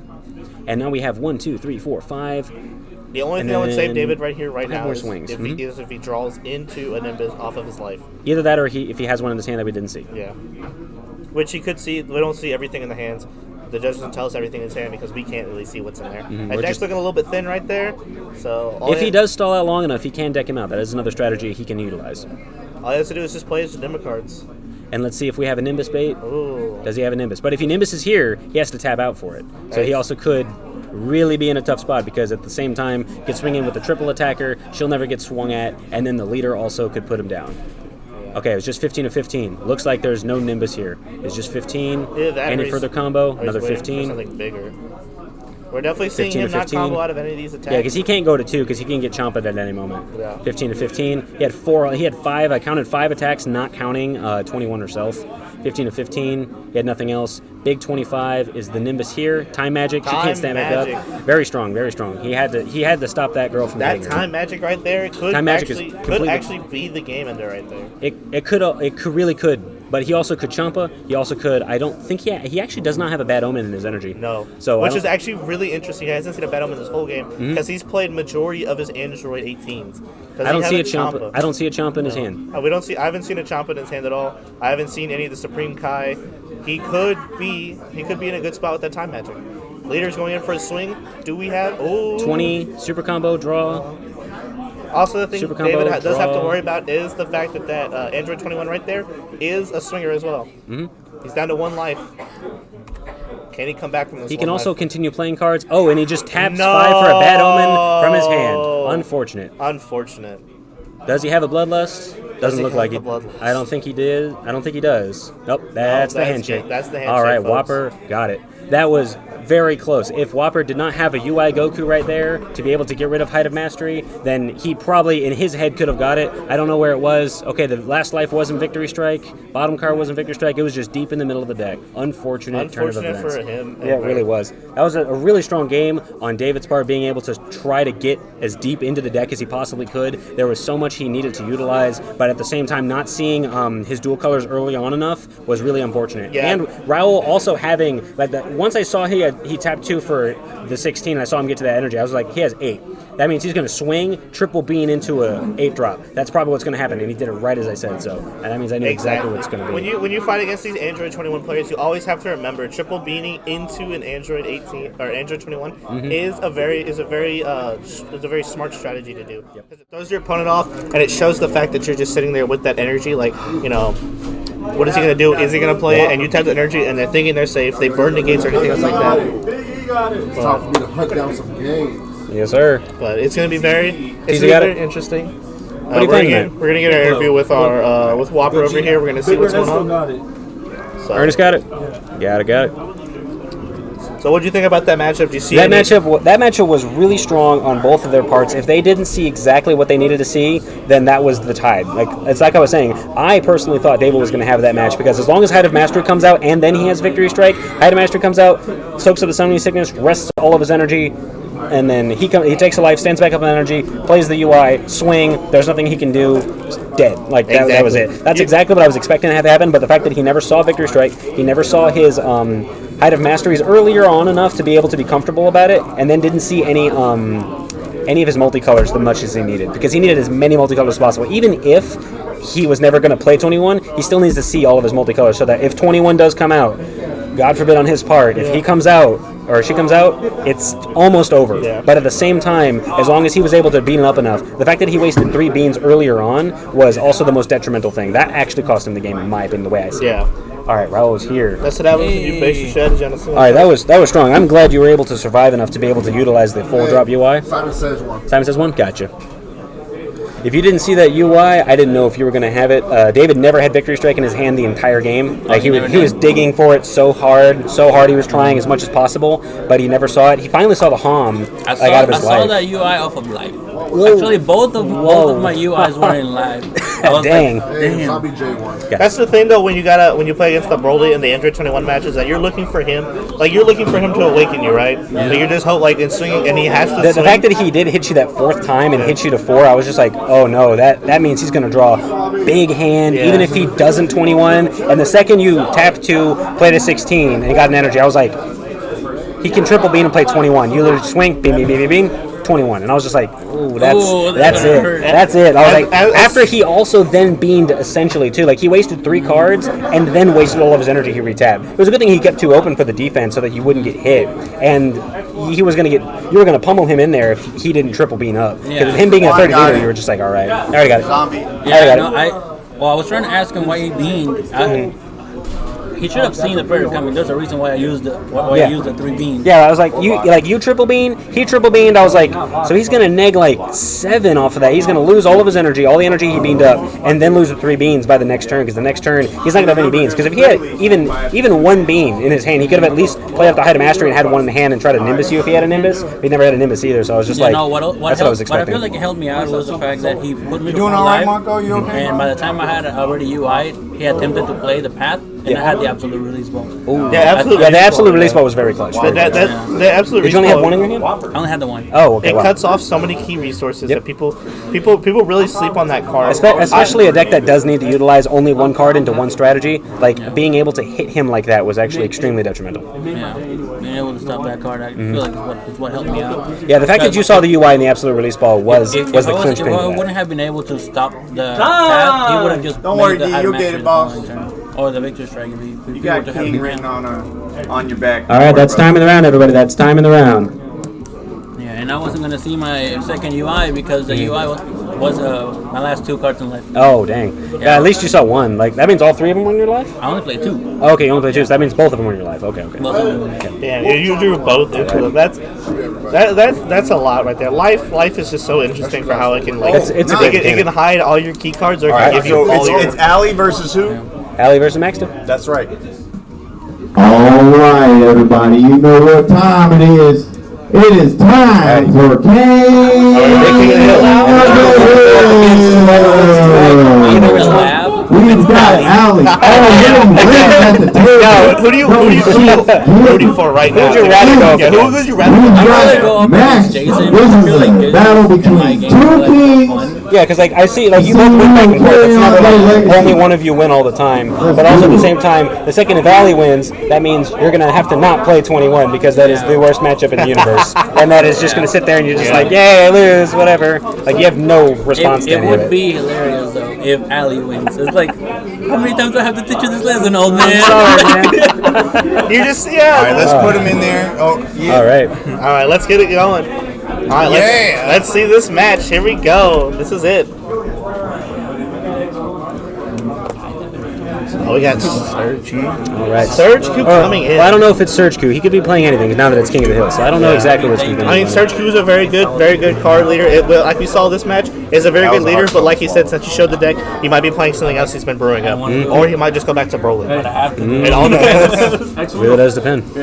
I know. I believe I saw Allie cooking up a little bit of spice. I'm not going to spoil it, but I did see him, and I saw his the build he was going for that he was playing. Yeah. It looked really good. If he plays the deck that he's playing, I'm not gonna be a jerk and spoil out what his deck recipe was. But I like what he's doing, and he might be playing something I'm really excited about. All right. Well, I just can't wait to see what he's playing because even if it's Janemba, I enjoy watching anyone play any deck because all decks are good. All decks are even if the deck is considered helmet, like Victor's deck's considered helmet, Janemba's considered helmet. Those types of things are not detrimental to the card game. You can still beat them. I'm a burst leader, and I've beaten Janemba before. It's completely doable, possible. You just have to know the matchup and make sure your opponent can misplay and make sure to hit them right when he does. Exactly. Yep. Like even I was playing against somebody who's playing the old Trunks combo into Zeno reset. Yep. That combo is still pretty good if you're not expecting it. It came out of nowhere. Zeno out of nowhere. Just you don't have a counterplay. Bye. It wiped my whole board. Yep. I was sitting there like, man. Well, there goes my whole board. I put a lot of resources into it, Yep. and it just came out of nowhere. Yeah. All right, so we're asked from Banana. Thoughts on our new Victory Strike? I have a lot of different opinions about it personally because I just look at it and go, I'm glad we have more things that have Victor Strike because at least it's not the one-of type of card, but at the same time, it's underpowered in the sense that like, what are you doing? At least it can be counterplayed. At least it can be hit. At least you can negate the attack. I find it a far more fair and balanced version of Victor Strike, what Victor Strike deserves to be. If you outplayed your opponent and they are tapped out, or you get that thing out extremely early, then you can just go in there and hit them, and that's what happens. If they're tapped out and they had nothing better to do, or they counterplayed with the wrong card, that thing can show up and win you the game, as is Victor Strike's designed to do. But at the same time, this one can be counterplayed, this one can be hit, this one can be stopped, this can be negated. It's just interesting. The super combos, in my opinion, are amazing. But at the same time, I don't deem them all as a 4-of in any deck. I believe that there are easy 2-ofs in all decks depending on the matchups, depending on what's going on. Maybe 3-ofs depending on what you want to utilize. 1-draw super combo or 3 of those. But at the same time, I like a 2-draw super combo, 2-draw of whatever else you need. Same thing even for black decks. I like the new super combo too. Just because I'm really biased about colors. I love blue green. Blue green's like probably my favorite set of combos. The best thing I like about blue green is the fact that it's searchable with the Android 18. Yeah. So you can most blue green cards being searchable. You finally have an Android searchable super combo. And a super combo, because even if you hit it off the top, 18 can just grab you a super combo, put Bad Omen in energy, and you're just set up. You have so much ready to use. It's one of the super combos you can actually charge early game and just grab back late. Yeah, I mean it's just the same thing like that. Oh, he's asking us to go to the mats. Boy, I'm gonna need you to get over there. Get over there. I'm trying to spy on him. Let's see how he's doing. Looks like Ellie has baby. Put her faces back there. He trying to. That looks like a baby, big homie. Trying to get over here and get some info. Oh no! Looks like we getting some hatchy. He ain't playing the deck I was looking at, unfortunately. Makes me a little upset, but like I said, I'm not gonna spoil his spice. That's just rude. That's just inconvenient for everybody. But we are gonna see a very, very, very interesting match over here. It looks like he is playing red yellow, so we are probably going to see some baby action. I don't know, maybe he's I see baby cards in there, but I don't know what leader. He could be playing the starter deck leader, he could be playing the set leader, he could be playing the promo red leader, he could be anything you want, or he could just be playing a red yellow generic deck. I don't know. Or he could be playing Spicy Search Coup. Or he could be playing Search Coup. We don't know. Like I said, Search Coup is a very good card, and Search Coup fixes a problem I see a lot of baby players have. If they don't because they want to go big combo, is that they don't have a lot of draw power. Yeah. Got it. Yeah. So we're definitely going to be excited to see what happens right here, right now. All right, everybody, this is King of the Hill for SAS Super Red Senpais. We are ready to go. I believe we are told that we're going to start soon. We're getting the dice roll ready up. Yeah, I'm assuming he's playing Hachiyak, and I'm assuming he's playing Baby because I saw a Baby card being played, so we're going to see exactly what's going on. No letters are being put out yet, but... We don't know, but I'm just taking a guess. I'll change it when it's We'll change it. Oh, I love that. There's All the right. mat. There's the Heartful Plea mat. Plea SPR mat. Looks beautiful. That mat is beautiful. And that Gohan mat also looks amazing. Yeah, here we go. There's Hatch, the big Hatch. What have we got? And there's Green Super Baby 1 fun. from the actual start of the set. David. Interesting. Yes. Oh, that one. All right. No, I was just about to say, come here, dog. So, all right, we finally get to see a different thing. Yeah. We're going to be getting in there. All right, everybody, for those who don't know, because not many people play the Super Baby 1 leader. Super Baby 1, activate main. Choose 2 cards in your life, add them to your hand. Look at up to 3 cards at the top of the deck. Choose 1 baby or a brainwash card among them, add it to your hand, and place the remaining cards at the bottom deck in any order. And then it awakens at 4 or less and draw 2, flip over.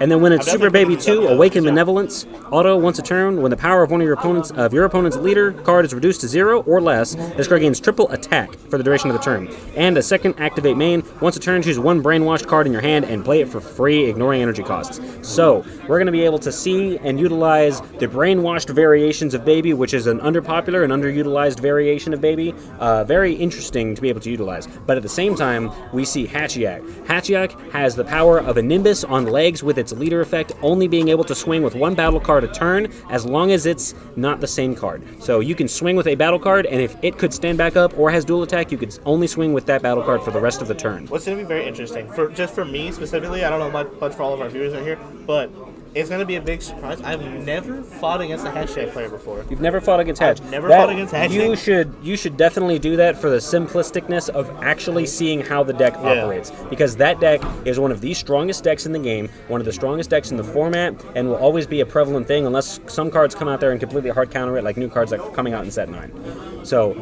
we're going to see an interesting game. Just pop on the sleeve. We're going to see aggro go against Hatch. Two things that Hatch does not like aggro, but at the same time, Hatch going up against Super Baby 1 is going to also be very interesting if he can set up his multicolors properly, and also having triple attack on the leader is a very good thing against Hatch. Because triple attack on the leader, and when he's awakened, he has triple attack.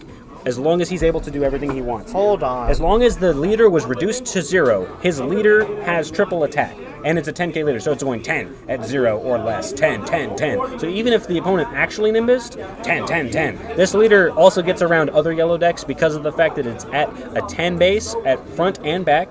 But being able to triple attack if his opponent gets negged is essential to destroying Hachiyak, because that Hatch is insane to being able to stop against it. But at the same time, seeing Baby being able to completely aggro them down, because Hatch only deals with 2 swings a turn, maybe 3, depending on if something has dual attack. But this thing having triple attack as a leader, the leader is never affected by Hatch's effect. So at the same time, we're going to see exactly how this is going to work. Here we go. Let's see, he's putting the timer on for everybody.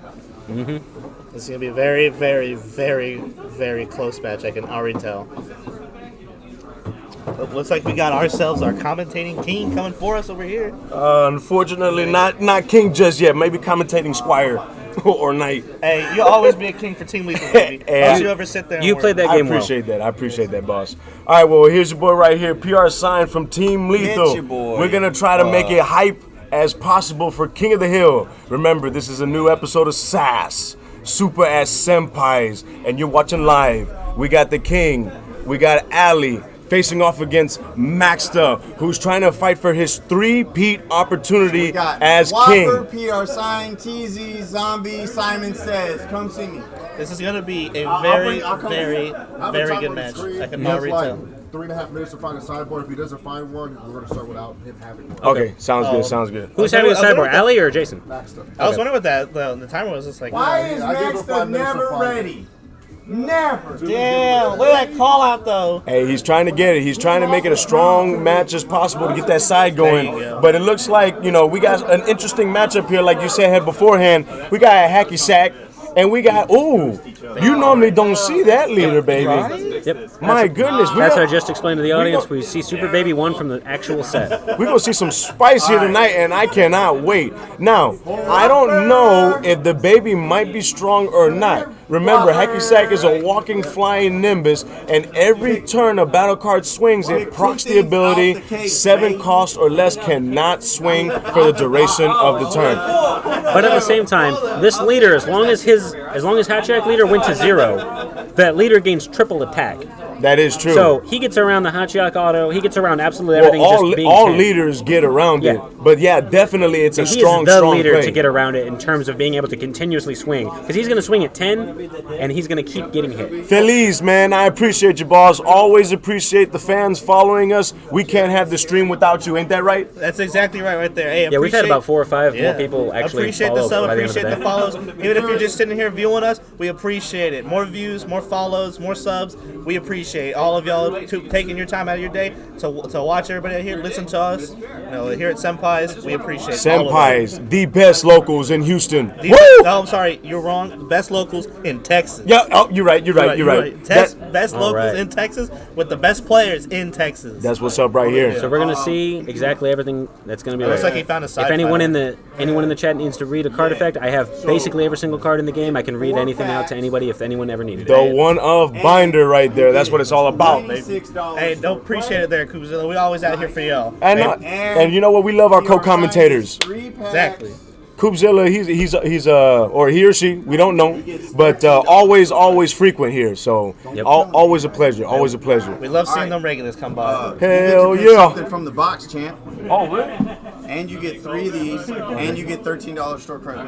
$13 store credit? Yes.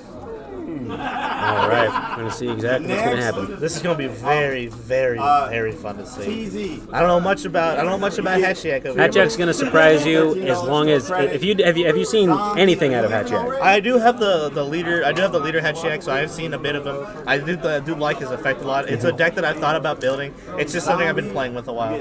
So Maxdad's got top 16 with his Hatchak build during the most recent Dallas regional for us. He is one of the most experienced players in the area playing with Hatchak, and him and his team have been utilizing Hatchak's entire ability, being one of the strongest leaders in the game right now. It's going to be an extremely interesting game state. I cannot wait to see if the baby can have that triple attack hit the leader that many times. I cannot wait. I appreciate that, Drizzy Drake. I tried my best. You know what? He had the cards out. I couldn't see Victory Strike, and you know what? That's all part of the game. I just got to go back to the lab, keep on testing, and keep on getting stronger and stronger. Yes, sir. That's what teammates are for right here. That's right. I got beat within an inch of my life, as a saying, and I got to come back stronger. There's the handshake, folks. And let's Allie's going first. Charges, multicolored baby. Baby's effect is he can take life.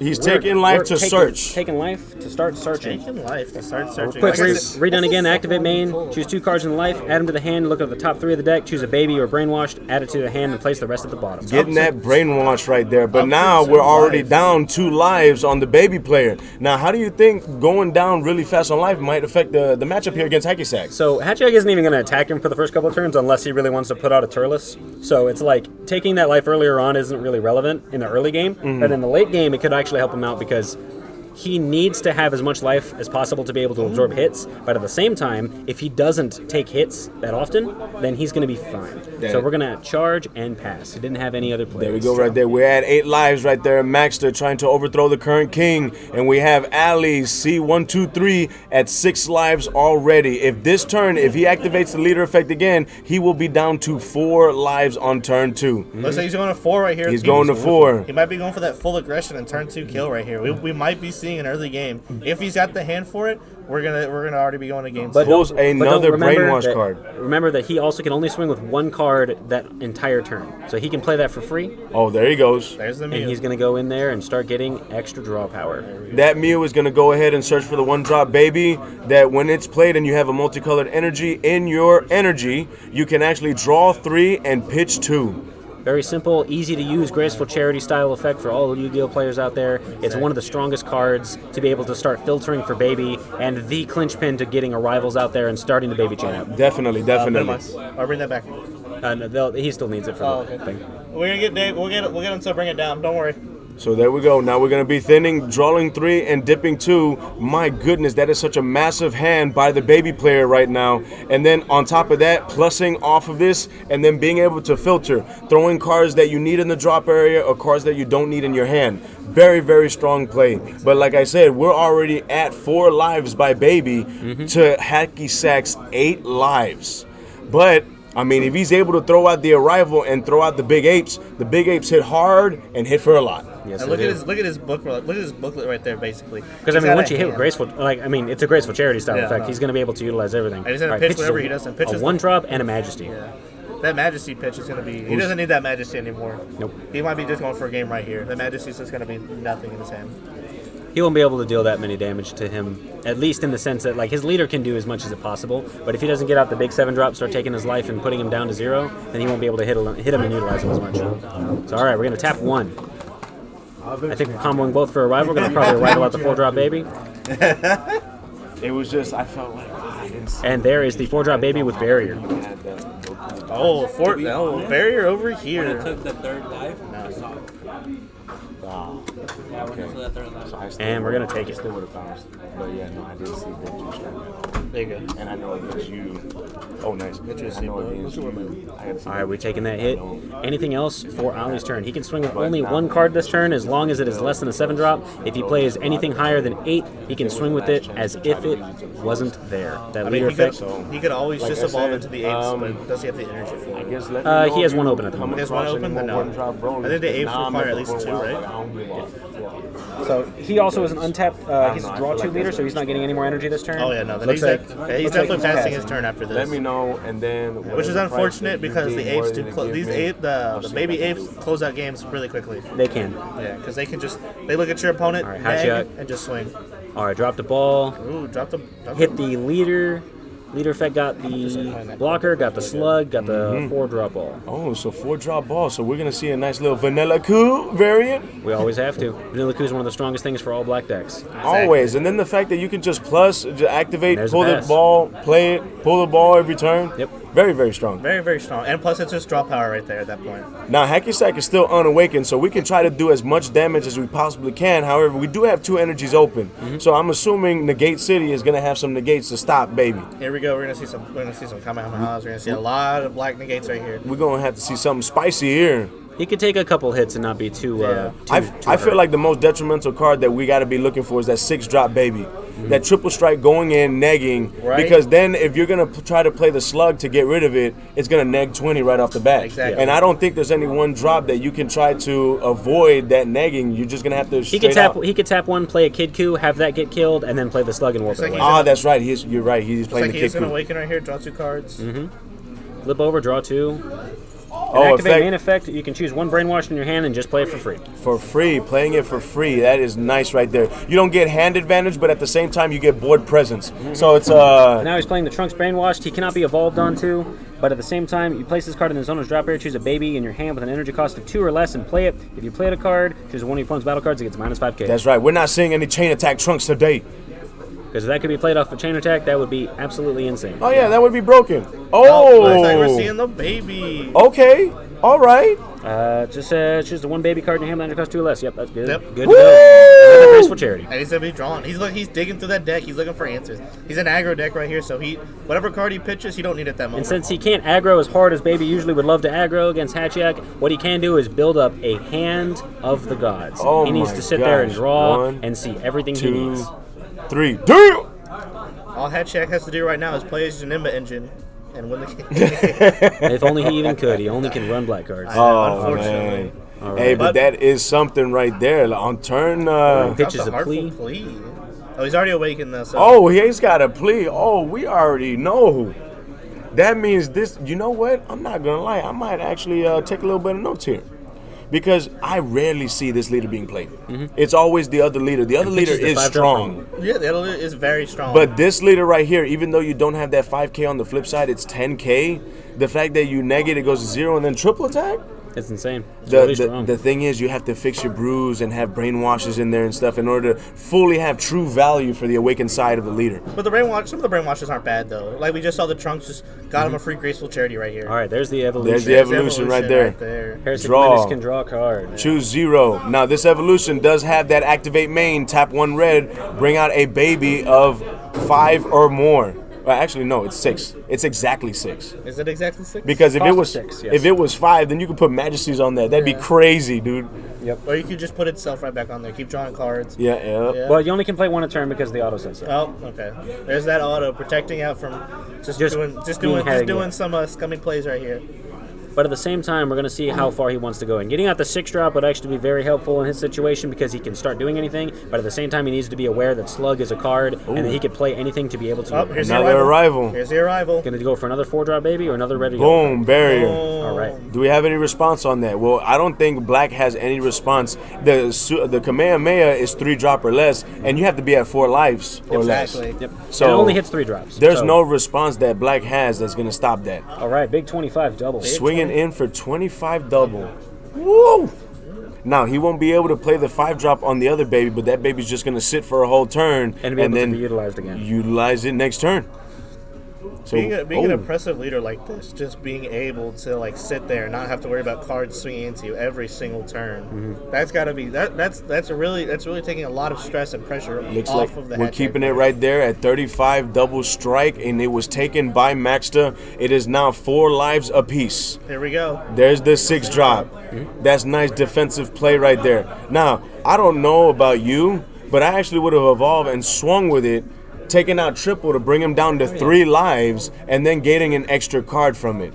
Now, what do you say about that? So, it just depends on how he wants to put his life totals out. It really is. It's important to see him actually have all of his power, but I think he would have a lot better time swinging with the triple first, but at the same time, it just depends. Yeah, because it's triple, and then you plus a card by swinging, and like I said, you're bringing your opponent below 4 lives, and it's always a good thing to always take them down from a high amount of life to below 4. It always just puts a crutch on them. All right, so we're finally going to awaken. We are going to awaken. Hacky Sack is awakening, and the flip side of Hacky Sack, pretty strong, gains +5, draws a card. It's it's everything you hope for in a leader. It's one of the strongest Black leaders in the game at the moment. For the fact that it's a 20k leader, 20k leaders are nothing to sneeze at. They are extremely strong, being able to utilize anything they have in all the Black engines. He can utilize all the types of cards that Black can offer, being the only type of monocolor in the game at the moment that can have so much strength. He's typing in that invisible calculator, so he's doing exactly what you're saying. He's going to go ahead and bypass that -20. Ali does draw. Free blocker being played. Nice play. Because something left the board due to a skill. That is nice right there. Now, remember the plays, guys. If you swing with that baby, it's negates, autos, and blocks. So that block would not be able to activate before the auto of baby. So baby can actually get rid of that blocker, and the blocker would actually be useless. Yep. So, all right. We're attempting to summon Slug. He's asking for a response. He's going to put 3 to the bottom. All right, there we go. And Slug is going to get rid of the baby. Be rid of that baby. And that's going to be very good for him, though. So he needs to get rid of that big ape on the board now. If Ali was me, I'd be playing that 8-drop right now. Psych, you thought. All right. And is he playing the 8-drop? Please tell me he's playing the 8-drop. Yes, he is. Yo! Got him. Here we go. I love that card. And because it's an 8-drop, it ignores that card says that if a baby with an original power of 30k or higher gets removed by a skill or by KO, you can bring that card out. Now, it can get denial of hope because it is at 20k power, but you're not playing against the red leader. There's a Roshi negate. That card also has Uni Absorb. All you have to do is absorb a Vegeta from the drop area, Vegeta GT from the drop area, and then bring out a baby with 30k power. So Majesty's Fin can actually come out with the absorption. So strong. I love that 8-drop. Right? But I have the holiday variant. Got to get them hollows out there, so I'm shiny when I'm coming out. David over here flexing that happy holidays over Yeah, here. I got to thank Gio for that one. I never used to be a rarity whore, but then Gio showed me the other side, and I'm not going to lie. I'm slowly creeping to the other side. How do you think I feel right now? Oh, that looks sexy. Hollows are nice. They are really hollows nice. are very nice. All right, there's turtles coming out. There's turtles. There he is. There's the turtle. Now, Turt, you're swinging and it has dual attack on battle. The leader has 10. Ooh. So that also is another thing. So every single hit can matter. He So actually did not pitch, so Turt's is only going to have 10. Like his leader's 10, so why pitch? Yeah. Make him combo out, make him drop every card he has in his hand. True. It's gonna be very, very, very. It's gonna be nice. This especially being at 10. is boiling down to the wire right here. Now, let me tell you what card's gonna clinch this right here. It's gonna be called a Cooler. I love that card, dude. Cooler is. If I got a yellow leader and I'm not playing Cooler, I'm not playing competitive Just at let all. you know, if you do have a yellow leader and you're not playing Cooler, rethink that. Please. Yeah, you definitely got to. So here we go right here. We're going to activate. All you got to do is pull a Vegeta GT from the drop area and absorb it. Ask for the response, and then bring out a baby with 30k power. Now, let's see what baby he chooses. Majesties. It has deflect and it has offering. Are you going to crit a life, sir? This Majesties is beautiful because now we're going to go ahead and neg the effect of the walking flying Nimbus. It's just too good. This is gonna be game right here. And Master Roshi is gonna be a threat. Yep. And also a triple attack leader. A triple attack leader. Oh, so he let him draw too. Yep. The triple attack's There's gonna no come reason into for play. Ajak to Here ever we take a go. crit. And This is what everybody's been waiting for right here. That triple attack. All right, negate Goku. We got negate. Here we go. What else? What do you got here? Now that leader has triple attack. So hey, restand that lead. Restand that lead. Oh, No, he's not at 0. Oh, it's activate battle. He hasn't done it yet. Why would you do that? You swing with Roshi, bro. There's parasitic Nimbus coming out. You swing with Roshi, and then you activate battle, and the leader gets triple attack. Oh, now in my opinion, I think that's a misplay. It's definitely an auto, so the second it would trigger is the second he would get triple attack. So he did swing and misplay off of that leader swing. It was so because the leader is not going to be able to restand after that because it was an activate battle, not an activate. Yeah, because he wanted to be able to go swing with the leader, no negate, activate Majesty, do everything he needed to do, and then start getting the triple attack. Oh, we got the big baby in there. There's an Here evolution. comes the baby. This is gonna be very. swing. Are we swinging? Any negates here? Do Autos we have first. a negate? Autos are Negates? first. Autos? We're going to get rid of that blocker. You already know. I know he's going to probably negate this, but I'm just saying. Negate? Yeah. Oh, do we have the cooler? Oh, he's playing too fast. Yup, neg. Oh, we going in. No cooler. We going in. Does he have another Future Gohan? Because Future Gohan leaving the board by a skill like that could summon another Future Gohan. Oh, man. Strong plays right here. I might have to change up the leader, man. We're going to play test at Senpai's Super. We're gonna see if he wants to go in with the Majesty swing, because at the same time, if he just starts taking life willy nilly, he's getting closer and closer to the death. Well, he won't be able to swing with Majesties because he hasn't activated the effect yet to neg the leader's ability. And he also now can't swing because he also swung with baby. There's another 8-drop. Sexy! I love that card. Oh my gosh! And the fact that it's searchable, you just showed your opponent. Go ahead, get rid of my big baby because he coming back on board. I love it. I love it. I love it, man. There's nothing more intimidating than showing your opponent you have an answer, you have a response. You So have- go ahead and do what you're gonna do because I'm ready for you. to the I love it. I love it. There's nothing more intimidating than that right there. My goodness. So I guess the best thing to do for baby is just go ahead and pass turn and sit on the baby. He's going to have to go around it again because the first card that is played is going to neg 20k and he will be able to draw. And so always remember that, folks. When you see that big great ape right there, don't play your most valuable card because you're going to lose it right there. So activate the ability to play a free Brainwash card, which is a vanilla card, and we're going to go ahead and pass turn on that play. This way that now, even if he gets rid of his board, he's still telling him, hey, I still have another 20k over here, and you're already at half-life. Hatchak does not want to be at half-life at this point. He still probably wants to be at 6 or 7 life if he could help it. Exactly. Now, if I'm not mistaken, if Ali wanted to, he can actually do the activate battle defensively and neg the whole board. Yes, he could. So which would be very good in his favor, which is why he probably didn't swing. Oh, yeah. He wants to do it on his turn because you always want to let your Well, opponent. he also can't swing because he's leader. Definitely. So I believe right now Maxter is going to be looking to play some blockers, but you play the blockers at the end turn because if you play blockers and then swing, that is the best opportune moment to just neg the whole board. But he also could try to bait out a blocker because the first thing he plays is going to get zapped by the 6-drop baby. Exactly. So he can bait out. He can tap 2 and play a blocker from the drop. I don't think he has any more actually because he put him back in the deck. Right. He could do anything he wants to. He can play something for nothing and go in there. So He also has a lot of options to warp right here as well. If he has another slug in his hand, he's going to really need to get in there and start putting targets. He's going to have to not only get rid of that baby, but get rid of that 8-drop that's going to be coming in right after it leaves. Oh, interesting. Maybe he might have another one. He might have another answer. Who Either knows? that or he's not going to have to deal with it. It's one or the other. It just depends on if he's going to deal with the 6-drop baby or not, because he's only swinging with 1 card per turn, unless that 8-drop can also sit there and swing as well. So we're going to swing with the leader. The leader does not proc the ability of the Walking Flying Nimbus. It's only when a battle card swings. You don't think Banished Fun is viable right now? Banished Banisher Fu. Banisher Fu is Banisher Fu is really good. On Dark Banisher Fu is also extremely good. Both Fus are different, but they also are designed to be used for the same thing. I feel like it just depends on the build that you have that determines what There's Fu a that you Champa. play. Or it's a 20, 30, 40, 50, 60 double. Here we go. Putting him to He one actually. snuck it in there. I like it. Yep. What hacky sack deck you see playing that Champa? And you don't even have to declare double strike. Nope. Oh, he's getting rid of the Goku. Now, the Goku has zero combo power. Just trying to get rid of it. Yeah, Banished Fu is actually really strong. Banished Fu is still a strong card. Depending on your build, it can be sided or it can be main, depending on what you do. Yeah, and then, I mean, if you don't win that turn, you got rid of a lot of cards from your opponent's hand. Yeah. Because they have to answer that Fu. Let's see if he wants to go to 2. Every super combo when they play against that Fu, that's All that's right, a 65. He's trying to go 20, in 30, there. 40, 50, 65.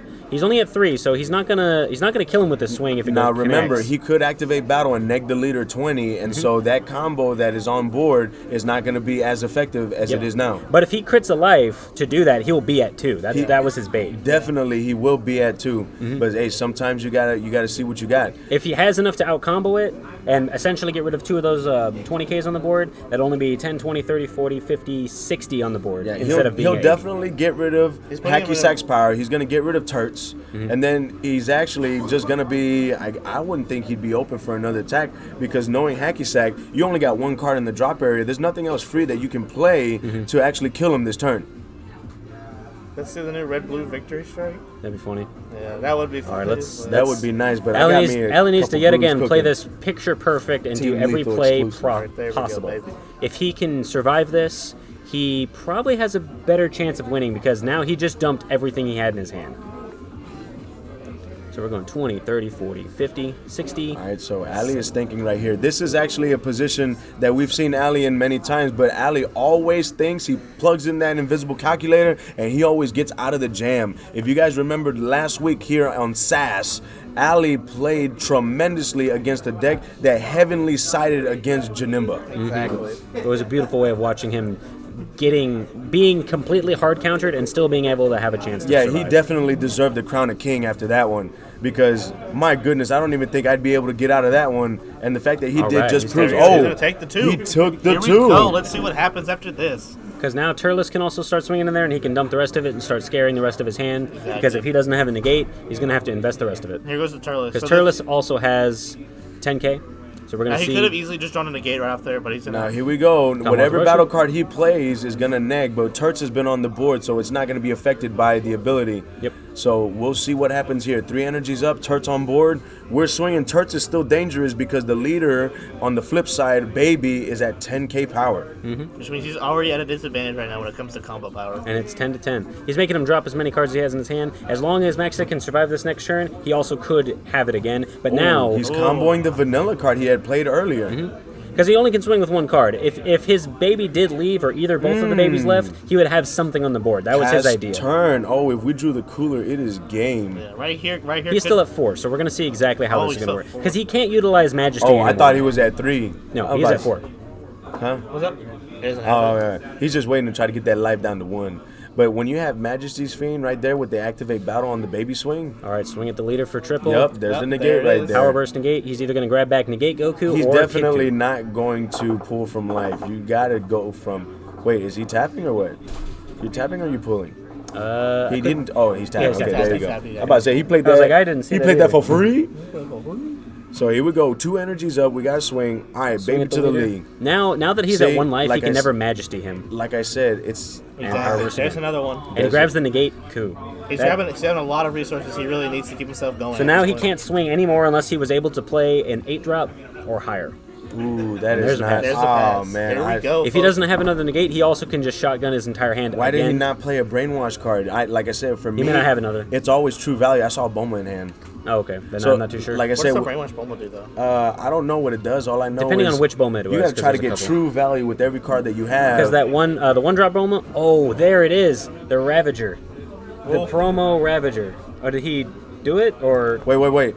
That's right. We do have a new ruling. So the judge did make an announcement earlier and said if you reveal and play a It's a card. one battle card, send it to the owner's warp, sparking 7. When this card attacks, if your leader is black, you may choose 2 cards in the life and send it to the warp. That was a misplay by Maxter there. So the judge made a new ruling since Senpai has become could have won in the game. A strong local. Senpai has really become a strong local. So the judge said that we are not going to take back any more plays. We are going to go ahead and follow through with our plays so that we can breed the strongest DBS players here in Texas. He needed to tap 1 and play the Kid Coup, then tap 3, play that guy, swing, and auto win. He completely missed that up. Oh my goodness. I don't know if he's going to have any more than that.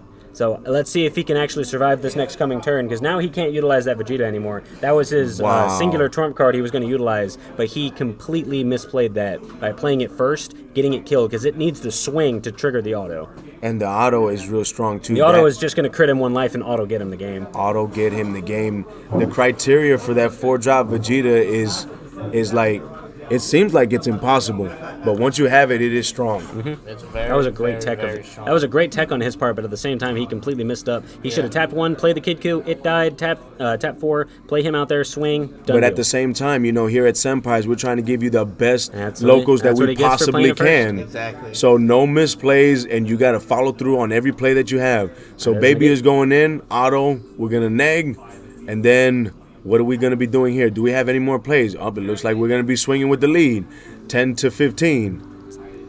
Now he has to combo up a little bit, so that's also somewhat in Max's favor, because at least he still has to sacrifice cards to be able to try to hurt him. Because if Max goes to 3 and doesn't have a negate, then that baby can dump his entire hand and probably kill him. So he needs to be very wary about what he has. Oh man, I don't think he thought he had it. I really think he completely flubbed on that because he tapped 4 too early because he thought it was an on play, or he thought he was fine because forgetting about baby's auto is detrimental. Oh my god! You play that baby too early, and you can get it. We're gonna arrival. It looks like we're arrivaling. Tap. Bring out the 4-drop. Do we have a response? Nope, no, we do not have a response. Thumbs up. He's tapped out, and he can't hit 4 drops with Super Kamehameha. So here we go right here, man. I don't think there's any card that I can think of that Baby has that's gonna make it a strong play. Now, if he had the ultimate, the Baby Janemba, woo! Well, you did miss it earlier. We did see that Baby Janemba come out for a Search Coup player. Oh, we did? Yeah. Yep. Yeah, no, that was also off of Maxter. Maxter was playing Search Coup tonight. Oh, man, that's what's up right there. Showing me why I want to build Search Coup, because that leader looks good. I saw a Dark Banisher Fu in his hand, so he can play that. It will get minused by 20 and be a 5k, but at the same time, he can still try to attack him. He has many different plays to utilize. He needs to tap 1 and play something first. He needs to play the little Kid Coup, or the Negate Goku, or someone for cheap, or play a Ghost for cheap, and be able to get that negged first. Oh no, definitely, I agree with you, Drizzy Drake, because that fool puts in work. It has triple attack every time your opponent activates anything. So all the negates that Maxter's been activating, he would have to warp a card for each. So if you did not finish the game at that moment in time, Maxter would have no cards in hand. All right, there he goes, actually playing that properly. Let's see if he can do this. I think I saw he has either Dark Banisher Fu for his finisher here and now, or he's going to have Demigra's Secret. One of the others. If he can't pull it off, I think Maxter's going to lose this one round, because I don't think he has any more negates anymore. I don't think so either. If he doesn't have a negate in his hand, Demigra could rip it. There it is. There's the Demigra right there. Do we have a response on the Demigra? He gave him the thumbs up. Oh my. Swing at the leader. Wow. This could be it right here. This could be it. Do we have any negates? If we don't have a negate, there are. Well, let's see exactly how much he has to combo up, because he still has to combo everything. Let's go. That's 40 combo power to right 60. There, there's 60. Oh my gosh. Wow. He's taking 4. Yup, the Dr. Mew. We don't want him to shuffle cards. Bam. And overrun play. Yup, the overrun. We don't want him to sneak up on us either. Dang, and then just keep on comboing. Maxter learned. Thanks for that combo power, dog. Now I'm going to go. All right, so we're going 40, 50, 60, 75. Yep, nope, you can't even use Majesties because you're at 1 life. He got that. That was an incredible Demigra. The fact that he didn't have a Champa, the fact that he didn't have any counterplays at all, completely screwed over Alex. Strong play right there. Maxter almost completely lost that game just because of the fact that he played his Ravager, his Splintering Mind Vegeta, excuse me, not Ravager Vegeta. He played his Splintering Mind Vegeta so early on and preemptively that he didn't actually get to have that chance to be able to utilize it. Oh, we're playing with this. This is my first time playing with this too, so this is very strong too. We can watch them. We can watch as they're siding, and then you can see our ugly faces while we're over here trying to commentate. That's what I like right here. We also can split it up into two, as you saw. See, look at this. Senpai is just upgrading. This is just amazing. This is awesome. Whoa! I like it. But yeah, no, I completely agree, Drizzy Dre. Sometimes that Banisher Fu puts in work, and in a baby deck, you're always putting cards in the baby deck. You're always gonna have that response, that ability. If you couldn't play that, definitely the ultimate, the Janemba ultimate. When it comes out, your opponent can choose. Oh, catch you later, boss. I think it chooses how many cards. Because it has it has an offering. What's the effect? Do you have that card in your one-of binder? The Janemba Ultimate. The Janemba Ultimate. I don't own the Janemba Ultimate, but he is a tap 5. He has an offering. He needs to either crit 3 so he doesn't get played. Crit 3 or neg 30k. Or neg 30k. Woo! Strong. Oh, what a hand. Is that a God pack? These are the new SPRs. No, those are the leaks. The SPRs are the super combos. Oh my! Yeah, that's for next set. Oh, that's sexy. That's pretty good, right that's there. Beautiful. That's right there. You bloodlust the Janemba Secret. It doesn't stop it. The only thing that stops is the offering. Mm-hmm. Because it tap 5 activated the effect already. The effect already triggered. Bloodlust happens. The effect to trigger. The minus 30. Yeah, the minus 30. Bloodlust is part of the single activate main. Because the activate main is like, hey, I'm doing it neg 30. And we got the best judges in DBS. That way I get the information that I need. So whenever I try to go for King again, maybe I don't flub it the next time. Yeah. Oh, it hurt. I'm not going to lie. Yeah. It hurt. You got it next time. We put in as much work as we possibly could, That was a really strong game on your part, too, because you were digging for Victor Strike. Had you had Victor Strike, I think you would have had it had you not hit him that last time. I did not see Victor Strike. Oh, my gosh. And also, if Height could have stayed on board, too, because then Height could have just been there and just started actually. But I'm not going to lie. I got a nice spice. I got 3 other brews for Victory Strike. I've been day in and day out looking to try to make it meta. But the thing is, as soon as I make that build, I know I got to do something because it's so spicy. I think people going to go ahead and net deck it. It's like the best honor you possibly can have in DBS when people start net decking your build. I know Aiden, if he's watching this stream right now, Aiden knows how that feels. That dude put Golden Frieza on the map.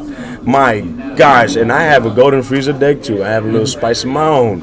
That's why I feel happy whenever people tag me and boost stuff on the big group. Back to the King of the Hill match. What do you think people are going to be siding against this match? Right now, I'm not sure what he's going to side. Right now, from what I'm seeing, it's going to be very, very. What is Hacky Sack? I don't know if I know a card that Hacky Sack can side in for Baby. It depends on what he has. For Baby, I don't even think he needs to really side in anything. I think he needs to make sure he plays a little smarter.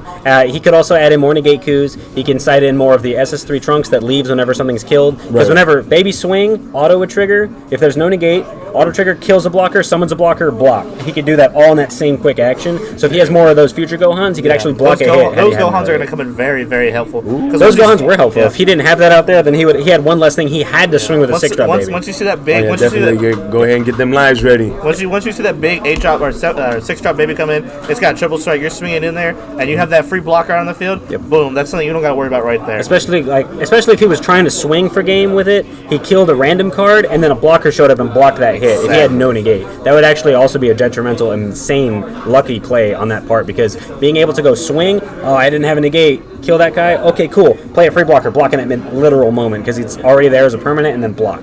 So some more stuff that we might be seeing from the Baby player for the side, because I really didn't see much of it from when he searches and the times you can see it. You might be playing some of those new cards from the new Search Coup structure deck, some of those preemptive strikes we've been seeing a lot of. You also could have the, can he run the Almighty Resistance, or does your leader need to be red? I think your leader needs to be red. I'm not too sure. Hey, we gotta check it in the one-up binder. There we go. Dude, I like that one-up binder right there. If your leader is red, so he cannot do that. Yeah. But he could side in coolers if he has coolers. Yeah. But all right, looks like we're getting ready. Those coolers are definitely going to come in handy, especially against the leader right here, where you can't get many attacks in, but you can sit on energy, so where you can pop that cooler and you can play the 8-drop for free. Man, I love it. So you're just going to sit there, and you're going to be very reactive with an aggro deck to your opponent's we're ready.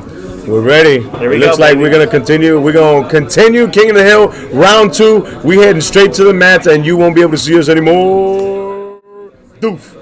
Man. I would laugh if he put in Dark Black Mass Saiyan. Ooh. I mean, he needs to, because Black Mass Saiyan against Hachiak is actually really powerful. Because you can imagine when he put out the first slug, that he dropped 2 cards. For Oh, that's right, because that's 15K using an auto right there. Because And Black then Man's saying against Hachiak bringing out the actually blockers from is the drop unfortunate. area Yep. too. Ooh. That's actually pretty good. Yup, well, yeah. And I still think Ali's biggest misplay earlier on was swinging with the leader first instead of swinging with something else and trying to get the auto off. Yeah, Exactly. That's what I believe I think it was. I think there was misplays on both sides, Grabs the but 5-drop we promo. actually did not see someone actually take advantage And Dr. of it Mew completely. turn 1 now. Dr. Mew turn. That's such a great turn 1, especially with the colored energy, because now you're gonna get this baby effect off right now. Yep. And digging early game is definitely a recipe for disaster. for Ideal anybody. play right there, and not only being able to play that energy in rest mode, activating the main, which pulls 2, so you got more cards to choose from and more cards to filter. 1-drop baby comes out. There's nothing you can do because you're not playing Mecha Frieza that can play on turn 0. That baby's coming out. We're drawing 3 and we're ditching 2. There we go. This is gonna be very, very, very. Now that he has a better setup already, we're ready to go with seeing exactly what's going to happen. Definitely. Hopefully, Ali cited in some Champa the Tricksters in this because he really needed that. yeah. That Champa or some more negates because he does need to be defensive because Super Baby 1 wants to be aggressive. But in a deck like Hachiak, it cannot do exactly what it wants to do and swing with an entire board of small dudes and big guys. It can't do that because Hachiak just simply will not allow it. Unless he had Majesty out there early enough and did not have a negate. Definitely seeing that Champa. I'm really rooting for that side of that Champa right now because that's really some of the biggest thing that he could do. All Especially right. if he's going to start seeing those Turles attack into his 10K leader. Pitches like a you 10K and an overrun. like you said, both sides are 10K. Yep. So he's already at a disadvantage when he's swung at with a 15K because Yep. he has to combo up out of that already. He always does, yeah. All right, so here we go right here. It's Ooh, lost Hacky the Sack's super turn on turn 1, putting a slug in the energy. Ooh, I don't know if I would do that. That is literally the whole deck's removal right there. But at the same time, if he doesn't put up some energy when it comes to certain plays, he needs to make sure he has the correct pieces. Oh, he may have sided Turn in 2. or mained the Tolo block. Turn 2 for Baby. We saw another energy negate Wheeze. Very, very strong. We're swinging in with the leader. We might be seeing. Here's an arrival, folks. There's the arrival. Here's the arrival. We got that 4-drop Baby coming in there. Boom. There's the 4-drop arrival. Now, technically, turn 2, you can play that 6-drop and do major damage here. Now, let's see if he has enough cards in order to play. Here we go, folks. This is gonna be very interesting right here. We got 20K to the leader. He'll probably take this hit because of the fact that it's not something so easy. Yep, like that. It's not something so easy to out combo, and so early on, it's just like might as well not. Evolve, choose 0, draw. Come on, let's see that baby. Let's do damage. Oh, ho, ho. He probably didn't play it last time because he drew it off of that. We're doing major damage. I love this. This is what baby is all about right here against Hacky Sack. Hacky Sack, you better negate this or you going down, and it's only your first turn. See that ape right there? Definitely negating. We're going to minus it. We're going to draw. We're going to plus. There's a free blocker. There's a free Yeah. blocker. Strong. Being able to always plus off of the neg and at least keeping that on board. But at the same time, whenever baby's going to swing again, it's going to just delete it before it gets a chance to block. So unless he gets another one, which I don't see in his hand, we'll see exactly what's going to happen. It looks like he did put in those Gohans we were talking about earlier. Either that or he saw him this time. Yeah. But those Gohans are definitely going to play a key part in this aggro matchup because they are going to sit there and absorb those attacks. He needs to be able to utilize his energy properly because he can't awaken until next turn. Next turn is important. Okay, yeah, charge the Fu. You're probably not going to get to that turn. Absorb. He got an old man blocker. Got a cooler in the drop. Drew a card. I think it was a super combo, but I couldn't tell. So here we go right here. Are we going to be swinging? We're punching in the invisible calculator right there. And it looks like the only thing that we can do as Hacky Sack is either put out another blocker or keep those energies up for them negates because now you got that big monkey. And the big monkey hasn't used the effect yet this turn. So the first battle card that's being played, we're going to negate 20K and we're going to draw a card. Yep. Too strong. If Maxter does not have an answer for this, that baby is going to be a crutch. Yeah, especially with that big ape being right there, because you could only be wanting to play, like, you can only be playing, like, forced to play one card this turn, and now you're looking at that great ape, and it's stopping you from playing a card you really need to play, and you're only with one answer right there. Yep. It's definitely something Because if he doesn't have a Kid Q or a Turles to be able to utilize the free play and then play the slug to be able to do it, yeah, I don't think he can Or see at the same time, you know, maybe he cited in the remote controls like we got that lets your... The That remote lets your, Serious Bomb would actually be an extremely key matchup in Remote this. Serious Bomb is such a... Remote Series Bomb. Yo, I call it the remote control, man. You get to choose who you're warping. Oh, by the way, you only got one battle card on the field. Yep. So here we go right now. It looks like it's back to Ali's turn. The current king right now charging a red energy. Oh, we're just going in. We just going right for it. Swing in. You got it. You might as well. Now we can't. We don't have a cooler because we have a red energy. Remember, cooler. It take. Ooh, he took all three. All three. Oh, he's gonna have to. We are definitely. That's just too strong to stop. You either negate it or you're taking it. Exactly. You cannot out combo this sucker. And there's no way if you don't put on an extra blocker, that auto goes off first, negs a blocker, and you're just going in. Oh, baby. Oh, we're getting another. Yeah, he's definitely seeing all of his draw power right now. He is seeing it. Drawing 3 and ditching 2. He is seeing everything he needs, and he has yet to use the leader's ability to pull 2 from life and search up a brainwash card. Yeah, sitting unawakened this time so he can take a couple hits, because I think he didn't see that the trunks? The trunk, not the trunks, the Vegeta that he misplayed on last game. It was called the Splintering Mind. The Splintering Mind probably caught him really off guard, and it was a good thing that the misplay happened on his part so that he wouldn't have auto-lost to Splintering Mind. Exactly. So the fact that Splintering Mind is a card in his head, he can't always just see it. Nope. You got to always play around what your opponent has, and you got to adapt. Right now, Ali is playing behind. Jason right now is 1 up in the King of the Hill match. If you guys are just watching us right now, this is SAS. This is Super as Senpai's King of the Hill match. Maxter on the left, Ali on the right. As the current king, Maxter is up 1 game to nothing. All right, and then he's going to pass. Yeah. Interesting that he wouldn't swing with the leader. I at least would have swung with the leader for another 10. I see Black Mass Saints in Maxter's hand to stop that baby and Dr. Mew, but I don't think it's too late now to start utilizing their effect, but it's also a great card to play so that at least the baby auto doesn't kill the cards that are actually important. Exactly. It's good bait out.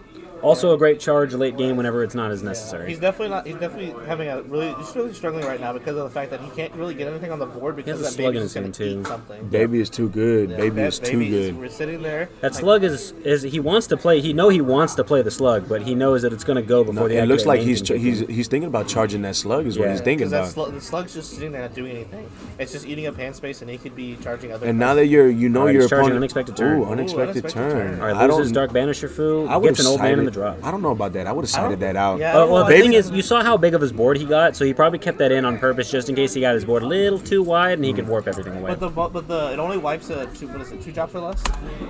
It doesn't. Yeah. 2 drops or less, so it wouldn't even warp anything. But your opponent has to have battle cards 2 drops or 3 battle cards 2 drops or more to even activate the effect. So it actually is very useless against baby. It would go better he finally can awaken and have a 20k leader swing and an extra draw every turn. Now Hacha can finally start doing something in terms of aggression. All right, so oh my goodness, like we got a nice board here by Ali. So Jason right there, we're gonna go ahead and neg because of the ability. We're gonna go ahead and draw. You know Maxter wants to become king so bad. 3-peat, man. That'd be 3-peat. And there's the slug. There's the slug right there. Finally get that slug out so now we can get some answers. Now Slug can finally warp away. The 6-drop baby is still a problem card. Now he has to swing with his leader and overcome. He has the 8. He has the 8. Boom. And there's the 8 drop. It's too strong. I love that 8 drop. Happy holidays. But he still needs another 6-drop. I don't know if he has another in his hand, so we'll see how many he really does. Swing. But at least now he could play something again. Leader turn sideways. Let's see what we got here. Do you think that Maxter has another answer to try to get that 8 drop out of there? No. I don't think he does anymore. Yeah, not right now. Because he can't, unless he was able to have another card and another slug in his hand, which he already charged 1. So we're going to see exactly if he has. Activate super combo. Yeah, super combo. He's at 4. Yeah. He's not at 4 life. If he would have activated main last turn, the super combo would have been live. Yep. But I think he's trying to play more defensively so it doesn't get. Because since he knows he's going to be at half life or at 10k power the entire game, being at half life can affect his game state because he can just simply take a couple 10k hits because he just knows he's going to get hit eventually. He just has to because his leader is a lot weaker in comparison because he's swinging for 20 to 10. That's an extra 10k difference. That's always a super combo and then some. Exactly. So there's an arrival for the 4-drop baby. Oh, another arrival. Which actually, he's going to be able to get 2 big monkeys on the field because they both, actually, with the 8-drop, all you got to do is Uni Absorb. Yep. And with the 4-drop, you can go ahead and put the 5-drop that says you can only play it once per turn. You can get a good board in this coming turn, Ali. Oh, he did have another slug, like I said. Slug right there. He can actually warp that. 4-drop. An answer for the 6-drop right there. It's because it doesn't get through barrier, but that slug can still warp away anything. So never mind. It doesn't look like we're going to see 2 big babies, but it looks like we do have the arrival there. there as security. So we will be seeing another baby. Oh, and a Black Man Saiyan too. Black Man Another Saiyan strong, being great played, sides, so it great looks sides. like Dr. Mew and Baby are going to be played with cost. Let's see if that doesn't bite him in the butt, because at the very least, he is also tapped out. He has to pay life for negates, because him being at 4 the entire game was essentially what kept him alive the entire time. So if he does go out and play anything, now that he got rid of his board, he has to replay the Dr. Mews like that. So now he's going to have to drop 4 cards to be able to utilize it. Depending on whatever he has in his hand right now, So he this could be has game for the to aggro go for leader. it. Oh, man. This is I what wouldn't have even played a second Black Mass Saiyan, to be honest. I would have kept one open for the negate, or at least a bait that you had a negate. But at the same time, it could benefit him. It also could bite him in the butt. Yeah. All right. This is what Oh, We're getting an expansion. what? We're getting an expansion. Is that the tap 2, draw 2? Oh, I forgot what he What is does that? off the Let me top of see. my head. who plays that card, man? we have to pull out the binder right Let's here. go, one up binder right here, one up binder. I gotta find him because that's what he does. I believe he's a promo. Yeah, he definitely a tap 2, draw 2 super combo, or like a pseudo super combo. But I don't know if there's anything else special. I think there's something special when you play it, but when you combo with it, you just draw 2, unless you shuffle. But here we go. Super Baby 2, Malicious Tyrant. Energy exhaust. When you play this card from your hand, if your leader is a baby card, choose all baby and brainwashed in your battle area and leader area. They gain 5k for the whole turn. Choose up to one of your opponent's leaders. Negate the non-keyword skills for the duration of the turn. Auto, if your leader is a baby, and you choose 2 cards in your hand, put in the drop area.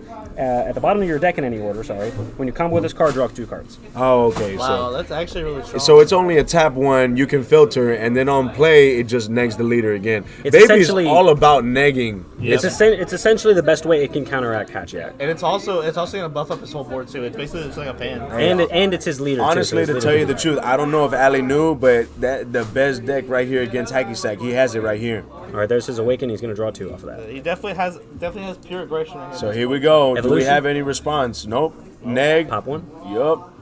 And then draw 1. There's a neg right there. Oh my gosh, he is tapped out. There he is. There He's he going to is. play that one. So when you play this card from your hand, again, if your leader's baby, choose every baby and brainwash at the battle and leader area. They gain 5k for the whole turn. And choose your leader, your opponent's leader. Negate the non-keyword skills for the duration of the turn. My goodness. So it looks like we're swinging with everything today. So now he can swing with everything, and also his leader's back to being 15. Do you think he put that in that card for the side right here for this He matchup? probably did, because I didn't see it at all last game. This card right here is going to be a key card for this matchup. That was from the Especially expansion for the leader, Magnificent because now the Collection. leader is powered up and it has 15k, so it's going to do some damage. Either drop cards out, like Max is in a tough situation here with his energies all tapped out. Yep. He's And the gonna fact that he has a strong double. on the and board, he too. doesn't have anything in the drop area, so he can't use Power Burst yet. No, he does have enough in the power board. Those are his drop areas. Oh, both of it? Oh, I thought that was his board. It's a separation of his drop area and his targets and drop for his plays, and not else. He actually put the Black Mass Saiyan in there by mistake. Normally he would put it up to the, see where the other Black Mass Saiyan is on the left? He would normally put that in there, but since it died, he was just Black Oh. Mask Saiyan. Oh, that would confuse me. Yeah, that's Black definitely Mask confusing. Saiyan, not Black All right, so Man here we Saiyan. go. Oh, we're thinking up, swing with the leader. Swing with the leader. Let's go. Now, we don't get a draw off the leader. Our value is by playing cards for free from your hand, but... and 15 to 15, There we that's go, it. swing. Just dropping cards. Big 25. Do we have any? No, we don't have any negates. Are we going to combo from it? It looks like Max is down to 2 lives. Here we go, getting in there with the double strike. Do we have the power burst? He's at 3 lives. Oh, he's at 3 lives? Yes, he's Oh, at that's 3. not double strike? Oh, No, the baby has double strike. single, that baby has double. That's what with the promo baby. All right, so 25, 30 going in there. So he's going to start out comboing this hit. It's a good thing on Max's part that he doesn't have that 6-drop baby out there now that he tapped out for that. That is true because the 6-drop baby is such a problem for Hacky Sack. See, look, there he goes. He separated his targets. like he Okay, should there have. you go. Oh, so the targets for Whenever he the free warps, plays. he puts everything upside down and puts it all the way across the table. Okay, gotcha. All right, well, There's that point on black leader that can get the warp cards back, unfortunately. at least you got separation like that. That works. Yeah. This way he doesn't sit there and flub on his targets. So let's see if he's going to go in now. Smart right there. Okay, he's playing a Played 20k. it, yep. Nope, it's a 20k. He doesn't have to drop 2. There you go. Swing. Big Do we have 20. any negs? We're going in there for 20. Oh, nice. That was a strong play on his part. Nice. You're going to sneak up. Okay, so super combo. 25. Yeah, I'm telling you. That He leader- should have played that first and then done that. This way that also would have gained 5k. That'd have been a 25. That'd It have been a would have strong been hit. at 25, yeah. And a strong 25 is actually one of the hardest things to out-combo. Exactly. All right, so All right, there we there's go. the We're going to pass. give the limp wrist. It is Maxter's turn. Going to charge his 4th energy by Hacky Sack. My goodness. Looks like he's probably going to think about charging the 5-drop Hachiai. This is going down to the wire right here, man. Mm-hmm. This is definitely going to be really interesting right here. But at least Ali is at 4, so now he at least has more life to be able to utilize. It's still anybody's game right here at this point. And his super combos are live, so he doesn't get to. So he actually gets to draw this time when he blasts one of those super combos. Exactly. Super combos are live. We've already seen one super combo being used by Ali. We've seen at least 2 super combos being used by Maxter. Mm-hmm. It's just like I said, it's neck and neck with Maxter being at 3 lives, Baby being at 4 lives. Guys, don't you leave anywhere. This is game 2 of King of the Hill. We're gonna see if Maxter can become a 3P king or if Ali is gonna keep the title. There we go. We see that Charles coming out right here. coming in there. Oh, he's pitching. Mm-hmm. He's going to go ahead and make... Oh, we're going to super combo because the super combo is live. We're going to swing again for 15. Is he comboing up anymore? Doesn't look like it. His hand size is looking a little smaller than he wants. Yeah. Especially with the aggro deck 15 right again. He still has to always combo 2 up or just always take hits. It is evenly matched right here. I hate that card in Yu-Gi-Oh! Yeah, all right. dog. Now he's gonna remove from the game. Oh, do you? Grab 2 and grab anything out of his warp or drop area that he wants that is black. Man, he can grab super combos like that. He can grab a super combo out of the warp. He has no targets in his drop. Wow. He also has a free blocker on his board in his hand. So if something does die, he can actually get in there and be able to we're going in with Black Mass Saiyan. We're going in, folks, here. Yeah, the auto can't do that. Because That's his right, auto because the leader, the auto trigger. See, that we got such an amazing judge right here. Yeah, I was about to say you that. watching SAS, you watching good Dragon Ball Super. That's what you watching right there. We got the judges, we got the competitive players, we got King of the Hill, we got your commentators, and of course we got you guys as the co-commentators. This is just such an awesome stream right here. And more importantly, we got Team Lethal. We got to show a little bit. With that 20 swing, we're going to see if he wants to invest into that. Doesn't look like he wants to invest that hard. Do it at all. Because if Ali drops too many cards in his hand, he won't have enough push to be able to actually But at the same time, if he's going to try to play Majesties, there it is. He needs one card in life at least. Get that free Dragon Ball right Yeah, it's a good. He really does need that extra Dragon Ball. Oh, so that means he's going to get the Dragon Ball. He's probably going to swing with the Mass Saiyan and try to get him. But the thing is, if you swing with Mass Saiyan, what other card can you play to try to get that last life? Me, I'm an advocate for if you can't win this turn, why are you giving your opponent cards? Exactly. Now, Ali does have another 4-drop expansion promo baby, so he can just tap 4, replay that same baby, and go in there. But at the same time, he also is wide open to unexpected turn at the moment, I believe. But I don't think he has enough on board to be able to proc it. So we're going to see exactly what's going to happen. I think Ali probably has this game based on what happens. You're right. If Ali plays one more card, unexpected turn will be devastating. But the only problem is it's only going to get rid of that vanilla card on board. Is it unexpected turn a 2-drop though? It is a 1-drop. It's a 1-drop? It's a 1-drop. That's a powerful 1-drop right It's there. powerful, but at the same time, it's such a strong criteria that needs to be met in order to use it. And then the cards that are affected are not really cards that are devastating to get rid of the board. Let's see if he does it. Oh, there it is. You could, unexpected turn. You is could play. live. He played it. He played it. He played it. He has to drop the 2 cards because that is the ruling of the judge. We have a competitive play. Oh, wait, he's checking to see if it's if he. But the thing is, it does not proc. Mass Saiyan does not proc. Why? Because Dr. Mew has a cost of 0. There we go. He's gonna check the. Yep, he's gonna get the baby. Was it a permanent that had the Dr. Mew? Now the baby that comes out, it does proc. Yeah, it's a permanent. Yeah, but the baby does proc it. The baby procs Anything it. that has permanent skills do not proc off of Black Mass Saiyan if they play themselves for free. But at the same time, what does proc is autos. Because the Dr. Mew, you have to think of it as Dr. Mew specifies if you have the permanent is if you have a dual color energy, you can play it It's like tapping 0. As if it had a 0 cost. Now the baby that comes out, that one is gonna get affected by the Mass Saiyan. So Ali is gonna have to drop 2 cards from that. That mistake might have just cost him right But there. at the same time, at least he can resolve his autos first, so he's going to be able to draw 3, discard 2, and then drop 2. And then drop 2. So he's dropping 4, so he's negging 1 out of the whole turn. But he also might just have what he needs in his hand right here. We're going to see right here, but he definitely has a wide board, and he really is susceptible to this. If he can play Majesties right now, then that means Dr. Mew and the baby will be very detrimental. So unexpected turn, if your opponent has 3 or more battle cards in play with energy costs 2 or more, the card your opponent is playing is placed in the owner's drop area instead, and all battle cards ignoring 2 or less are warped. So if he did play something and he had unexpected turn, he could hit him right here. So we're going to see exactly what's going to happen. He could have actually hit him on the 1-drop. Oh, big baby. Big baby. Does he have it? Does he? Yeah, no. Off the baby. Yeah. We know. Yeah, we already called it. And he's at 3 lives. If he has the cooler, it's over. Oh, does he got it? Oh my gosh, if he has the cooler, it is over. Wait, what? Tap 4. Oh, we're negging, so the board right now is going to be very strong. So What's in his the hand, board is going to folks? give He has only one all blocker. babies plus 5. What blocker does he? He doesn't have a blocker. He has on a board. free blocker in his hand.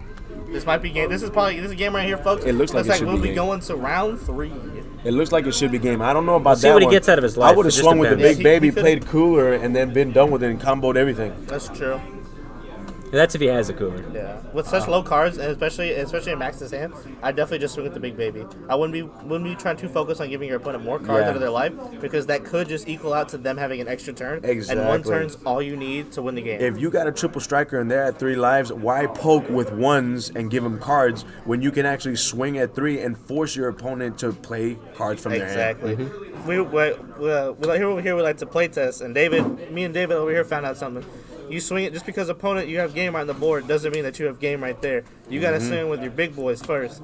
David found that out firsthand when he combo swung into one. me, and I dimension magicked him, and then I drew into him a Fuba, and he found out real quick. When you're All at right, one life, 20K you're not out of the game Gohan yet. is swinging at the leader. He comboed out on the Mass Saiyan. Now that Mass Saiyan did its job, he can do whatever he wants. He needs to swing again, and he's going to super combo out of that one. Super combo Super to get out of combo. it. Here we go, boys. That's 3 super combos, I believe, from Max. I believe so. Exactly. 25. Yeah, it's at 25 because it's 25 to 25 because they gained 5K off He gained the the baby. 5K, which is really, really And there's strong. the activate battle off of Off the of the combo with that 4-star Dragon ball. There it is. All right. Big baby right here. Going in. Triple. All right, Does here he it have is. any This gate? is game right here. If he doesn't have the power ball, If he doesn't He have does it. have a power burst in hand. He's making sure he knows Oh, okay. if it's smart to power burst here Oh, and to see see if if he it's a can target. survive. it's definitely. Wait. Oh, no, it is in No, the drop area. yeah, it's in the drop area. Man, I get so confused. It could be drop area or warp. It didn't really matter. Yeah. As long as it's in the drop or warp, he can do that. Oh. And a card left. So there he Here's a goes. free blocker. Free blocker. Let's Free see if he can blocker. survive. If he can survive, Maxter probably has this because he's going to invest too much and be tapped out. Yeah, Let's see if he can do it. I think he has it right here because he's definitely playing this very, very smart as a head check player. Yep. He only has 2 more swings to be able to actually utilize, and he's tapped out, so he can't arrival anymore. There's a block, 25 to 15. Gohan dies, Oh, and look then at another 25 Gohan. single. See, the thing he has to worry about here is, ooh, this is really dangerous right here. But at the same time, if he does survive, if Maxter can't kill him next turn, then his Ally, board yeah. is going to destroy him next turn. All right, we he's have at 1. anything? He is Does he tapped have an out. overrun play? Overrun. There it is. Oh, the overrun. the Bardock. The What Bardock does for he got? double. What does he got? Does he have anything? Negate. Negate. Yep. And negate Goku. It's very strong. So strong. We're out here. I love that Bardock, Oh, bro. man. That I Bardock love is so that strong. Bardock is really strong. I actually did also forget. Oh, he's swinging with the baby. Swinging with the baby. He's trying to go for it, folks. I mean, if he does actually kill him with this baby, he has almost no combo power in his hand. Let's see if he can do it. Oh He my probably God. can win with this. He that, said that forget Bardock, this. Oh! that Bardock was an 14? amazing bait. I think he actually has it. 14, 24. He said we going in. What is that? Combo it out. 29? This is it. This is all you got right here. Yo! I think he has it. Gotcha, Yeah, he has to have it. There's no way he can out combo all that. So Does he have it with the- 14. Oh my gosh, the baby Looks just like- poked you with that big thing on his head, man. That is insane. He took the umbilical cord, wrapped it around your throat, and just choked you He out. just got that. Yo! He even had a free blocker in his Wow. hand. If only something left by his skill. Nothing left by his skill. So he actually could not play his second free blocker in his hand. 39 from a one-drop baby, folks. You see it here at Senpai's. You see the most amazing comebacks possible. That's what we call the mushroom stamp right there. Woo! That was a comeback. You saw that one-drop baby? gotta skip the fact that Ali playing with a budget deck. None of his cards are foil. Who cares? Doesn't matter. Wow. Oh my gosh. Hold on. We gotta do the. Where's that? We gotta do fully. Yeah. While they're over here, they're doing this stuff right. Oh my Here's what gosh. we think of hacky sack right here. Oh, Charco was like, oh god, hacky sack.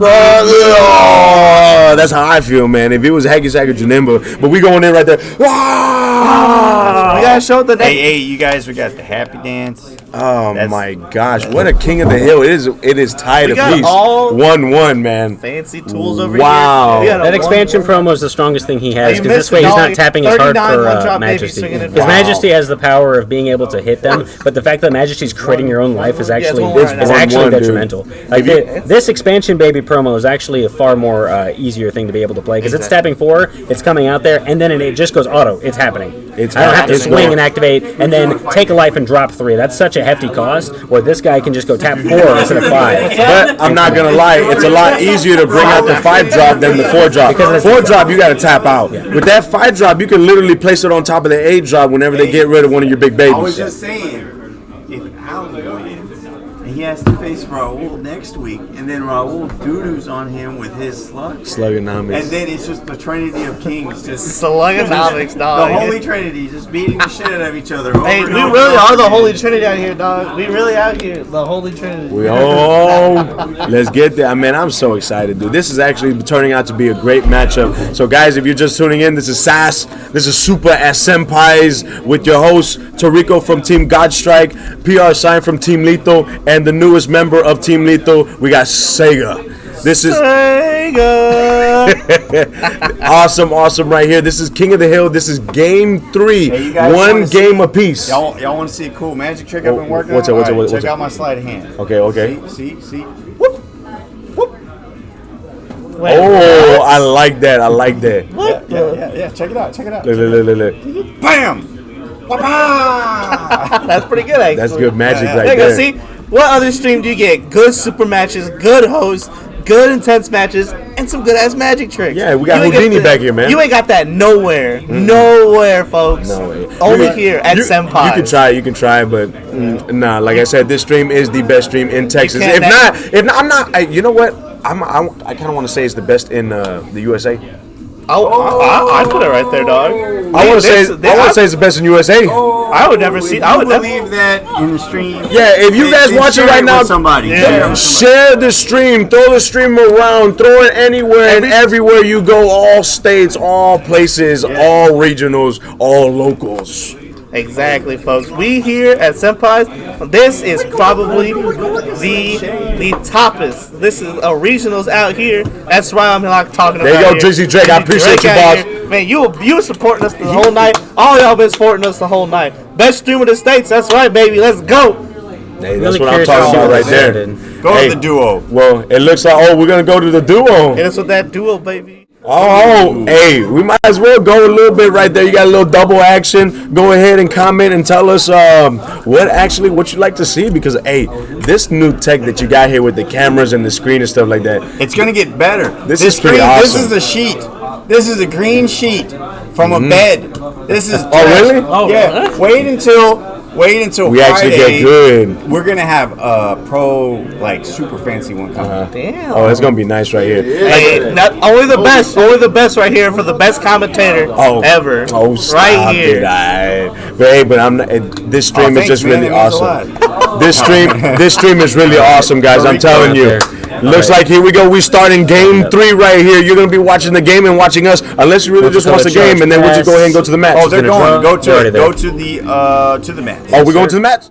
Oh, we did it too fast. Yeah, you did. It's all right. It's all good. So here we go. We already charged the dual color energy on Ali's part. We charged 1 energy on Maxter's part. We are on turn 2. Maxter charging another energy, putting a card underneath. Putting a card in the drop. Ooh, we got a Champa. He's had the Champa in game 1. That's not just any ordinary Champa. That is a Judge Promo Champa. That's a level 2 Judge Promo. Level 2? Mm-hmm. Damn. Golly, man. I thought my level 1 was special. Nah, dog. You out here being out leveled.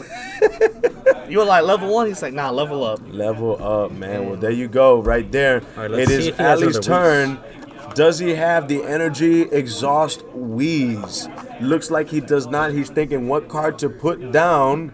Baby right now not showing that it has a decent hand, because we did not see Dr. Mew first turn.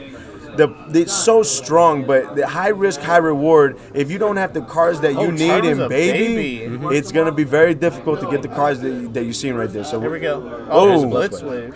Blitz right there. We're going to go ahead and zap Vegeta so that he can go Super Saiyan 4 right here. Let's see what card he's going to pull. Oh, he did not whiff. Oh. I don't think he did. He's probably just really checking on his targets. Oh, man. So if he ends up pulling a card from what he looked at, he will be able to untap it energy. Mm-hmm. Huh? All right, so he got back the 1 drop he charged. I know. Don't worry, brother. You got it next He's able to get to 1 back he charged, and now that he's able to replay it if he has another Dr. Mew, or play it right now and just tap 1 and just get a Graceful Charity style effect.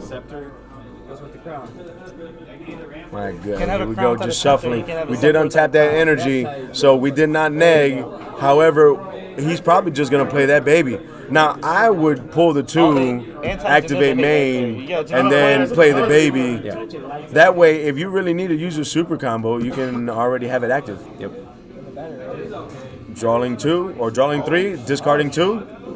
All right, pitches of Majesty, and what else? That's the hand of the amazing judge right there that we have here at Senpai's, making sure that the match brought to you is a legal and effective and hype match. Because we don't want to sit here. We're talking about the best, boasting about the best, and we sit here not gonna bring you the best judges. 10K give out at the best leader. rules. That's right. The best means every aspect of Dragon Ball Super. So here we go right here. Go ahead and changing the lives. We got Maxter at all 8 lives, and we have Baby at 6 lives. What do we got here? He's looking. He's thinking. What are we doing? Are we going to go ahead and arrival? Are we going to tap on combo? Because he's looking at that 4-drop Baby so that he can put 2 cards from his hand at the bottom of the deck and draw 2 cards. Oh, it looks like he did not do that. It is Maxter's turn.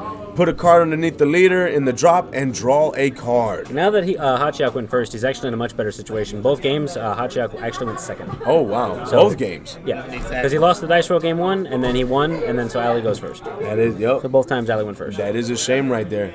But let's go. We're showing them what we got. We're pumping in that gas. We're swinging in with Hacky Sack, getting that 20. +5 and drawing a card. Big 20, might as well take it. There's no reason to out combo a hit like Ooh, that. see, that's the thing about this baby leader. You don't want to be at an odd number because you have to pull 2 lives, or can you pull 1? I think it's exactly 2. I think it's exactly 2. Two as well. Because that's the thing. As long as I'm the opponent, if I'm going to hit you, I'm going to make sure you're at an odd number of lives. I want you to take the most resources to get the least amount. To get the. If you're gonna get value, I'm gonna make sure you suffer for it. Yes, it is 2 cards exactly. It is 2 cards. Oh, and he's playing the Mass Saying just in case we did get the Dr. Mew. Now, if he would just go ahead and play that 1-drop Baby, it's not affected. But playing that Dr. Mew, it's gonna go ahead. You're gonna drop 2 on the 1-drop Baby being played from Dr. Mew. Exactly. At the same time, having bodies on board is also a good thing because playing those means that if they get negged by effects, he can play free blocker go on. Exactly. That's another reason I think that they're out there. And we did see that free blocker go on come into effect last game. Yep. So strong. But now the thing is with Baby is kind of crippled because that 1-drop Baby on board says that there only can be one of its kind on the battle area. Yep. So he literally has to get rid of it in order to play a Dr. Mew or another 1-drop Baby. Mm-hmm. And he's forced to swing with his leader right now, which might not be put him in an advantageous situation. Oh my goodness, he has another Blutz Wave. We're about to zap Vegeta again to see if we can get the cards that we need. We need to see it. We need to get ourselves here some grade A action going on. Bulma coming out of here with the strong ass Blitz. Like I said, Right. when There's it no comes Blitz to Wave. Baby, There it Baby is a strong leader, but it's only strong when you see your pieces. It's still missing a few type of cards in order to just There's make Asia. it all flow together. There's your happy holidays right I there, love ladies and that gentlemen. card, man. Oh my gosh, but it's not a happy holidays. We're still gonna say it out here though. We're gonna say happy holidays. Why? Because all year long we talking nice holidays right there. Exactly. So Every Thursday at Senpai's is a holiday. it's always a holiday for me, man. I love coming here Thursdays at Senpai's. It's really after a long day of work. Nothing that the kids can say can ruin my day because we going to Senpai's. Man, I don't even write students up, man. Thursdays, oh, you did this? Just leave my class, man. I'm just waiting for the bell to ring because we got sass. See what he's going to play. He's gonna Swinging swing, with the leader, so it looks like maybe he's trying to get rid of that baby. Gonna get rid of the baby, arrival, and then play another 1-drop. Right there. Hey, Sam, I appreciate that, man. Thank you for the following. We can't have this stream without you guys, and because of you guys, we just keep on leveling up. And this stream, like I said, is for you. You guys are co-commentators. Thank you. Much love to you guys. Exactly. Let's see if we have any combo on that swing, or is it just going to be a simple 10? Now that Hachiak actually awakened at 8 life like he wants to, oh, there he goes. He's in a much better position. Oh, he's Actually, thinking. much He's better thinking. position. Yeah, I'm telling you, that 1-drop baby needs to get off that board. Hachiak's in a very, very powerful situation. Oh, right now? Oh, I'm sitting pretty right now if I was Hacky Sack. The whole game is basically in his favor right now. Baby is really coming down to like a grinding halt at this My point. goodness, we He's might not- see a 3-peat king right there. We might need to change the meme king to 3-peat king. Exactly. My He has evolved. There's the from arrival. memes. Arrival. There we go. Here's Yep. the arrival. We have to get some type of baby on. Oh. Wait, do we have a response? No. Oh, he's Oh, you thought, man, you over here got my heart skipping a beat. And another one. Ooh! Oh, This way he can play 2 promo baby. Oh, and the card, one promo baby. The card and does have another not one say that one can be played at a time. And guys, just in case you did not know how a rival works, the battle cards only need to be in the combo area. As soon as you have a red and yellow in the combo area, you can rival as much as you can. Exactly. That is strong right there. He's just sitting on 2 babies now. Are we going to see an evolution? Yes, we will. Let's go ahead and neg a card and draw a card, but we are going to see that blocker come out. We've seen it time and time again. If that blocker doesn't come out, I would be shocked. Minus 5K. It's very surprising to see the mechanics of this game. It's way more.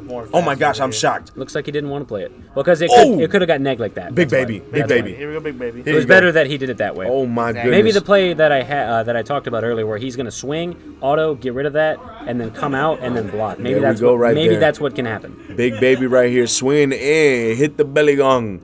Boom. Are you gonna negate this? You better, boy, because if not, you about to take 3 lives. 3 lives is gonna be still detrimental no matter what life state you're at. Even if you're at full, 3 lives is very hard. But at this point in time, if you take 3, then Max is at the nice cushion of 4, and he'll be able to use his super combos. That's very true as well, and he's already. His super combos are sparking. Oh, his super combos are this. Oh, that's right. It's the trunks. Yep. Oh yeah. So it really doesn't matter. He was able to use that sucker at the beginning of the game. Works really well, fell in Hachiak's favor right here from what we're seeing. Oh, is it? Oh, he's not negging. Pop. Let's see if that play I just talked about happened. Looks like it Hacky is Sack is going to go ahead and say, Bam. Yup. Oh, wait. Looks like he still wants to take 3 because he wants cards in his hand. Yep, because I don't even think you can activate. I'm not sure if you can or not. You can activate because it's pending. The swing is already going through. Okay. Yeah, and he already declared even if he did or didn't, at least that blocker's there on the board. And this is the baby's auto, right? Yep. Yeah, the so baby's it's auto. You would already missed missed the it. blocker Okay, stage I was right wrong. But either way, at the same time, he's able to still get the blocker out there on the board so that whenever he wants to swing again with something else, it forces him to swing with the 6-drop baby first and force a negate out. That blocker is not really blocking. It's essentially forcing him to swing with 6-drop baby first. Exactly.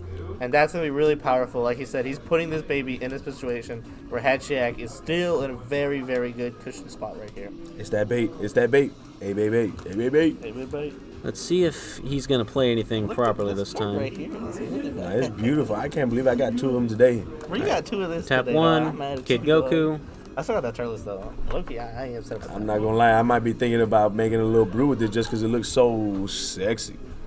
All right, so it looks like we're still thinking, oh, that's right. Remember, the neg that baby does is not on the battle card being played. The neg procs when a battle card is played, and then you choose a battle card to neg 20K. Very, very smart play by Ali. Wow. We are really seeing here some really smart plays from both of these players right But at the same time, now he's able to still grab a 4-star ball, which is another easy, simple out combo for a simple 10K or 15K swing. Exactly. So one or the other was going to happen. He was either going to block a hit or bait out a negate with a swing of the 6-drop, or he was going to be able to get a 4-star ball and actually resolve it. Oh my gosh, this is just, oh man. And if he has another trunks, he also, if he wanted to, can tap 2 and play another tap another Vanilla Coup. There's another Vanilla Coup, getting more Dragon Balls. Those Vanilla Coups are really putting in work. Vanilla Coup is actually one of the strongest black cards. Deck thinning, it's so and good. At the same time, use the 4-star ball in order to combo in or combo out, and then grab it again. For free. Yep. Strong. And there's 2 Vanilla Coups out there, so you can swing, combo, other Vanilla Coup, pull the Dragon Ball back. Yep. It's just really strong what you can do with Vanilla Coup. And like you just said, we're out here deck thinning, because deck thinning is deck winning. Exactly. Hey, I'm a deck builder by heart and trait, and I will tell you all day, every day. Don't you tell me to take out them cargoes out my deck, because deck thinning is deck winning. Exactly. And then just the opportunity, like the chance that I see a Vanilla Coup player, man, we popping them vanillas like nobody's business with cargo. You over here saying you be over here crying Goku. He really gonna be crying when you pop them vanillas. Oh, pop that 3-drop vanilla. Now he has a lot of extra combo power in his hand to be able to out-utilize it. It's essentially like tapping 1 for a super combo, no matter what it happens. So what card would y'all have negged? Depending on the situation, I honestly would have gotten rid of the Kid Goku because of the fact that I don't want him I don't want to deal with the fact that he can just for free get a free 5K every single turn. And you can already get rid of the blocker on swing anyways. Here we go. So we already have the answer because we searched it. Ooh. We And already searched the sluggy, answer, sluggy. so you're gonna warp that baby, and we're coming out with that A drop too strong. Again, Warp, there but you he go. does have that A drop in his hand. There you go. Happy holidays. Well, he doesn't have to. He can swing with it if he wants to. Oh, okay. So he's gonna swing with the first. It's probably that means it's his only swing this turn. So that's information for Ali to know. Yeah, the Kid Goku is definitely the bigger threat out of this. All right, so there's the 15. There we go. hit. Now we're gonna go ahead. Happy holidays. Happy holidays here, ladies and gentlemen. He comboed off one, but we'll see if he has another. Okay, he had at least 3. Too Good. strong. I love that card, man. It's too strong. And we can bring out any baby at this point. So Majesty could come out, offering, and then it has deflect. Oh, here comes the swinging from the lead. Oh, swing in from lead. What are we going to do here? Now, remember, Awakening is not going to help at this point because your Awakened side also has 10k power. Exactly. Now, I'm not going to lie. Seeing this debut by Takes this the hit. baby leader on this stream, I have some ideas, but I would actually build the deck totally different because I want true value. I haven't seen Oh, and he the plays leader another slug. gain triple attack Oh, he's going to at banish all. the 8. He got rid of the 8 drop. He had double slug. Double slug being able to get rid of the 8 drop was really strong. But like you were saying, yeah, this baby right here, there's not a lot of value coming out of it. It's you're just seeing the same plays over and over. The only reason he has to is because this is Hachiyak. If this was any other matchup, Baby would be playing a lot differently and be doing a lot of different plays. I am not gonna lie. I think that I got some ideas, but like I said, true value. I'm a deck player to where if I can't get true value on something, then maybe there might be a better card to help me out. But the fact that you can get triple attack, I haven't seen that card being utilized. And in the first game, we had some opportunities where we can utilize it, but we did not utilize it to the fullest, and we swung with the leader first. And so even if you did the Majesty's effect, the baby already swung, so you couldn't get the triple attack. Exactly. So here we go. Seeing what he got. Now that he lost, he comboed an 8 drop to a rival. He played another one and it got warped away. So, but Ali's doing a good job having that presence on board because even though he's getting rid of babies left and right, he always has an arrival out there. He has some type of contingency plan to get that chain going. Because he knows he has to set up he has to go halfway into the chain and set up another one instead of going all into one. Exactly. Because of the fact that he knows he's going to get warped away. But if it doesn't get warped away, then the contingency to tap 4 and play the expansion baby is completely in his favor because he goes boom, boom, boom, boom, boom, boom, and actually can start hitting him. So here we go right now. What is he going to be thinking? What chain? I see a Dr. Mew in hand. That's going to be an easy play there because nothing is really going to stop it. We don't have Mass Saiyan on board now. Just go ahead and see what type of cards that you can get. I would just Dr. Mew it out. Oh, he's he plays the Boma for free. The Bulla. Bulla is coming out for free. Boma for free due to the leader's effect. It does not draw, but you get to get true value about playing She for is a free. blocker. Bulla is a blocker, and when it's KO'd, you can choose any baby in the drop area and add it to hand. Oh, Great card to re-grab back that 8 drop that got the 8 drop any baby. That's powerful. Oh, that's spicy. Okay, I got And it's ideas. a blocker too. That's actually really strong. I got ideas. I know what I'm gonna do. On defensively, definitely block, pull back the 8 drop, and now you are set. Oh my gosh. I know exactly what I'm gonna get home. I'm not sleeping tonight. We deck building and going to work. I don't know about that one. I'll probably be hitting the head tonight. I'll be deck building tomorrow after I'm done with work. Sleep is for the weak. You stay up all day and play text. Let me tell you something. Sleep is. I sleep when I die, man. I used to say that all the time. Yay! I remember I used to encourage people when I was running. Lethal right there. I'd be running with people and they'd be tired. I was like, listen, you tired? You sleepy? You sleep when you dead. You sleep when you Let's die. see what he pitch. I'm not too sure what he's going to pitch now because he has plenty of targets in his hand. Exactly. But it just depends on what he wants to do. So get rid of the Majesty. And a Dr. Mew. a Dr. Mew. What? Or save that sucker for next turn, man. I mean, he does have a baby charge, and we've already seen another baby. Ah, true. So if you're counting cards, you know that you don't have any more targets. Yeah. It's smart. As long as Ali knows his ratios, hopefully everything he pitches should be within the realms. If you deck building, you got to know your ratios. That's like embedded in your brain right there. That's his little mini calculator going off right there before. That's the mini calculator. Where's that ultimate Janemba, man? Play that sucker. All right, so it looks like we're swinging at the lead. We're at 10K to Hacky Sacks 15K. Do we have any negates? Oh wow, he got a crap ton of negates in hand. He's got like 3 power bursts on it. I think he does, yeah. That's just a hand ready to go right there. I'm telling you, you can't play baby without cooler, man. This stuff would have been done with me. I can't play yellow without cooler. I would swing triple strike, negate, player cooler. Let me draw my card and go in on you. It's just how powerful cooler is. It so makes that's me want to 20 to 15 now. It's 25. It is strong, man. It is really strong. Let's go right here. Let's go. Any negates in deck. I don't think he's running it. I see a topo in his hand. Now that you just said that, I just saw a topo. He's sighted in some topos most likely. Which is good because topos are definitely going to come in handy. Not only will it stop the opponent's turn, but that's a 20k swing. Another right 20k there. for the next turn. Which is going to be really helpful with this deck.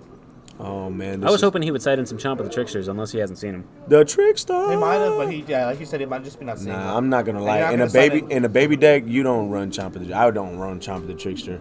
I mean, in a side, I would. He's strong, but you're trying to do so many more things that tapping 2 energies is actually a bit expensive in a baby deck. Yeah. Because you want to rather a rival on defense so that you can set up your plays for your turn.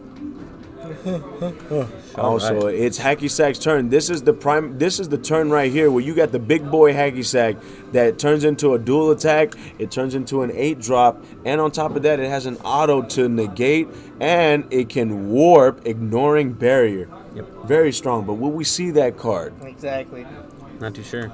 All right, no negate on that. This is definitely going to be really it's close. Smart of him also to save the topo as long as he possibly can. Oh, he's just dropping Damn, it. did you see that drop? Did you see how he's dropped it 30K. like royalty right there? 30k and Kid Goku. Kid Goku, bring it back. Oh my gosh, did you see that? Kid Goku is insane. That is a king's drop right there. Wow. He's ready. Swinging for a 30k for absolutely nothing. It wasn't even a limp wrist. It was stiff right there. He's just dropping it. Stiff wrist. He went. And then, let me get these Dragon Balls back with Vanilla Kuz All effect. right, tap 2. We're going to play out our vanilla Super Saiyan Trunks. Oh, my cargoes would be good right now. There you go. Hey, just cargo. Right, big 20 going in. Oh, swinging in 20k, and we got the Dragon He could Balls have a Champa again. in his hand, so if he doesn't negate, Oh, maybe you're right. he He could plays get Champa. right here. He plays Champa. He milled 1, but he does probably run 2 and maybe side in a 30. Never know. Instead of sit there and look, Ali should I has- play the topo right now? Ali Should I has too negate- much. Oh, of- no, he doesn't. Oh my All right, gosh, so and he dropped the there's- 2 Dragon Balls again. All right, so there's another huge attack. 30K. But he doesn't have the chomp, it looks like. No, he doesn't. Oh, it would have been nice, but at the same time, Ali does have a book in his hand. Exactly. So what are we doing? It looks like chapter 1 of the Goblet of Fire right there. That's a pretty big hand. I know, right? I wouldn't be comboing out against a hand like that. I don't know. We had dictionaries a lot in some Dragon Ball Super. Yeah, the fact that swing is swinging at 40 because of the Dragon Ball effects. Yep, because it's 10k per each Dragon Ball. Because it is a vanilla card. Well, there we go. Because if he goes to 1, he won't be able to activate Majesty if he wants to do Majesty. But at the same time, if he gets hit with anything else, he can't just do. We got a super combo going in. There's a we Whis. got a Whis. Oh man. It's a great way to utilize the Whis this way. At least you know you're utilizing your combo power. Because just charging a multi-kill the next turn is nice, but at the same time, if you don't. I agree with Drizzy. Yeah, I would have topoed as well, but at the same time, he may not have expected that. I would have topoed as well. If you're trying to survive, no, Drizzy Drake is right. You play that topo. Yes. That way you got to drop 2. Drop the 2 Dragon Balls and then get them from vanilla. Plus, he's At also- least you dropped them. You know. Plus, I would have as well. He's still got to think about overwhelm and stuff like that. Yes. And if he overwhelms something with just double strike right here, that could cost him the whole game. Oh my! One of my he'll easily favorite. drop those 2 cards. One of my favorite overwhelm cards. I love that double strike Bardock for free. When Yeah, your Bardock opponent goes thinks on. that you tapped out and they using their hand to try to survive, and Bardock comes out, that clinches so many games So for me. 10, 20, 30, 45. Why would you combo the Mew?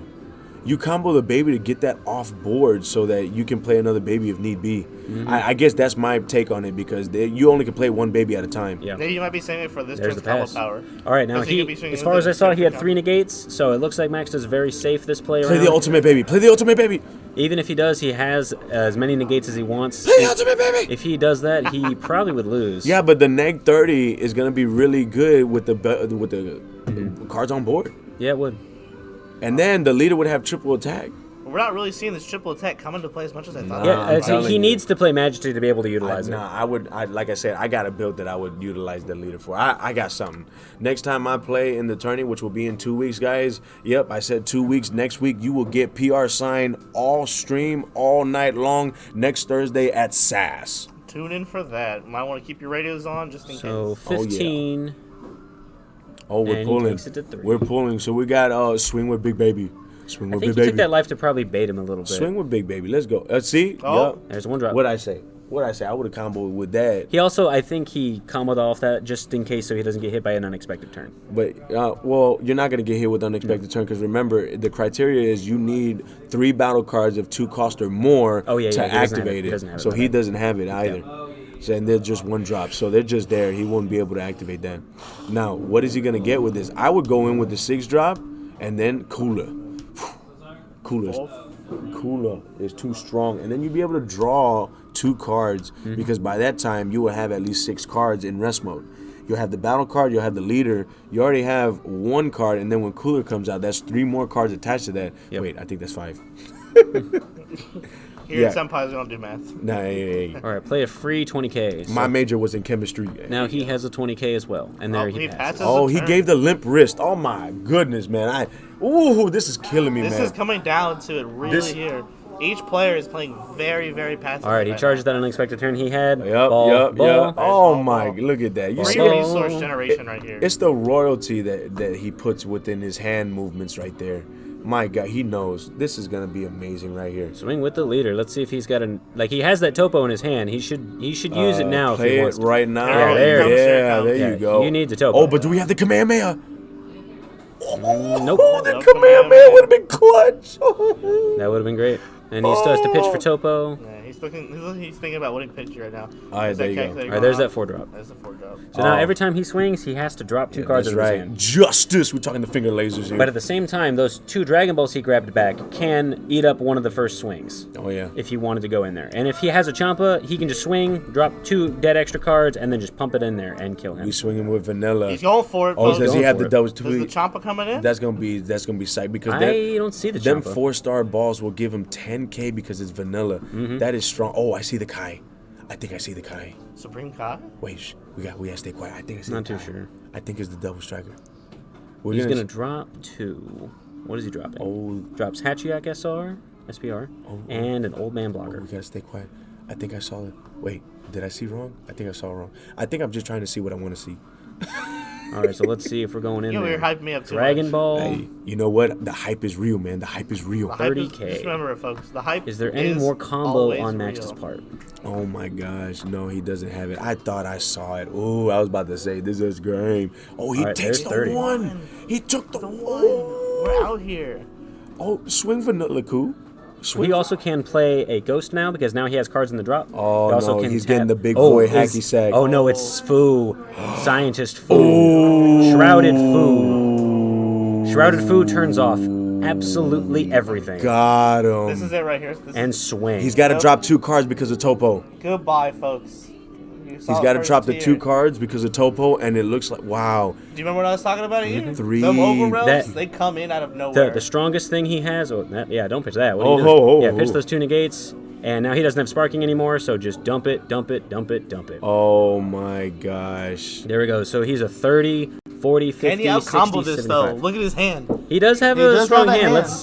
This is his all But at the same time, his super combos are turned off, and he can only normally combo. Oh, wow. This is it right here, though. He could do it. All right. Is it 20?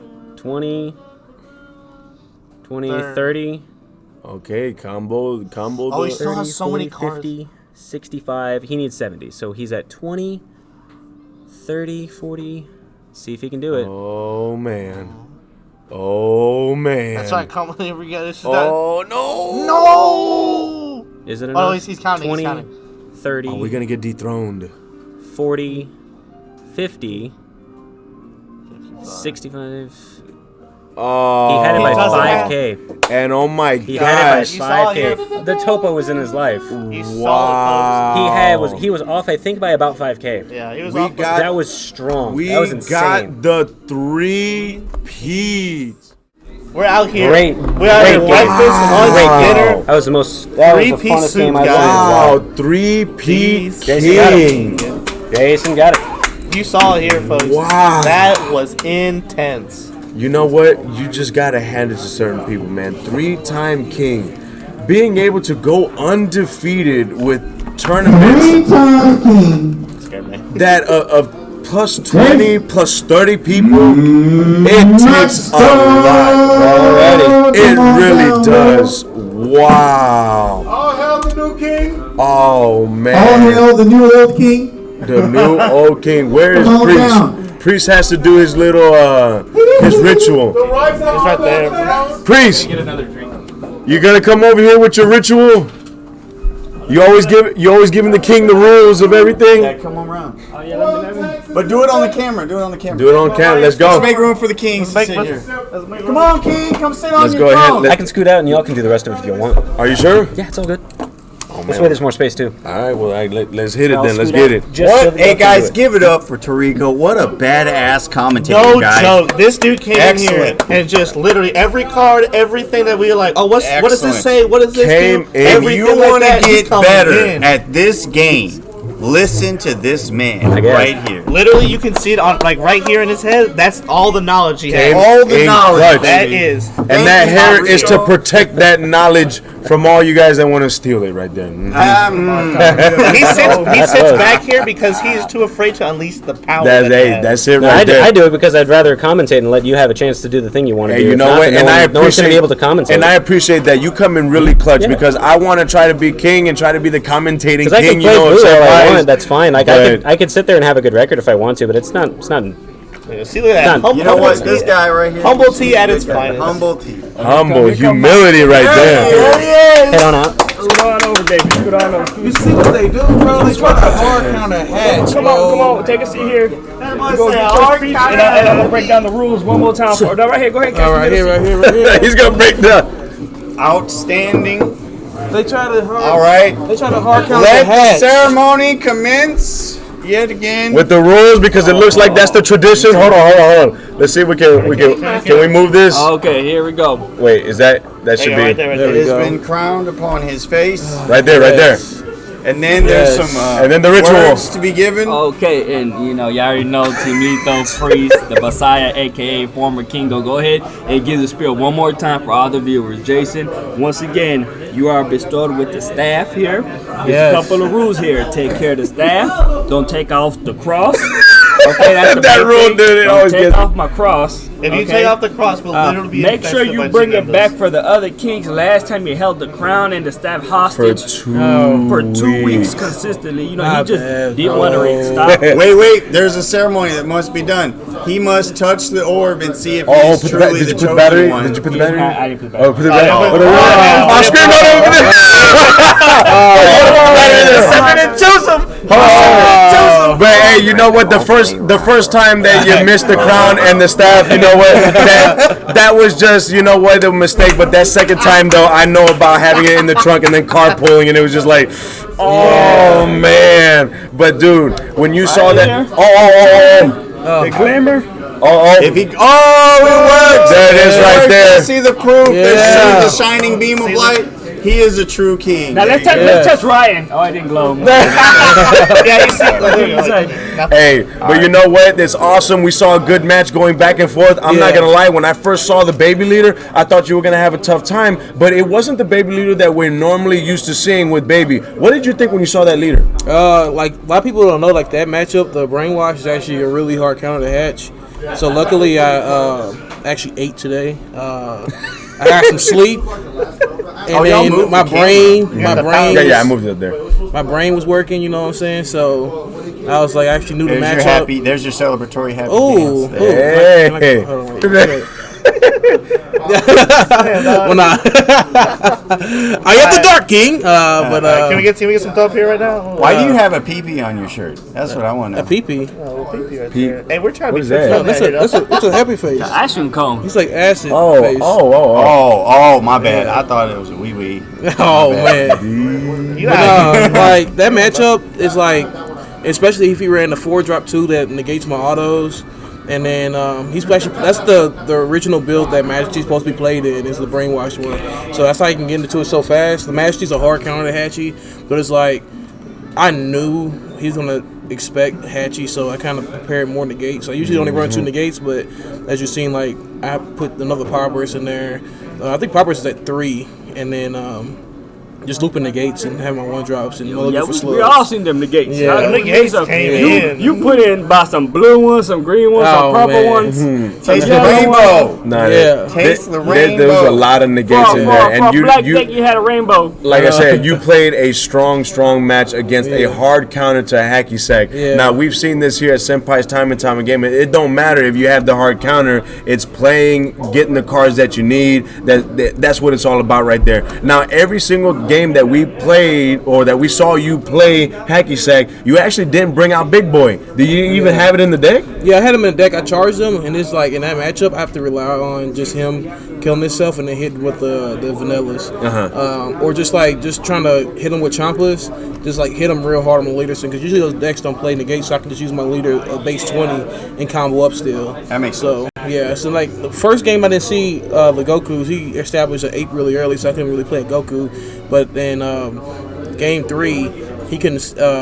I established 2 Goku, so that's 20. That's 10 combo power in my hand. So a 15 leader. Then he's at 10. He's a 10K leader too. So he's gonna have to combo up, and I can just easily just out combo it. No. You made it known that you had it because when you comboed them 2 4-star Dragon Balls, we saw how you did it. Royalty right there. You threw it down, and then you just like effect, and you pulled it right back to him that last game.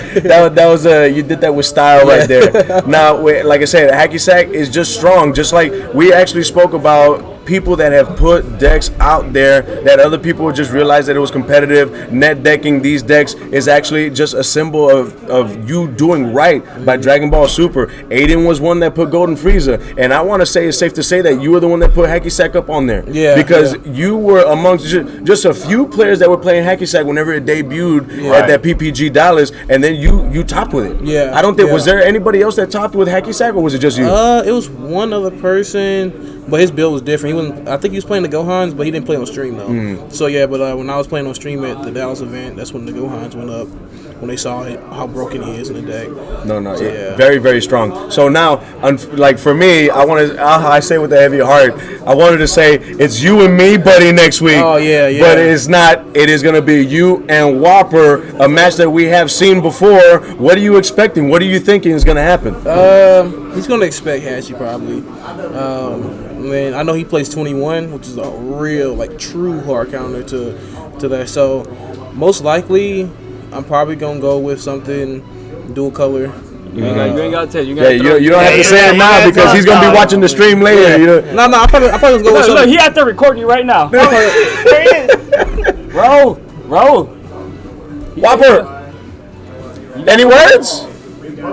Jinx. Okay. And for the people on stream, I don't know if y'all know, but I think his tax on force is coming back. Oh yeah, so, 1-4 per trade.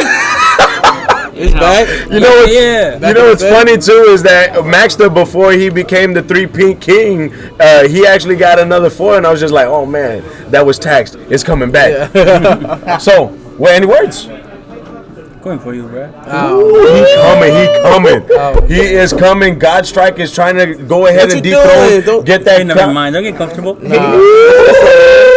No, see, what I thought you were going to say, instead of saying I'm coming for it, is don't forget my crown and staff. Hey. That would have been good. Has Jason and Raul ever played against each other? He's not going to bring out Hatch. Yeah. You're not playing Hatch. I might just play Hatch just to psych you out. You ain't finna play Hatch. I pull out Hatch. You can pull out 21. You can play. I'm gonna play 2. I'm gonna funk you out with the 21. You know the thing is too. Next week the ban list is in effect, so objection is out of the. Well, it's not. It's on the 7th. The tournament's on the 6th. So we got one more day. We out here. Oh, one more day. This will be the last time you'll ever see objection. Last time you'll ever see the objection, the towels, all these other cards. You better sign them for the last time.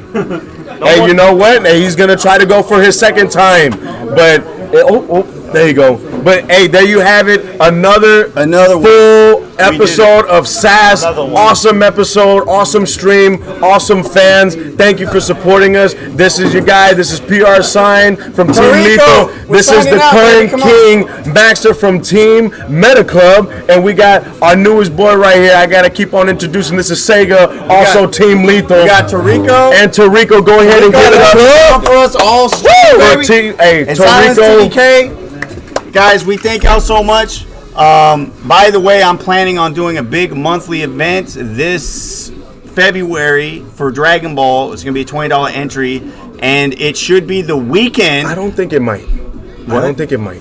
Oh, I'm just answering Drizzy Drake right there. I don't think You think these decks are going to be good versus... Oh, yeah, we don't know. No. But I'm leaning towards the no, but is it 15th? February 15th is a Saturday at 4 p.m. Dragon Ball Super Monthly. It's going to be 5 best of 3 rounds, top 8 cut $20 entry, massive store credit to the winners, guys. It's going to be highly competitive, highly sought after tournament. Make sure you're here. And you'll see us. You'll see everybody here. Well, I'll be out here commentating because you know it. This is the best locals. Oh, not only guys. Houston, not only Texas, In but the in States. Exactly. Too strong. Men Club, the best team that's ever been created.